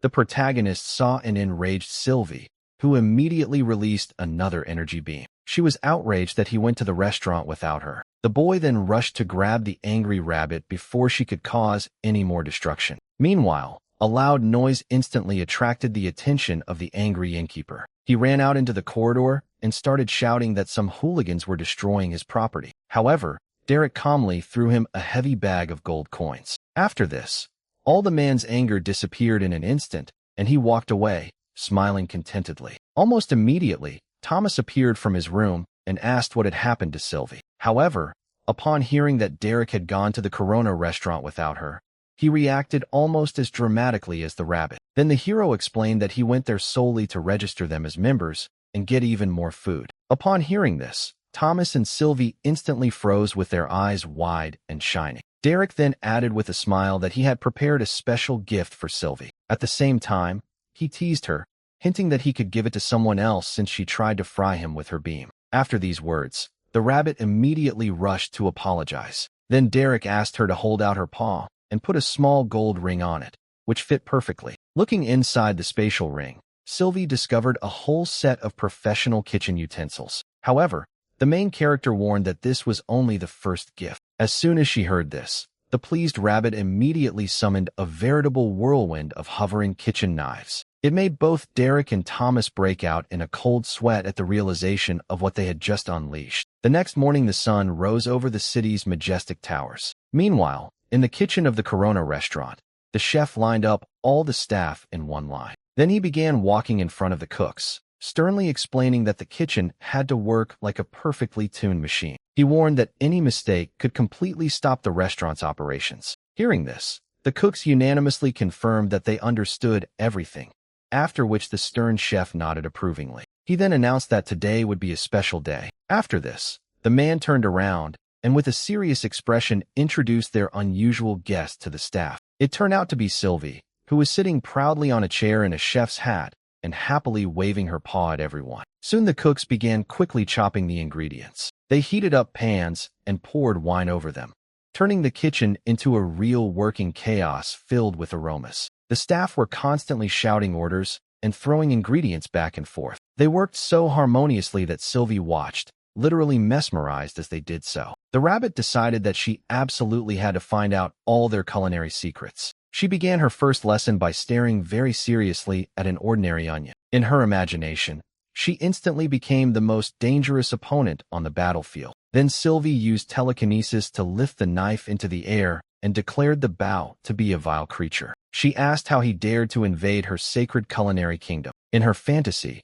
the onion took on a terrifying appearance, preparing to attack Sylvie. Then the rabbit rushed forward with a battle cry and dealt a crushing blow. With one swing, she cut the terrible enemy in half. After that, she let out a victorious sigh, absolutely certain that she had just achieved her first culinary victory. However, the very next second, Sylvie returned to reality and looked at the cutting board with complete bewilderment. It turned out that the knife was simply stuck in the top of an uncut onion. Then she had to use all her strength to pull the blade back using telekinesis. The two chefs standing nearby just watched in shock as the little rabbit tried to cook using magic. However, Sylvie quickly regained her confidence and even praised the onion, recognizing it as a very worthy opponent. She then jumped high into the air, intending to begin the next round of her imaginary battle. She declared to herself that, despite the strength of her opponent, she was the better warrior. After this, the rabbit rushed down again to deliver the decisive blow. In her imagination,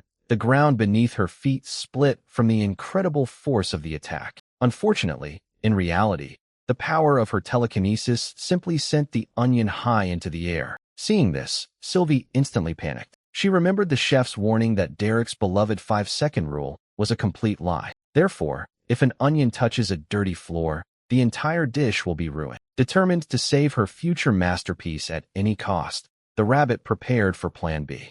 She jumped across the kitchen with incredible speed. At first, she pushed away from the unsuspecting cook. Sylvie then used the other chef as a stepping stone to jump even higher and catch the falling vegetable. Meanwhile, the onion was rapidly flying towards the kitchen floor. Then Sylvie made a spectacular dash forward and caught her in midair at the last moment. Then she glided gracefully across the tiles. She completed her rescue with a dramatic pose, proudly holding the rescued bulb in her paws. The cooks just watched in silence, sincerely not understanding why it was necessary to organize such a grand operation for the sake of an onion. At the same time, almost the entire kitchen around her was in complete disarray due to her heroic rescue mission. Meanwhile, Derek was returning to the hotel after a long day. As he walked up the stairs, he thought about how Sylvie's first day of school was going. However, he was suddenly stopped by a messenger who had been trying to find him for a long time. The man handed the hero an official invitation from the city lord,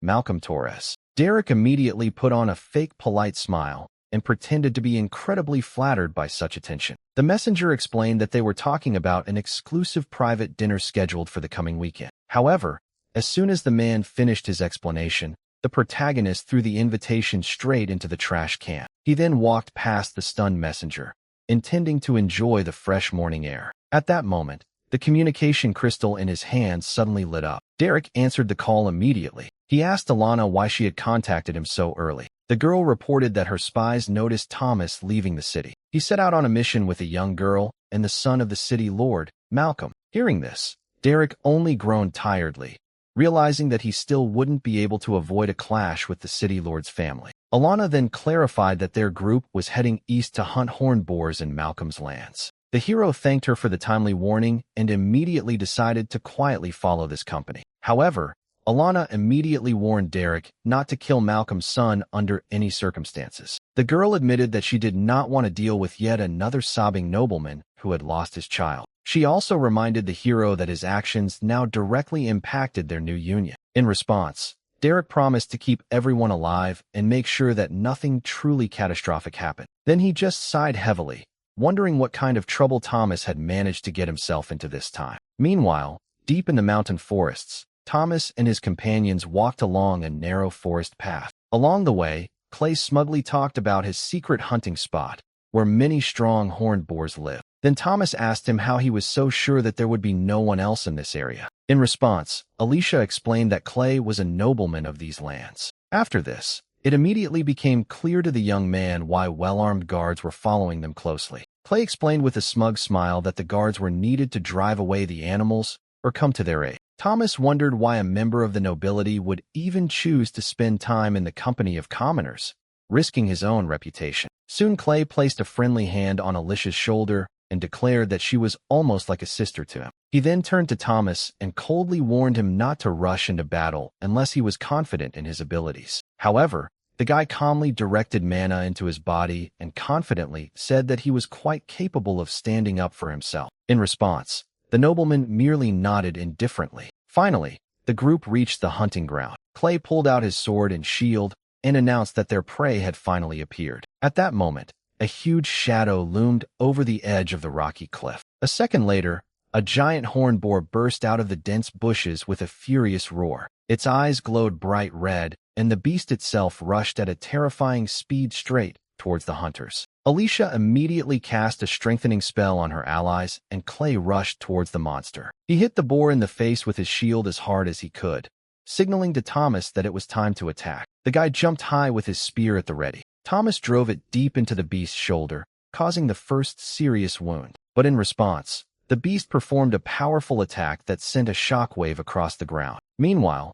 Clay continued to provoke the boar, forcing him to focus all his aggression on himself. After this, he again took the beast's heavy ram on his shield and created an ideal opportunity for Thomas to deliver the decisive blow. The boy instantly began to concentrate a huge amount of mana into his spear. He then released a devastating beam of energy that pierced right through the giant boar. The monster collapsed dead, and Clay and Alicia watched in complete shock. Thomas himself calmly shook the blood off the tip of the spear, as if it were a normal thing for him. Clay admitted that Thomas was much stronger than he expected, and he wanted to know what kind of ability he was using. In response, the guy calmly explained that it was just a basic skill of his class. Hearing this, Clay immediately began to ask about the rarity of his class, but Alicia immediately stopped him. Then the nobleman pretended that it was unimportant. He explained his question as ordinary curiosity. However, as soon as he turned away, his face was distorted with burning envy. Meanwhile,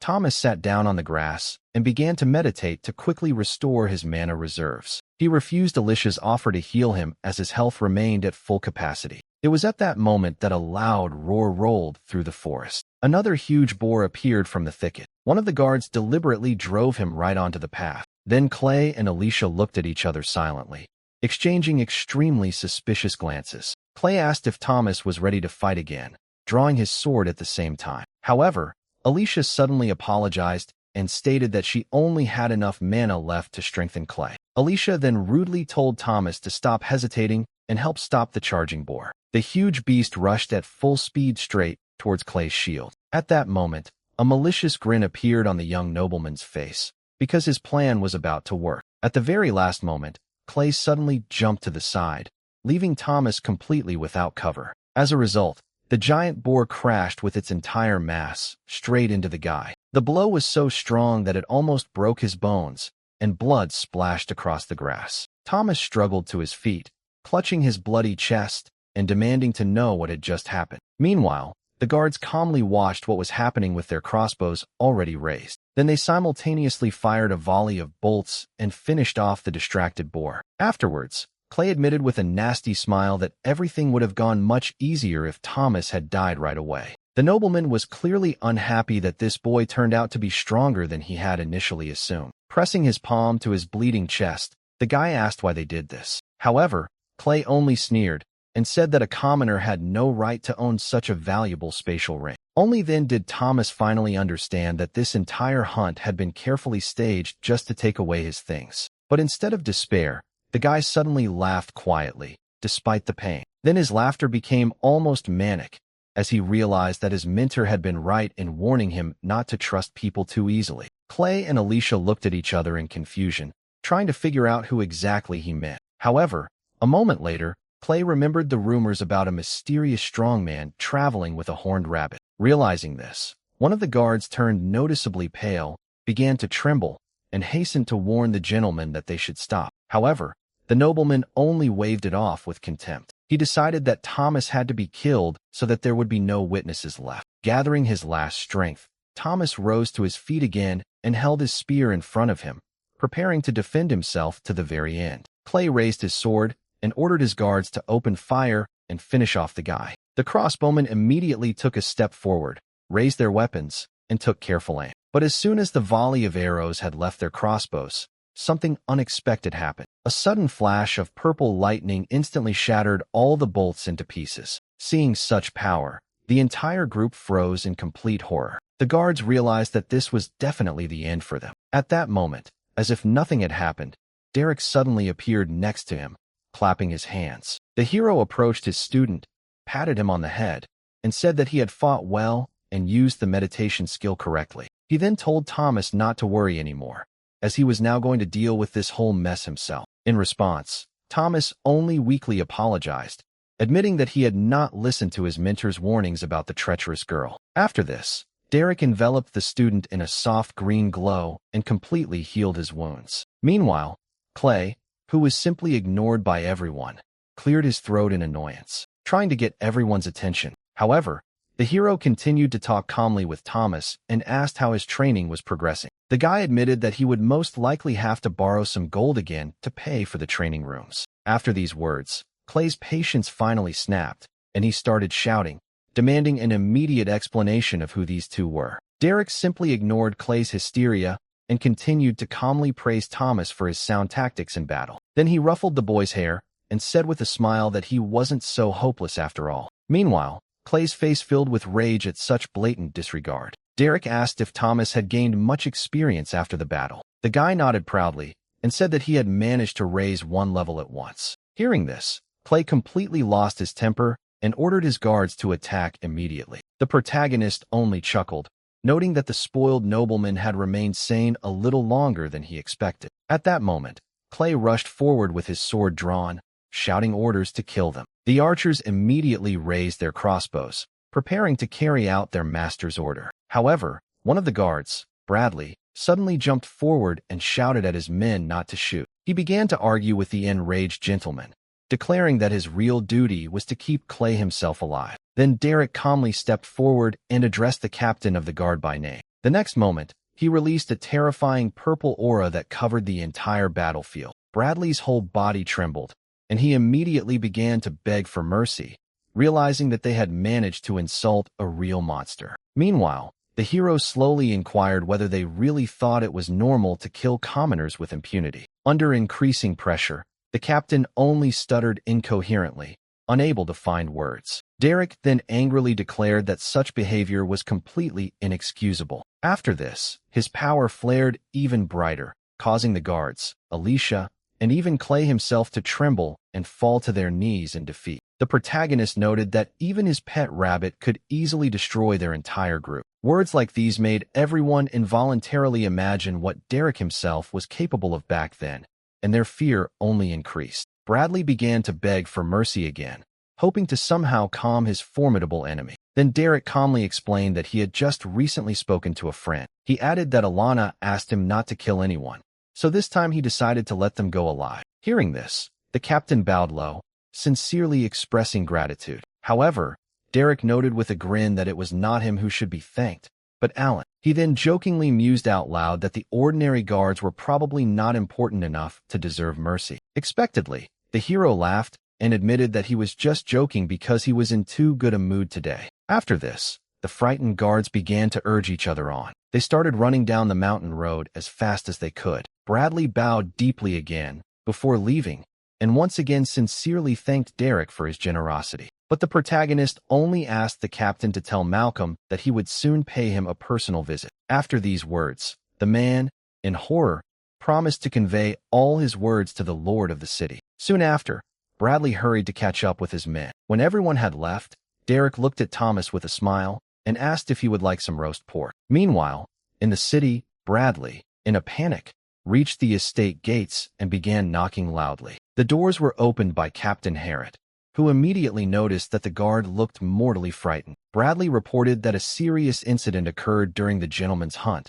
but hastened to clarify that everyone remained alive. Harrod demanded to know all the details immediately. The captain then admitted that what happened directly concerned the infamous Derek Hunt. After that, they quickly headed to the Golden Audience Hall to personally report everything to the city lord. Malcolm Tourette sat on his throne and addressed a nervous Bradley. He bowed deeply, feeling a great honor that the ruler remembered his name at all. However, Malcolm impatiently demanded to know why he had returned so urgently. Bradley said the problem was related to his son and Derek Hunt. He then explained, visibly nervous, that Clay had attempted to rob and kill what he thought was a defenseless commoner. Malcolm merely said coldly that the fate of some commoner did not concern him at all. Seeing his master's indifference, Bradley swallowed nervously and added that the young man was in fact Derek's student. Hearing this, Malcolm's eyes widened in shock, instantly realizing the gravity of the situation. Bradley then reported that Derek had stated that he now had his complete attention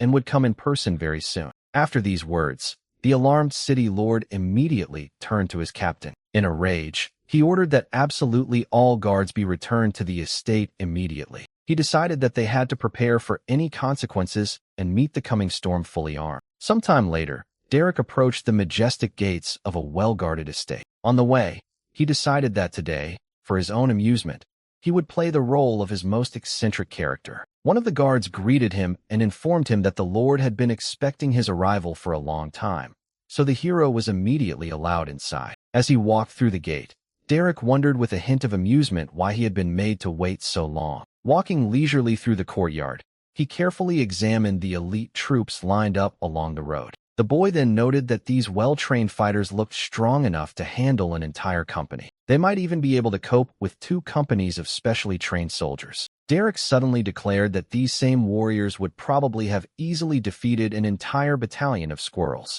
One of the guards' eyebrows twitched nervously at this remark, and the hero then warned him that underestimating the squirrels was a mistake. Then he came to the massive double doors leading into the main audience hall. At this time, Malcolm nervously awaited the appearance of a guest on his throne. Finally, the heavy doors swung open with a loud creak, and Derek walked inside with complete ease. The first thing he complained about was that the hinges were too squeaky and noted that they could do with some lubrication. Then, completely ignoring the greeting, the guy walked past the armed guards, looking around the luxurious hall with interest. A moment later, he whistled in admiration, looked around the magnificent room, and gasped theatrically. After this, the protagonist assumed that Malcolm must have been the king hiding under a false name. Then he loudly ordered everyone present to immediately bow to his majesty, and he himself demonstratively bowed. Malcolm immediately jumped up from his throne and shouted in panic that such words were treason. However,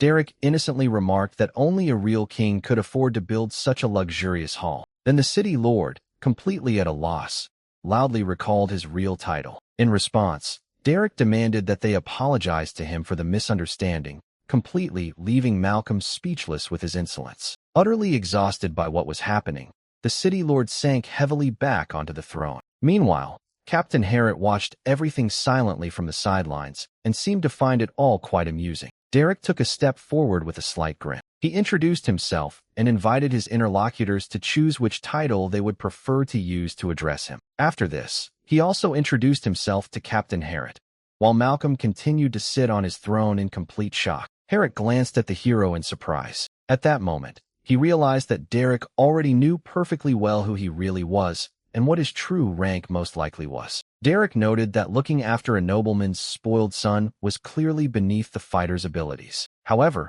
the captain calmly replied that he was only doing what his master demanded. But the protagonist immediately began to speculate that Harrot could have been held back by blackmail, an oath, or an old debt. Then the guy calmly offered him to come over to his side for 1,000 gold pieces a month. Hearing this, Malcolm panicked, realizing that right before his eyes they were trying to lure his captain away. Derek himself, with the most innocent look, asked who it was. In response, Harrot politely declined the offer, explaining that money had never been his primary motivation. Shrugging, Derek finally decided to get to the real reason for his visit. He turned his gaze to the trembling city lord and began to speak of his spoiled son's recent crimes. These words finally deprived Malcolm of the last vestiges of self-control. His face contorted with rage, he shouted that the son of a noble family could do whatever he wanted with worthless peasants. Derek was not at all impressed by such an arrogant speech. Meanwhile, Malcolm stated that, despite all the threats, he still invited Derek as an honored guest. He demanded that he finally show him respect,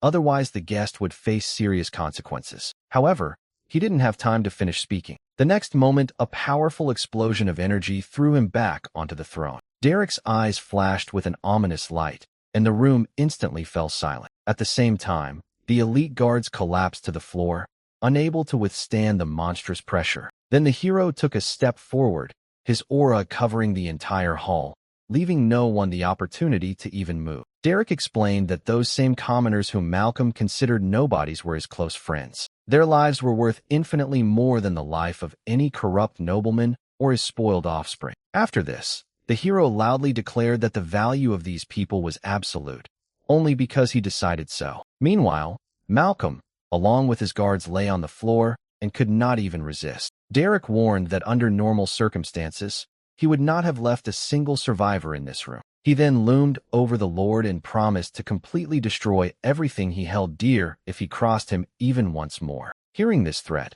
Malcolm began to nod feverishly and assured him that he would fully comply with his demands. Then Derek just condescendingly patted him on the cheek a few times, as if he were talking to a guilty child. After this, the guy headed for the exit, finally suggesting that Harrot think carefully about his proposal. Cheerfully whistling a tune, the main character leisurely walked past the guards sprawled on the floor. He then winked playfully at those present and apologized with a smile for not being able to stay for dinner. After he left, the doors slowly closed. Meanwhile, the city lord remained sitting on the throne, completely broken and trembling with fear. 3 days have passed since then. All this time, Derek enjoyed the quiet life in the city. Sipping his drink leisurely, he reflected with pleasure on how well things were going. He was especially pleased that Stella's specialists actually managed to make quite decent coffee. Moreover, thanks to new deals, gold literally continued to flow into his pockets like a river. Meanwhile, Sylvie was hard at work in the Corona kitchens. She chopped the ingredients with incredible speed using her magic.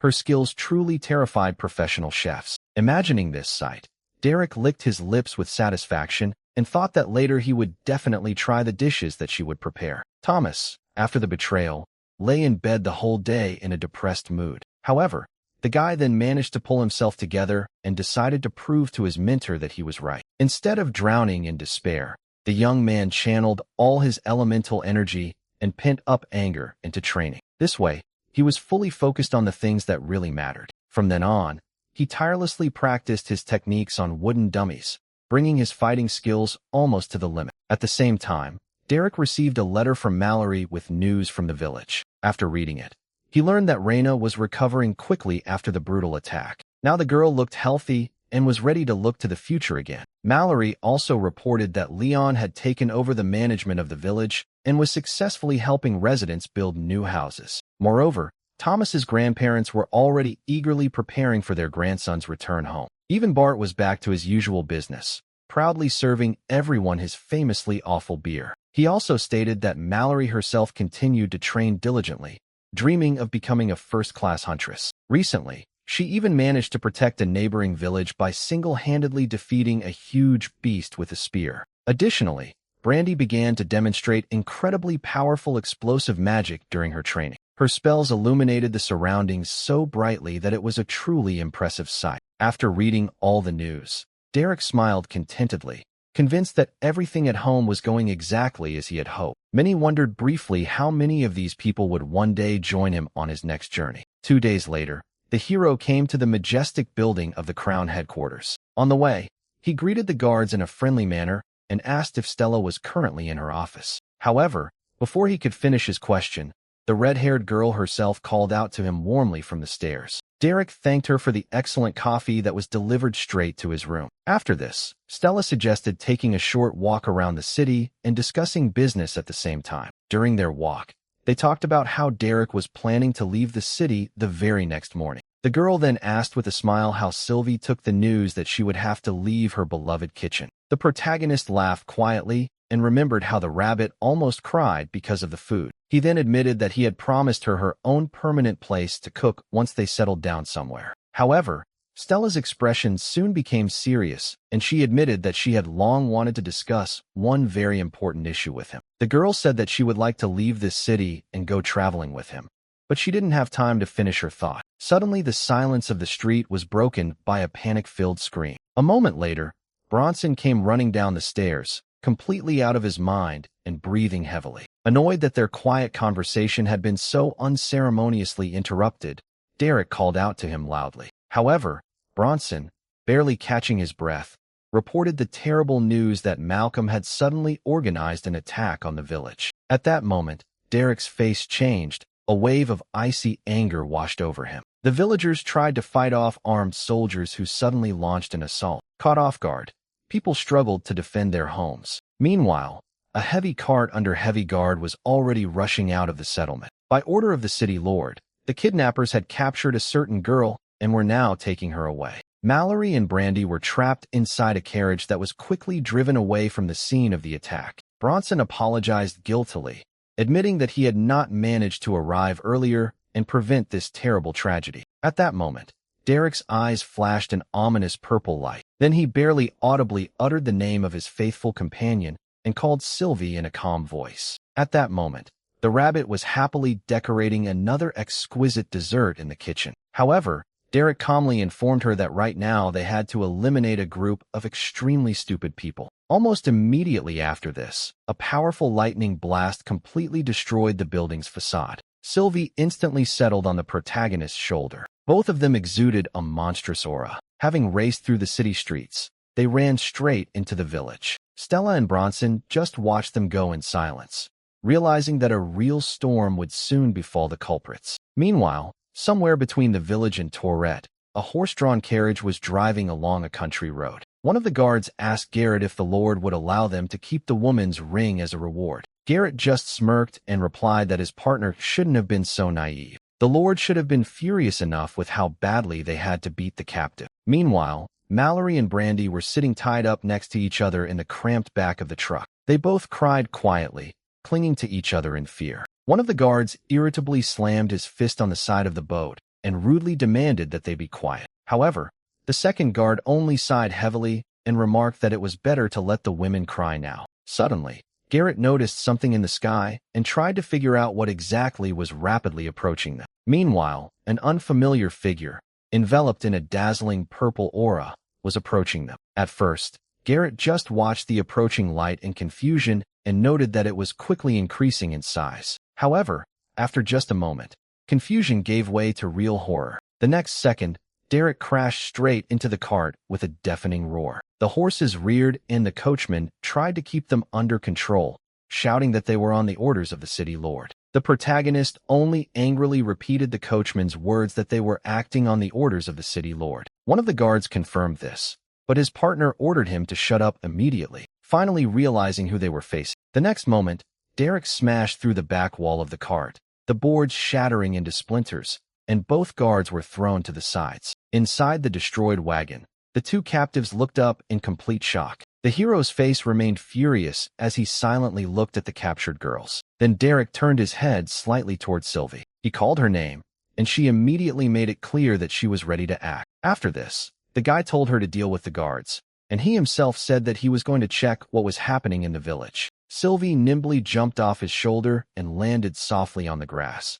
Then the rabbit let out a sinister laugh. Derek desperately tried to justify himself and began to push his partner forward, saying that he should speak for him. However, he quickly realized that the case was lost and tried to escape, but Sylvie had no intention of letting them go. She took off and rushed through the enemy so quickly that they didn't even have time to realize what had happened. These people didn't stand a chance against such a powerful beast. The surviving guard could only watch in horror as Sylvie dispatched his comrade in just a few seconds. She herself completed what she started with impeccable precision. Soon the road was littered with bodies. Sylvie landed on the grass, clearly annoyed by the whole mess. Even the horses looked deeply shocked after seeing what an ordinary-looking rabbit was capable of. Her fur was all covered in blood, and the rabbit was worried that the chef would probably be horrified to see her like that. Luckily, one cleansing spell was enough. Within a moment, Sylvie looked completely clean again. Meanwhile, inside the wagon, Mallory could hear all the noise outside,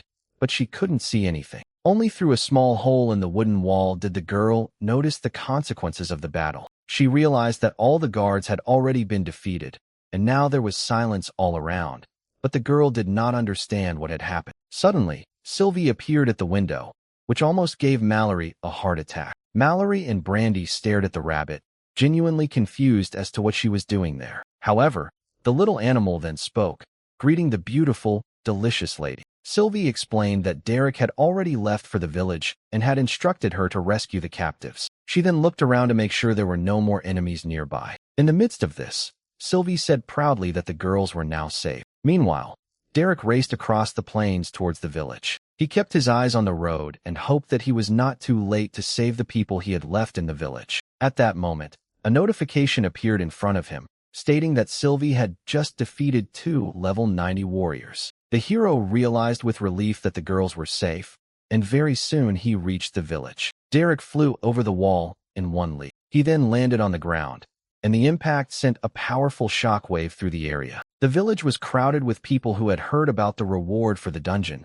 but Derek had no time for them. He ignored the noisy conversations and headed straight to the building where he felt something was wrong. Inside, Richard could barely contain his emotions and watched what was happening in utter despair. The main character abruptly opened the door and immediately began looking for his friend. Soon he saw Reina, and the sight made his blood run cold. The girl was lying on the table, covered in blood, and looked as if she had already died. The system confirmed that she was in a dying state, with only 13 minutes left before death. Derek didn't waste a second. He took out an extremely rare item from his spatial storage, a resurrection potion. All this time he had carefully guarded it, but today he was not going to let another dear person die. For a moment he felt guilty for not using the potion on Brandy's father, but there was no way to change the past. The boy carefully poured the glowing liquid into Reina's mouth, hoping that it would be enough. The magic worked instantly, and Reina's condition completely changed. Now she was only unconscious. When the danger had passed, the hero's rage finally burst forth, and he demanded to know who was guilty of this massacre. Richard said that Catricia Collins, the governor sent supposedly to maintain order, was to blame for everything. Moreover, it turned out that the attackers simply bribed her with several storage rings. For her own benefit, she turned a blind eye to the kidnapping and allowed the criminals to escape unhindered. Derek sighed heavily and decided that the village had long needed a new overseer. The old men immediately panicked and warned him that to challenge Catricia was to challenge the king himself. However, the main character stated that if the king supported such people, then the king himself would be the one to answer next. After that, he took out a communication crystal to gather information from Alana about his new target. The first thing she asked him was if everything was okay. Derek replied that he made it literally at the last moment, and that luck was on his side. He then asked her to tell him everything she knew about Catricia Collins before he visited her. The woman immediately became more serious. It was clear that this name was familiar to her. Catricia was a middle-ranking noblewoman. Her father was a weak-willed man, and her mother effectively ran all the family's affairs. Their family had been in gradual decline for several decades, but maintained close ties with other influential houses. Derek just nodded calmly, not at all surprised by such corruption. Then Alana asked him if he was shocked by what he heard, but the hero admitted that this was exactly what he expected from the nobility. In his opinion, it was quite logical that the guarding of the dungeon was entrusted to a man loyal to the city lord. Taking a sip of tea, the woman asked how exactly he planned to deal with Catricia. At the same time, she warned that the king would clearly not be pleased if Derek decided to become judge, jury, and executioner at the same time. The hero noted that if the king were a worthy ruler, he would not have allowed such parasites to rule the country. He then stated that the conversations were over because, having discovered a problem, he preferred to tear it out by the roots. Alana only asked him to try not to cause her too many new problems, but Derek made no promises. At that moment, he noticed that Reina was starting to come to her senses, so the hero said goodbye and ended the conversation. When she woke up, the girl looked at Derek in confusion and asked what he was doing here. He smiled slightly and jokingly remarked that the noble houses had treated her very painfully. Suddenly, Reina jumped up and screamed in panic, remembering Brandy and Mallory. The protagonist quickly calmed her down and explained that the girls were safe and that she herself now needed rest. After these words, Reina could not bear it and burst into tears. She admitted that she felt completely useless during the fight. Derek just silently hugged the girl while she cried. He then said that she had done everything she could and had even managed to gain a few new levels while he was away. Reina sobbed and hesitantly asked if he would still let her travel with him. In response, the hero nodded softly and promised that she was still part of their team. After this, Derek turned back to the villagers and asked what reputation the governor had. Reina replied that the woman was completely useless and almost never left her mansion. Richard then added that she once ordered Bart to be beaten simply because she didn't like the way he spoke. Derek nodded in response. He realized that getting rid of such a vicar would be a real pleasure for him. Then, the hero looked at the villagers with a slight smile and invited them to come with him to see for themselves what was happening. After that, he headed towards the mansion, followed by the villagers and the Reina, who wanted to see how retribution would be carried out. At the gate, they were suddenly stopped by a guard in golden armor. He raised his hand and demanded to identify himself. However, Derek replied that his name didn't matter at the moment, as he was in an extremely bad mood. The guard asked who he should report to the hostess, but the protagonist stated that he had not come for small talk. The guards drew their swords and warned that if he refused to identify himself, they would have to remove him by force. Derek didn't waste time talking. He instantly grabbed both guards and slammed their heads together. Having lost consciousness, they collapsed to the ground, and the guy continued to walk forward as if nothing had happened. Just before entering, the hero paused for a moment and apologized to the door with obvious sarcasm for what he was about to do next. Then, with one powerful kick, he blew open the huge wooden doors, sending splinters and debris flying in all directions. Derek walked calmly inside, knocking cheerfully on the door frame as if he were visiting someone. Patricia looked down from the balcony in panic and demanded to know who dared to invade her house. At that moment, another guard rushed towards him, shouting that he would be executed for destroying the property of nobles. However, the main character simply waved him off, sending him flying back somewhere. After this, Derek looked up at Katerina and calmly invited her to come downstairs to talk. The woman began to scream in response, trying to intimidate him with her title and claiming that she had been appointed by the king himself. But the hero had already heard enough. The next moment, he suddenly found himself right behind her on the balcony. He grabbed her by the collar and, without thinking, threw her over the railing. Katerina fell screaming and was sure she was going to die, but Derek caught her right at the ground. He then warned the woman that she should be careful. He did not want her to get hurt prematurely. Katerina continued to scream hysterically that what was happening was unacceptable, but the hero simply carried her to the exit. Reina and the headman watched silently as Derek walked outside with the terrified vicar on his shoulder. She continued to shout about treason, but the guy did not listen to a single word she said. Finally, he told her to shut up and covered her mouth with his hand so he could finally enjoy the silence. Meanwhile, a large crowd of residents had already gathered in the square, while Derek led Katerina to the wooden platform. Bart, whom she had once ordered to be beaten, could not contain his laughter when he saw how the noble woman herself was humiliated. The protagonist threw the woman onto the platform and warned her that she had better not get up if she valued her health. However, Katerina did not want to give up, and in desperation, she tried to hit him with her fist. But Derek grabbed her hand effortlessly, asking if she was serious about trying to do this. Then he squeezed her hand tightly, and his aura began to rapidly increase in strength. The hero slowly leaned towards her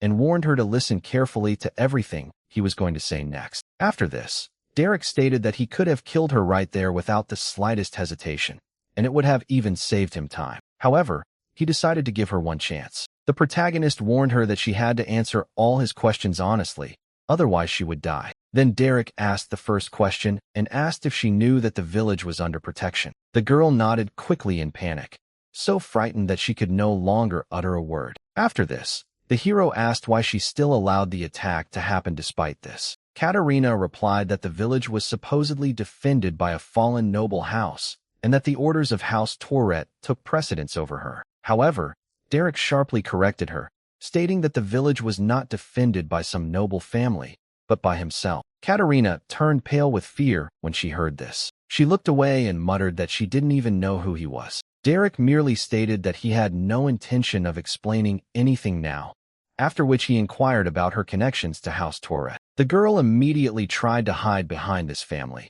declaring that she was very close to them and even had relatives there. She then offered to put in a good word for him if he would let her go, adding that the city lord would probably already know about everything. However, the hero stated that he did not need her help and asked if she had heard what had happened to the lord a few days ago. Katerina looked at him in confusion, but Derek only replied that it was none of her business right now. He then demanded the return of the 2 spatial rings she had received as payment for her inaction. The girl tried to refuse, pressing her hand to her chest and insisting that these rings now belonged to her. However, Derek silently ripped them right off her necklace, causing her to scream in fear. Following this, Bart and the rest of the villagers began to loudly support Derek. However, the hero did not pay attention to the crowd and continued the interrogation. Then he asked if her family really worked for the House of Tourette. Katerina paused, declaring that she couldn't answer the question, and Derek noted that the silence itself seemed like an admission. He asked if she regretted what she had done at all,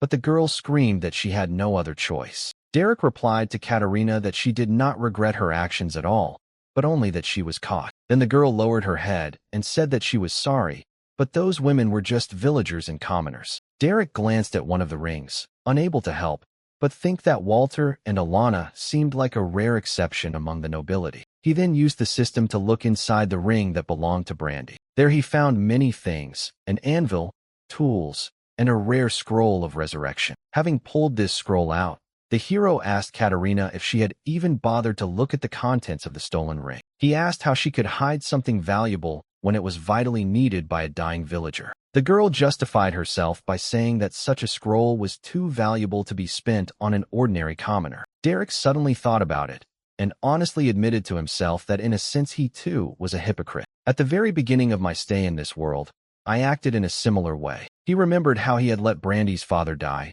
just to save an expensive potion. Derek then decided that, because of his own past, he no longer had the moral right to personally execute Katerina. Instead, the protagonist delivered a sharp blow, enhanced by energy, right to her neck, and the girl instantly lost consciousness. The villagers gasped in amazement as they watched this. Derek looked at the unconscious woman and decided that Alana should have determined her future fate. After this, Reina stepped forward and asked the residents to disperse, announcing that the performance was over. Then the crowd gradually dispersed, leaving the square. Later, inside one of the buildings, Derek stood with the others, watching the tied-up Katricia and her guards. The hero then said that he would return in an hour or two and asked if they could look after the prisoners in his absence. Leon cracked his knuckles with a grin and assured them that if any of them woke up, he would deal with it personally. Meanwhile, the cart was slowly moving along the country road, and the sun was already beginning to disappear behind the horizon. Inside,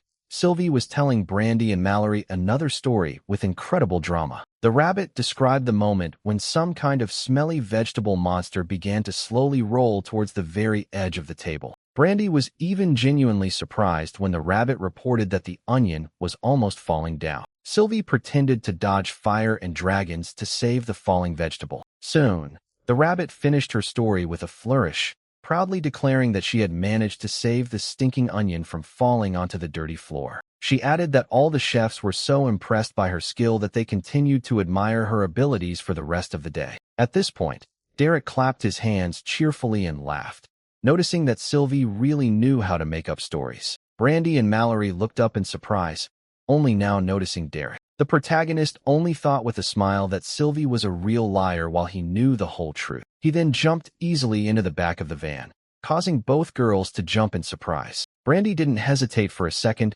and immediately hugged Derek tightly. Mallory asked what had happened in the village and how Reina was feeling, and Derek assured them that everyone was safe. Brandy looked down and admitted that she had a resurrection scroll, but the Viceroy had stolen her spatial ring. The hero then explained that it didn't matter anymore, since he had made it in time and used one of his own potions. Brandy's eyes widened in surprise. She couldn't understand where Derek could have gotten this rare potion from. The boy looked away briefly, maintaining an inscrutable expression on his face. He then replied that he had had this potion with him since the moment he first came to this world. At that moment, Brandy understood everything. She immediately remembered her father and asked why this potion was not used for him. A heavy silence fell over the carriage, and after a few seconds, Derek quietly apologized. Meanwhile, the cart continued its long journey through the quiet countryside. Mallory and Brandy sat silently next to each other, the girl continuing to sob quietly. Derek knew he had done the right thing by telling his friends the truth. Then he turned completely to the girl and once again sincerely asked for forgiveness for what happened to her father. Brandy burst into tears again and admitted that she knew it wasn't his fault what happened. Then the girl hugged him tightly and said that if her father were alive, he would definitely thank Derek for taking care of them. Derek looked at her silently and realized how much Brandy had matured in such a short period of time. The hero realized that it was the harsh reality of this world that forced her to grow up so quickly. Then he gently placed his hand on her head and quietly replied that she had nothing to thank him for. Mallory, who had been listening silently to the conversation all this time, thought for a moment. Then she looked at Derek seriously and asked him to make her one promise. She asked him to fulfill her last request in memory of her husband and to take care of their daughter. The boy gave her his word as the cart continued to move slowly back to the village. That night, the carriage finally entered the courtyard of the village estate. Derek carried the sleeping Brandy inside and asked if anything had happened while he was gone. Inside, Reina and the villagers were already waiting for them. Katricia and her guards were lying tied up on the floor. Thomas's grandfather only sighed with relief when he saw that everyone had returned safely. Leon said that one of the guards managed to regain consciousness, but he quickly made sure that he passed out again. After this, Derek informed everyone that his friend named Bronson would soon arrive here. He then explained that he would pick up the prisoners and deliver them to Alana. At the mention of House Gracefall, Richard's eyes widened in surprise. However, Derek immediately calmed him down, explaining that there was no need to worry. All previous misunderstandings between them had already been resolved. Reina noticed that the hero was already preparing for the next step. Then Derek replied that he would leave. He needed to finally deal with the person who was behind the attack. He then invited Richard and Delilah to accompany him back to town later. However, Richard refused, explaining that they had lived there for too many years and did not intend to start life anew. He also added that after Reina left, Leon would need help running the village. Derek then promised to make sure to bring Thomas to visit them before his final departure. Then he looked at Sylvie and asked if she was ready to go, and the rabbit replied that she was completely ready. Then they left the village together and disappeared into the night. Meanwhile, Walter tapped his communication crystal impatiently, and soon the crystal lit up and Derek finally answered the call. Walter immediately inquired about how things were going in the village. He then warned the hero to stay away from the city for now, as Malcolm was clearly looking for more trouble. However, Derek was already rushing forward with Sylvie on his shoulder. Then Walter reported that the city lord, along with his entire household, had fled to the east. They started running as soon as they realized what awaited them. If Derek hurried, he would still have time to intercept them. The protagonist thanked him for the warning and promised to treat him to dinner upon his return. Derek told Sylvie that it was time for a real hunt. Then he dashed through the trees, moving at superhuman speed. The night gradually passed. The stars shifted across the sky. However, the guy continued to run to the right place. Finally, with the first rays of dawn, he stopped abruptly. The hero found those he was looking for. From the top of the cliff, he watched a huge, noble caravan moving along the road. Derek counted about 300 regular guards in front, while the elite fighters covered the rear. He said that those who did not resist would remain alive, and Sylvie could do with the rest as she saw fit. He then added just one additional condition, that eating people was forbidden, and Sylvie confirmed that she understood everything. Meanwhile, the guards continued to march forward. Inside his carriage, Malcolm yawned and complained irritably about his constant lack of sleep. Then he leaned out and began to scold the coachman for making the road too bumpy. After that, he leaned back again, muttering discontentedly that good servants were impossible to find lately. And then suddenly the carriage stopped abruptly. Malcolm frowned in confusion, rose to his feet, and loudly demanded to know the reason for the stop. Then he leaned out in annoyance, continuing to complain. However, he suddenly jumped back sharply, noticing a figure blocking the path of the entire caravan. Standing before them was none other than Derek. He walked forward confidently, with absolute calm, and Sylvie stood beside him. Malcolm began to shout at his men, shaming them for being afraid when they had the numbers advantage. Meanwhile, Derek outlined his conditions. If they handed over the Lord and his son to him, then the rest of the guards would be able to leave alive. He then warned that anyone who took up arms against him would commit the last act of their life. At that very moment, a terrifying aura began to burst out of the protagonist's body. Panicked, Malcolm shouted to his men to attack, promising a reward to anyone who brought him Derek's head. In the end, the guards gave in to greed and drew their swords. Derek just sighed tiredly. He no longer wanted to try to negotiate peacefully, and gave Sylvie permission to start the massacre. The rabbit immediately took off, surrounded by shining explosive energy. Malcolm's guards immediately rushed towards the protagonist and his pet to protect their lord. But Sylvie immediately attacked them, and in an instant cut off the hand of one of the guards. At that moment, all the other guards were enveloped in a strange energy, and they did not understand what it was. In just a few moments, the rabbit killed almost all of the guards, flying through them like a saw. The system issued a notification that it had been able to deal with warriors from level 80 to 95. The protagonist was surprised he couldn't help but admit that Sylvie scared him a little. At that moment, the rabbit prepared for another attack and jumped high into the air. Meanwhile, the city lord, along with Harrod, got out of his carriage and ran away in terror. He watched as his guards died, Sylvie keeping them grounded and firing lightning bolts at them. Those who managed to survive this attack immediately ran away, hoping to save their lives. But the rabbit didn't let them do this. She killed absolutely all the guards who were here. The Lord was hiding behind his bodyguard.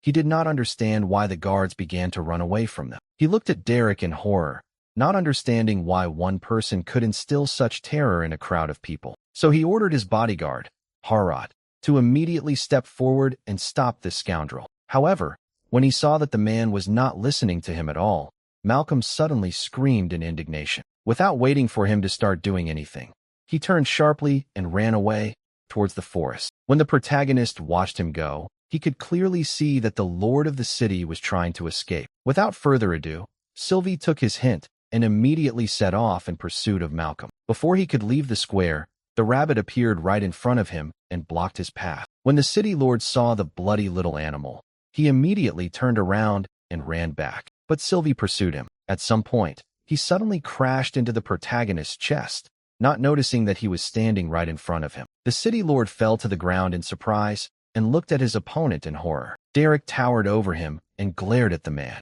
Meanwhile, the rabbit used magic to cleanse her fur of blood and became clean again. Seeing this, Derek asked her with a smile if she thought the cleaning skill was just great. At that moment, the city lord began to cry and beg for mercy, realizing that he had no other choice. Then, the main character came closer to him and said that, apparently, it was time for him to make a decision. The question remained, however, whether he should leave the others alive after he finished off Malcolm. These words made Malcolm cry even harder. He began to ask Derek why he deserved this. He claimed that he had done nothing, but these words only made the protagonist even more angry. He reminded him of the two villagers who had been kidnapped on his orders, the craftswoman girl and her mother. Malcolm said he gave those orders before Derek's warning and then simply forgot to countermand them, and that it had all been a mistake. Then the hero said that because of his mistake, his girlfriend was on the verge of death, and if he had been late, she could have died. He said he didn't believe for a second that Malcolm had simply forgotten to cancel the order. Then the city lord asked if he really intended to kill him,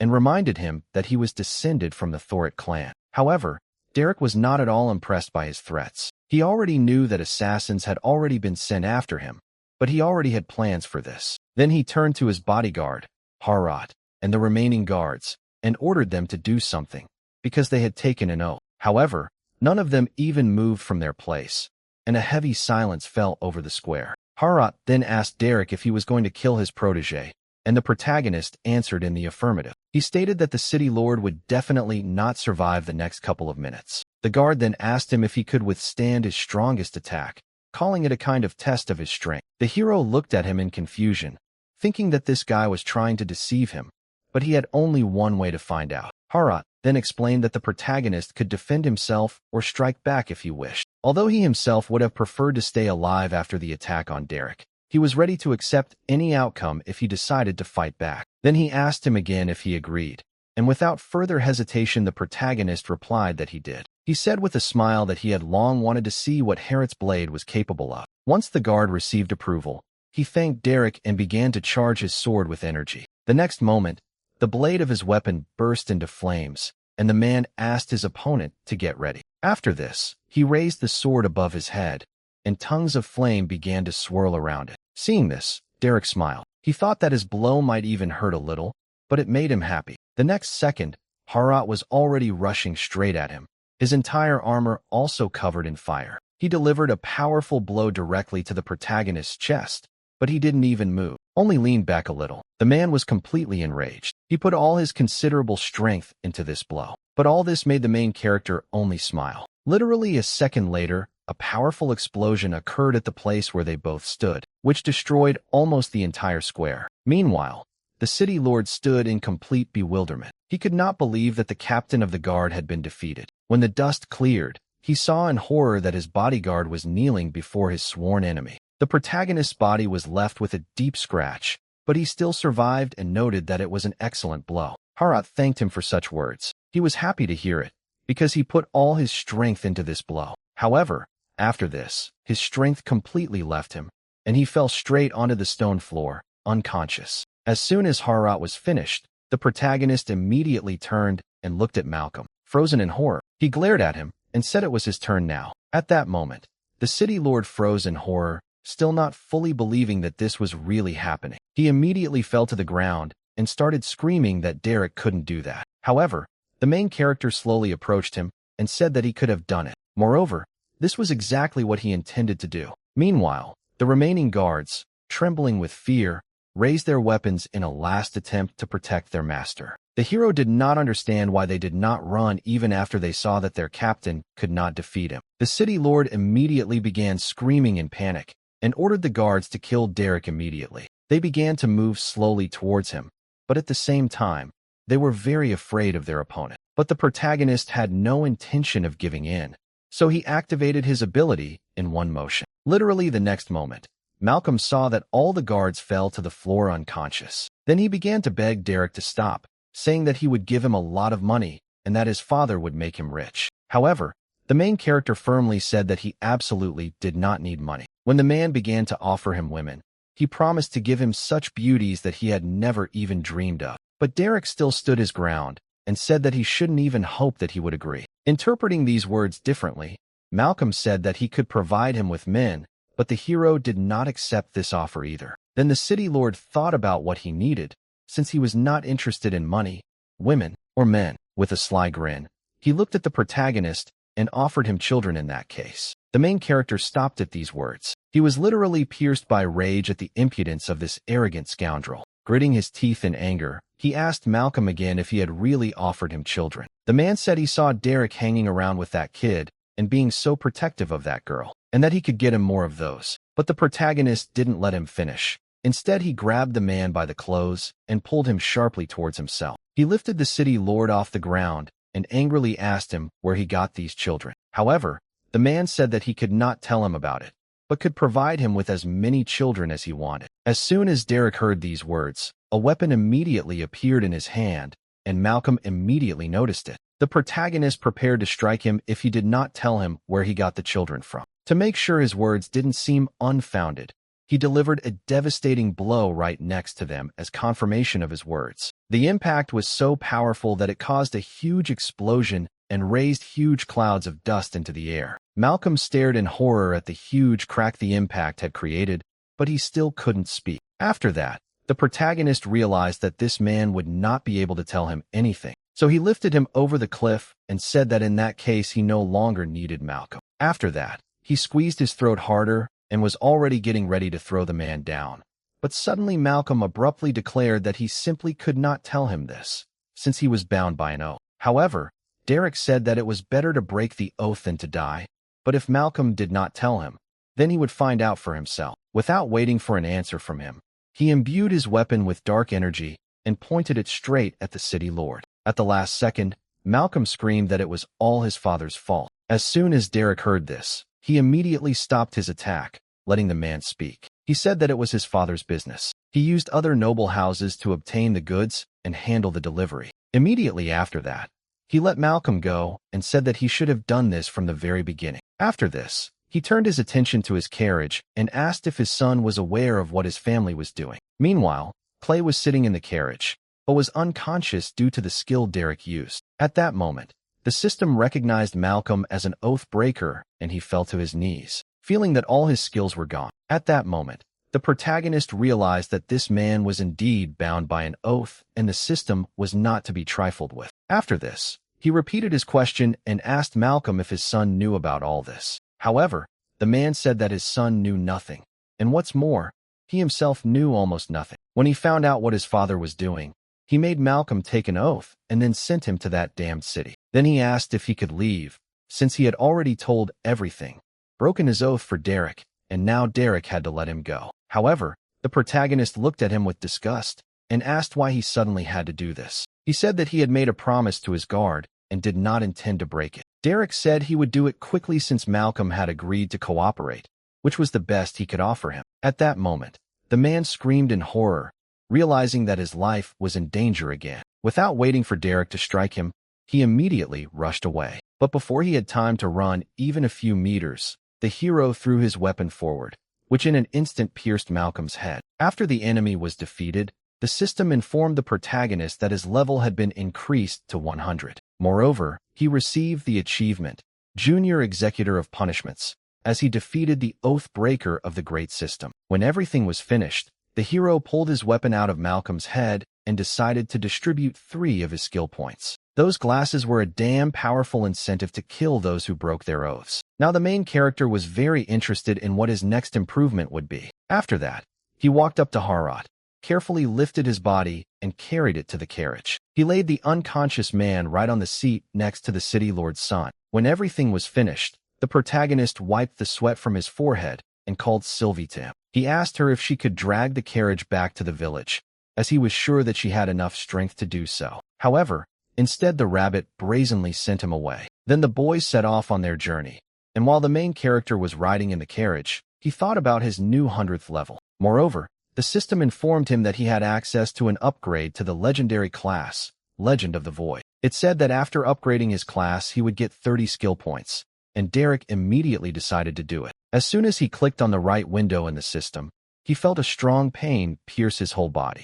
At that moment, he felt as if he had entered a completely different dimension and was looking at himself from a third-person perspective. It seemed to him that his carriage was beginning to sink in some strange cosmic sea. He himself fell out of it, and also began to fall somewhere down into the endless void. The system reported that he had obtained the time prison skill, and he could now create a separate space in the void. Moreover, he could control the flow of time within this space, but this required spending 1,500 mana. The system also reported that this skill cost 21 skill points, and the protagonist decided to activate it. He also decided to activate the skill Void Steps, which turned the distortions of the void into tangible objects. As soon as Derek activated all the skills, his eyes suddenly widened in surprise. He felt as if he was being spun around somewhere in an endless void. However, before he fell down, he suddenly opened his eyes and found himself back in the real world. He noted to himself that this was a very powerful thing. The time prison was something incredible. Derek realized that if he could control time inside,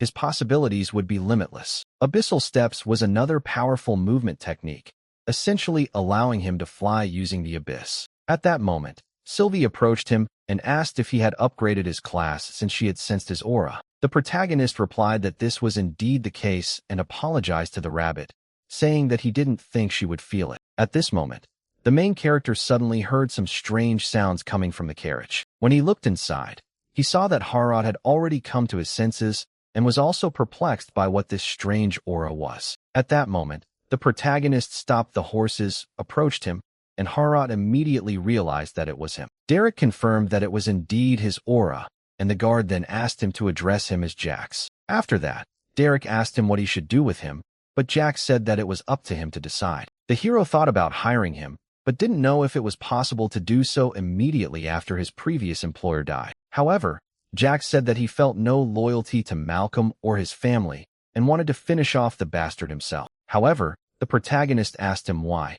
In that case, he continued to work for him. Jax explained that it was all because of the oath he made in the contract. Derek asked him why he would take an oath to such a man, to which the guard replied that he did it because of his son. He said that he was once delayed while carrying out a task for the guild. However, when he returned home, he discovered that his wife was dead and his son had disappeared. Jax searched for him for days on end, but unfortunately, even none of his acquaintances in the guild knew anything. At that moment, Gerald found him and promised to help him get his son back, but to do so, he had to take an oath and sign a contract. Jax explained that the terms were almost the same for everyone, the only difference being that breaking the contract meant death. Breaking an oath made a person an oath breaker, depriving them of all abilities, and a second later, the contract killed them. Derek realized that Gerald had found his son, and then Jax signed the papers and asked where his son was now. The man replied that he had not seen him for many years. He was now 19.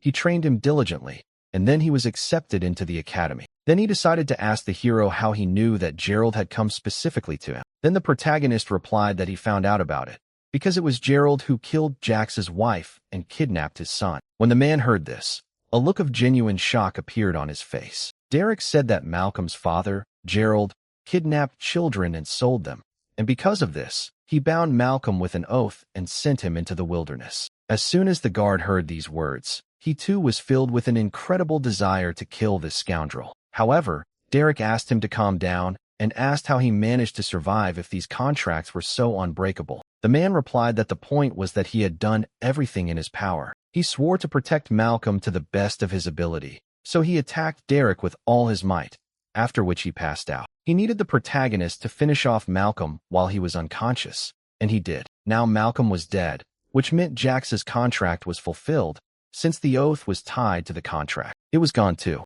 He had gone to great lengths to protect Malcolm, but there was nothing in the contract that said he had to succeed. At this point, the protagonist noted that the man had become much more talkative than before. To this, The guard said that no one would have any desire to talk when they were constantly in the company of these bastards. Derek then asked him if he was serious about working with him, and Jax agreed, but said he wouldn't sign any contracts. He then asked him what he was going to do with Clay, to which the hero said that he hardly knew anything, so he would just let him go. The main character tried to wake the boy up, but he was sleeping very soundly. Unable to bear it any longer, Derek picked up a small rock and threw it right at Clay's face. He immediately woke up and screamed that he was in a lot of pain. However, as soon as he saw Derek in front of him, panic immediately appeared on his face, and he pressed himself even deeper into the chair. Then, the hero pulled him out of the carriage and said that he just needed a living person to try out his new ability. Without giving the young man time to come to his senses,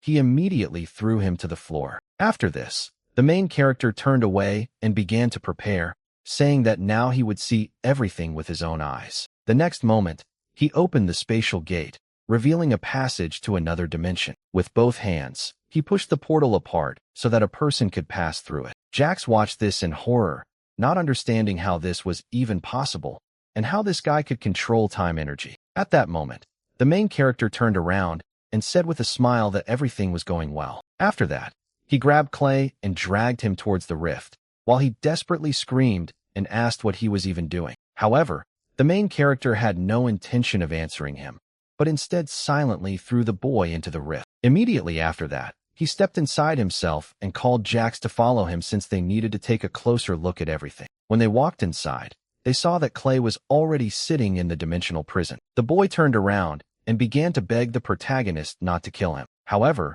he said that he was not going to kill him, but would simply make him prisoner number 1 until he figured out what to do with him. Without giving Clay a chance to respond, he grabbed the latch and locked the door. After that, he turned to Jax, saying that he didn't think that he would decide to follow so quickly. The man replied that it took him a minute to gather his courage and come in here. Then Derek said that since he had already been here, he would now see how everything was arranged here. He said with a smile that it was his personal temporary prison. Jax just looked at him in confusion and asked what that meant and how it all worked. The protagonist explained that he had never used this prison before, so he himself did not know for sure. So he decided to test it on Clay. But Jax was confused as to why he needed prison at all. Derek explained that he had no desire to kill everyone who crossed his path, but he couldn't just let them get away with it. Jax noted that he could imagine how loneliness in a place like that could drive one crazy. However, the protagonist noted to himself that he had no idea even half how terrible it was. After that,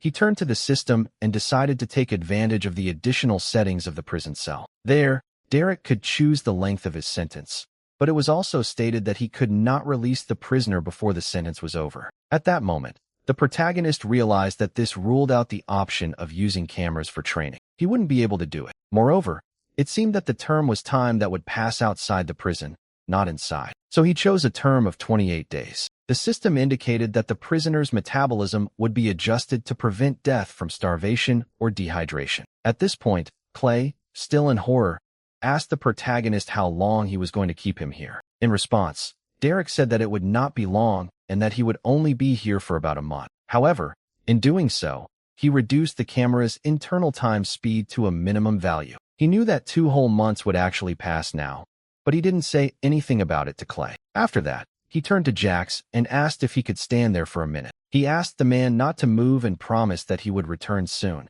after which he headed towards the exit of the rift. Jax didn't understand what he meant or why he did it, but the protagonist didn't answer him. When he got out, he immediately closed the passage behind him, not giving anyone the opportunity to get out. Sylvie asked him what he was doing, to which the hero replied that he was just experimenting. 2 minutes later, he opened the portal again and asked Jax how it went. He looked at him in shock, asking if he had really locked him here without even knowing what it would lead to. However, Derek said he had complete confidence in him and asked if anything interesting had happened. The man said it felt like no more than a minute had passed, and then a notification popped up that skill development had been paused. At that moment, the main character smiled and noted that everything was going just perfectly. After that, he helped Jax get back to the real world. Then the man said that he could handle the rest himself. He learned that Derek still had to return to the village and suggested that they meet in Tourette and then go together to the savannah. The hero was a little surprised by this decision, but did not argue with Jax. He said he would be there in a day, but the guard told him not to rush, as he had nothing better to do anyway. The protagonist decided that this time would give him the opportunity to contact Alana and bring her up to date. As soon as he contacted her, the woman asked how his friend was doing, to which Derek said that Reina was fine. However, he suddenly thought that Alana meant Katricia, but she said that Bronson had already reported everything to her. She said that she had her own plans for this girl. She was curious how Malcolm or Gerald would react to discovering their man was missing. Then Derek asked her if the news hadn't spread yet, to which Alana asked in surprise what he was talking about. Then the protagonist said that Malcolm was dead, and Alana warned him that now Gerald would come for him. Derek said he was curious how Gerald hadn't become an oath breaker, since Alana, with her connections, should have known about him. The woman said the man was extremely cautious. She had her suspicions, but there was not a single piece of evidence. He explained that Gerald was a member, or even the leader of a child trafficking ring. The woman admitted that she was not very surprised by this, but asked Derek if he had proof. He replied that Malcolm had broken his oath when he told him everything, but he doubted that those words would be enough. Alana said that in that case, she was powerless. As long as he remained the king's right hand, he could simply start a war. But the main character said that she didn't need to do anything, since he would figure everything out himself. However, he did not understand how incompetent a ruler must be to warm such a snake as Gerald at his side. Alana replied that the king was not a bad man. He was just too trusting and incompetent. However, be that as it may, she asked the protagonist to look after Stella on the way to the savannah. The hero asked her what she meant, and then the woman asked with a smile if Stella hadn't told him anything. Alana explained that Stella was tired of sitting in Tourette and wanted to go on a trip with Derek. At that moment, the main character remembered the girl's words that she had told him the day before. Now he realized why she had acted so strangely that day. Then he told Alana that he didn't mind and promised to take care of her so she wouldn't have to worry. In response, the woman thanked him and said that she always knew she could rely on him. After that, she said that it was time for her to go, since the king had already tried to contact her 5 times. Derek said there was no point in keeping him waiting, and added that he hoped their conversation with the king would go well. However, Alana said that there would be nothing pleasant in this conversation, so she didn't expect anything. Meanwhile, Thomas was still training and was now improving his endurance. Although his strength was at its limit, he knew he still had 2 hours of running left. He was very motivated by the fact that something could happen to his family, and he had to protect them. Thomas was determined and declared that he would kill anyone who dared to touch them. However, suddenly someone lifted him by his clothes, which surprised the boy greatly. As it turned out, it was the main character. He asked his student with a smile why he was so far from home. Thomas said in surprise that he had heard about the village and about Brandy, and added that he had run as fast as he could to help him. The hero smiled when he realized that the boy had come all this way on his own just to help him. Then he put him on his shoulders and said that everything was fine with the village, and now the boy could rest. He said with a smile that he would handle everything on his own from now on. After that, the 3 of them, along with the rabbit, ran straight towards the village to tell everyone the news. Soon Derek and Thomas reached the village elder's house. The main character greeted everyone present with a smile on his face and said that he had finally returned. All his friends were already waiting for him inside, and they were very happy to see the main character safe and sound. They asked if he had finished all his business, to which Derek replied that he had indeed settled everything. However, he said that they needed to hurry, as someone was extremely unhappy with him, so they urgently needed to get to the savannah. However, before everyone started getting ready, Delilah said that she would first cook them something tasty for dinner. Still, Derek insisted that they had to go, but the old people could still come with them if they wanted. However, Richard said that they knew that Thomas would one day grow up and go off on adventures, and they would stay here. Before leaving, the boy hugged his grandparents and said that he loved them both very much. Then the hero said that they had 15 minutes to say goodbye and get ready, and he would wait for them half a mile from the main gate. Only 15 minutes later, all his friends were already standing on the road, having collected their things. However, Reina still couldn't understand why the main character had called them here. Then Derek smirked and asked them to step back so they could see for themselves. After that, he used his skill again and began to open the spatial gate. In just a few moments, he widened them enough for people to pass through. At that moment, all the other guys froze in surprise, not understanding what was happening. The protagonist turned to them and told them to all go inside, warning them that it was safe there. When Reina entered first, she looked at the strange prison that was in the cave and asked what kind of place it was. After that, everyone else came in here too and noted with horror that it was very dark here. Sylvie was the last to enter the portal, after which Derek followed her. The rabbit said with a smile that she could cook right there, and the other children would also be warmer. However, Derek said that this way she would not be able to improve her cooking skill, and noted that she had finally started thinking about others. But the rabbit only responded by saying that she was actually just really hungry. This answer threw the protagonist off balance, and he realized that in fact the rabbit had not changed at all. After this, Derek left this space and closed the passage behind him, leaving his friends safe. Meanwhile, several hours passed, and the story moved to another place. At the same time, Stella and Jax were standing near the city gates with bags and their things. And then they suddenly saw a figure shrouded in purple flame rapidly approaching them. Literally a moment later, the main character stopped in front of them and said with a smile that they hadn't seen each other for a long time. Stella said she brought coffee for him, and Jax asked where the others were, since he was supposed to pick up people from the village. However, Derek said that the others were already there, after which he thanked Stella for the coffee. However, the guard did not understand at all what the young man was talking about, and then he suddenly realized that all the other guys were now inside that very space. The protagonist said that this was indeed the case, after which he added that they would now also join them. He suspected that the city was out of sight from here, so no one would notice them, but Stella still didn't understand what he was even talking about. To demonstrate his skill to her, the protagonist began to open the spatial gates again. As soon as they opened, Jax and Stella saw the rest of the guys who had already settled inside. Since Jax was already in this space, he wasn't too afraid and headed inside first. Stella said that she would stay with Derek.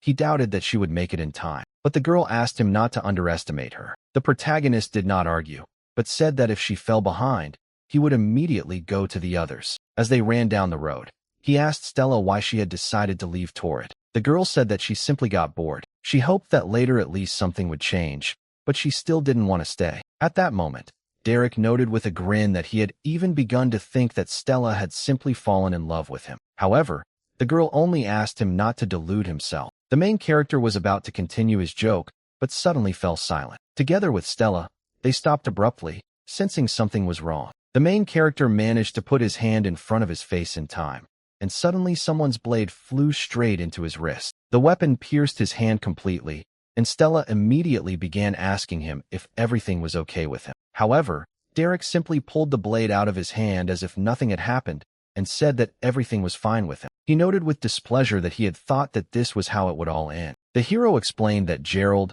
apparently, had sent his killers after all. It was true. There were already several people watching them in the bushes who had come to kill Derek.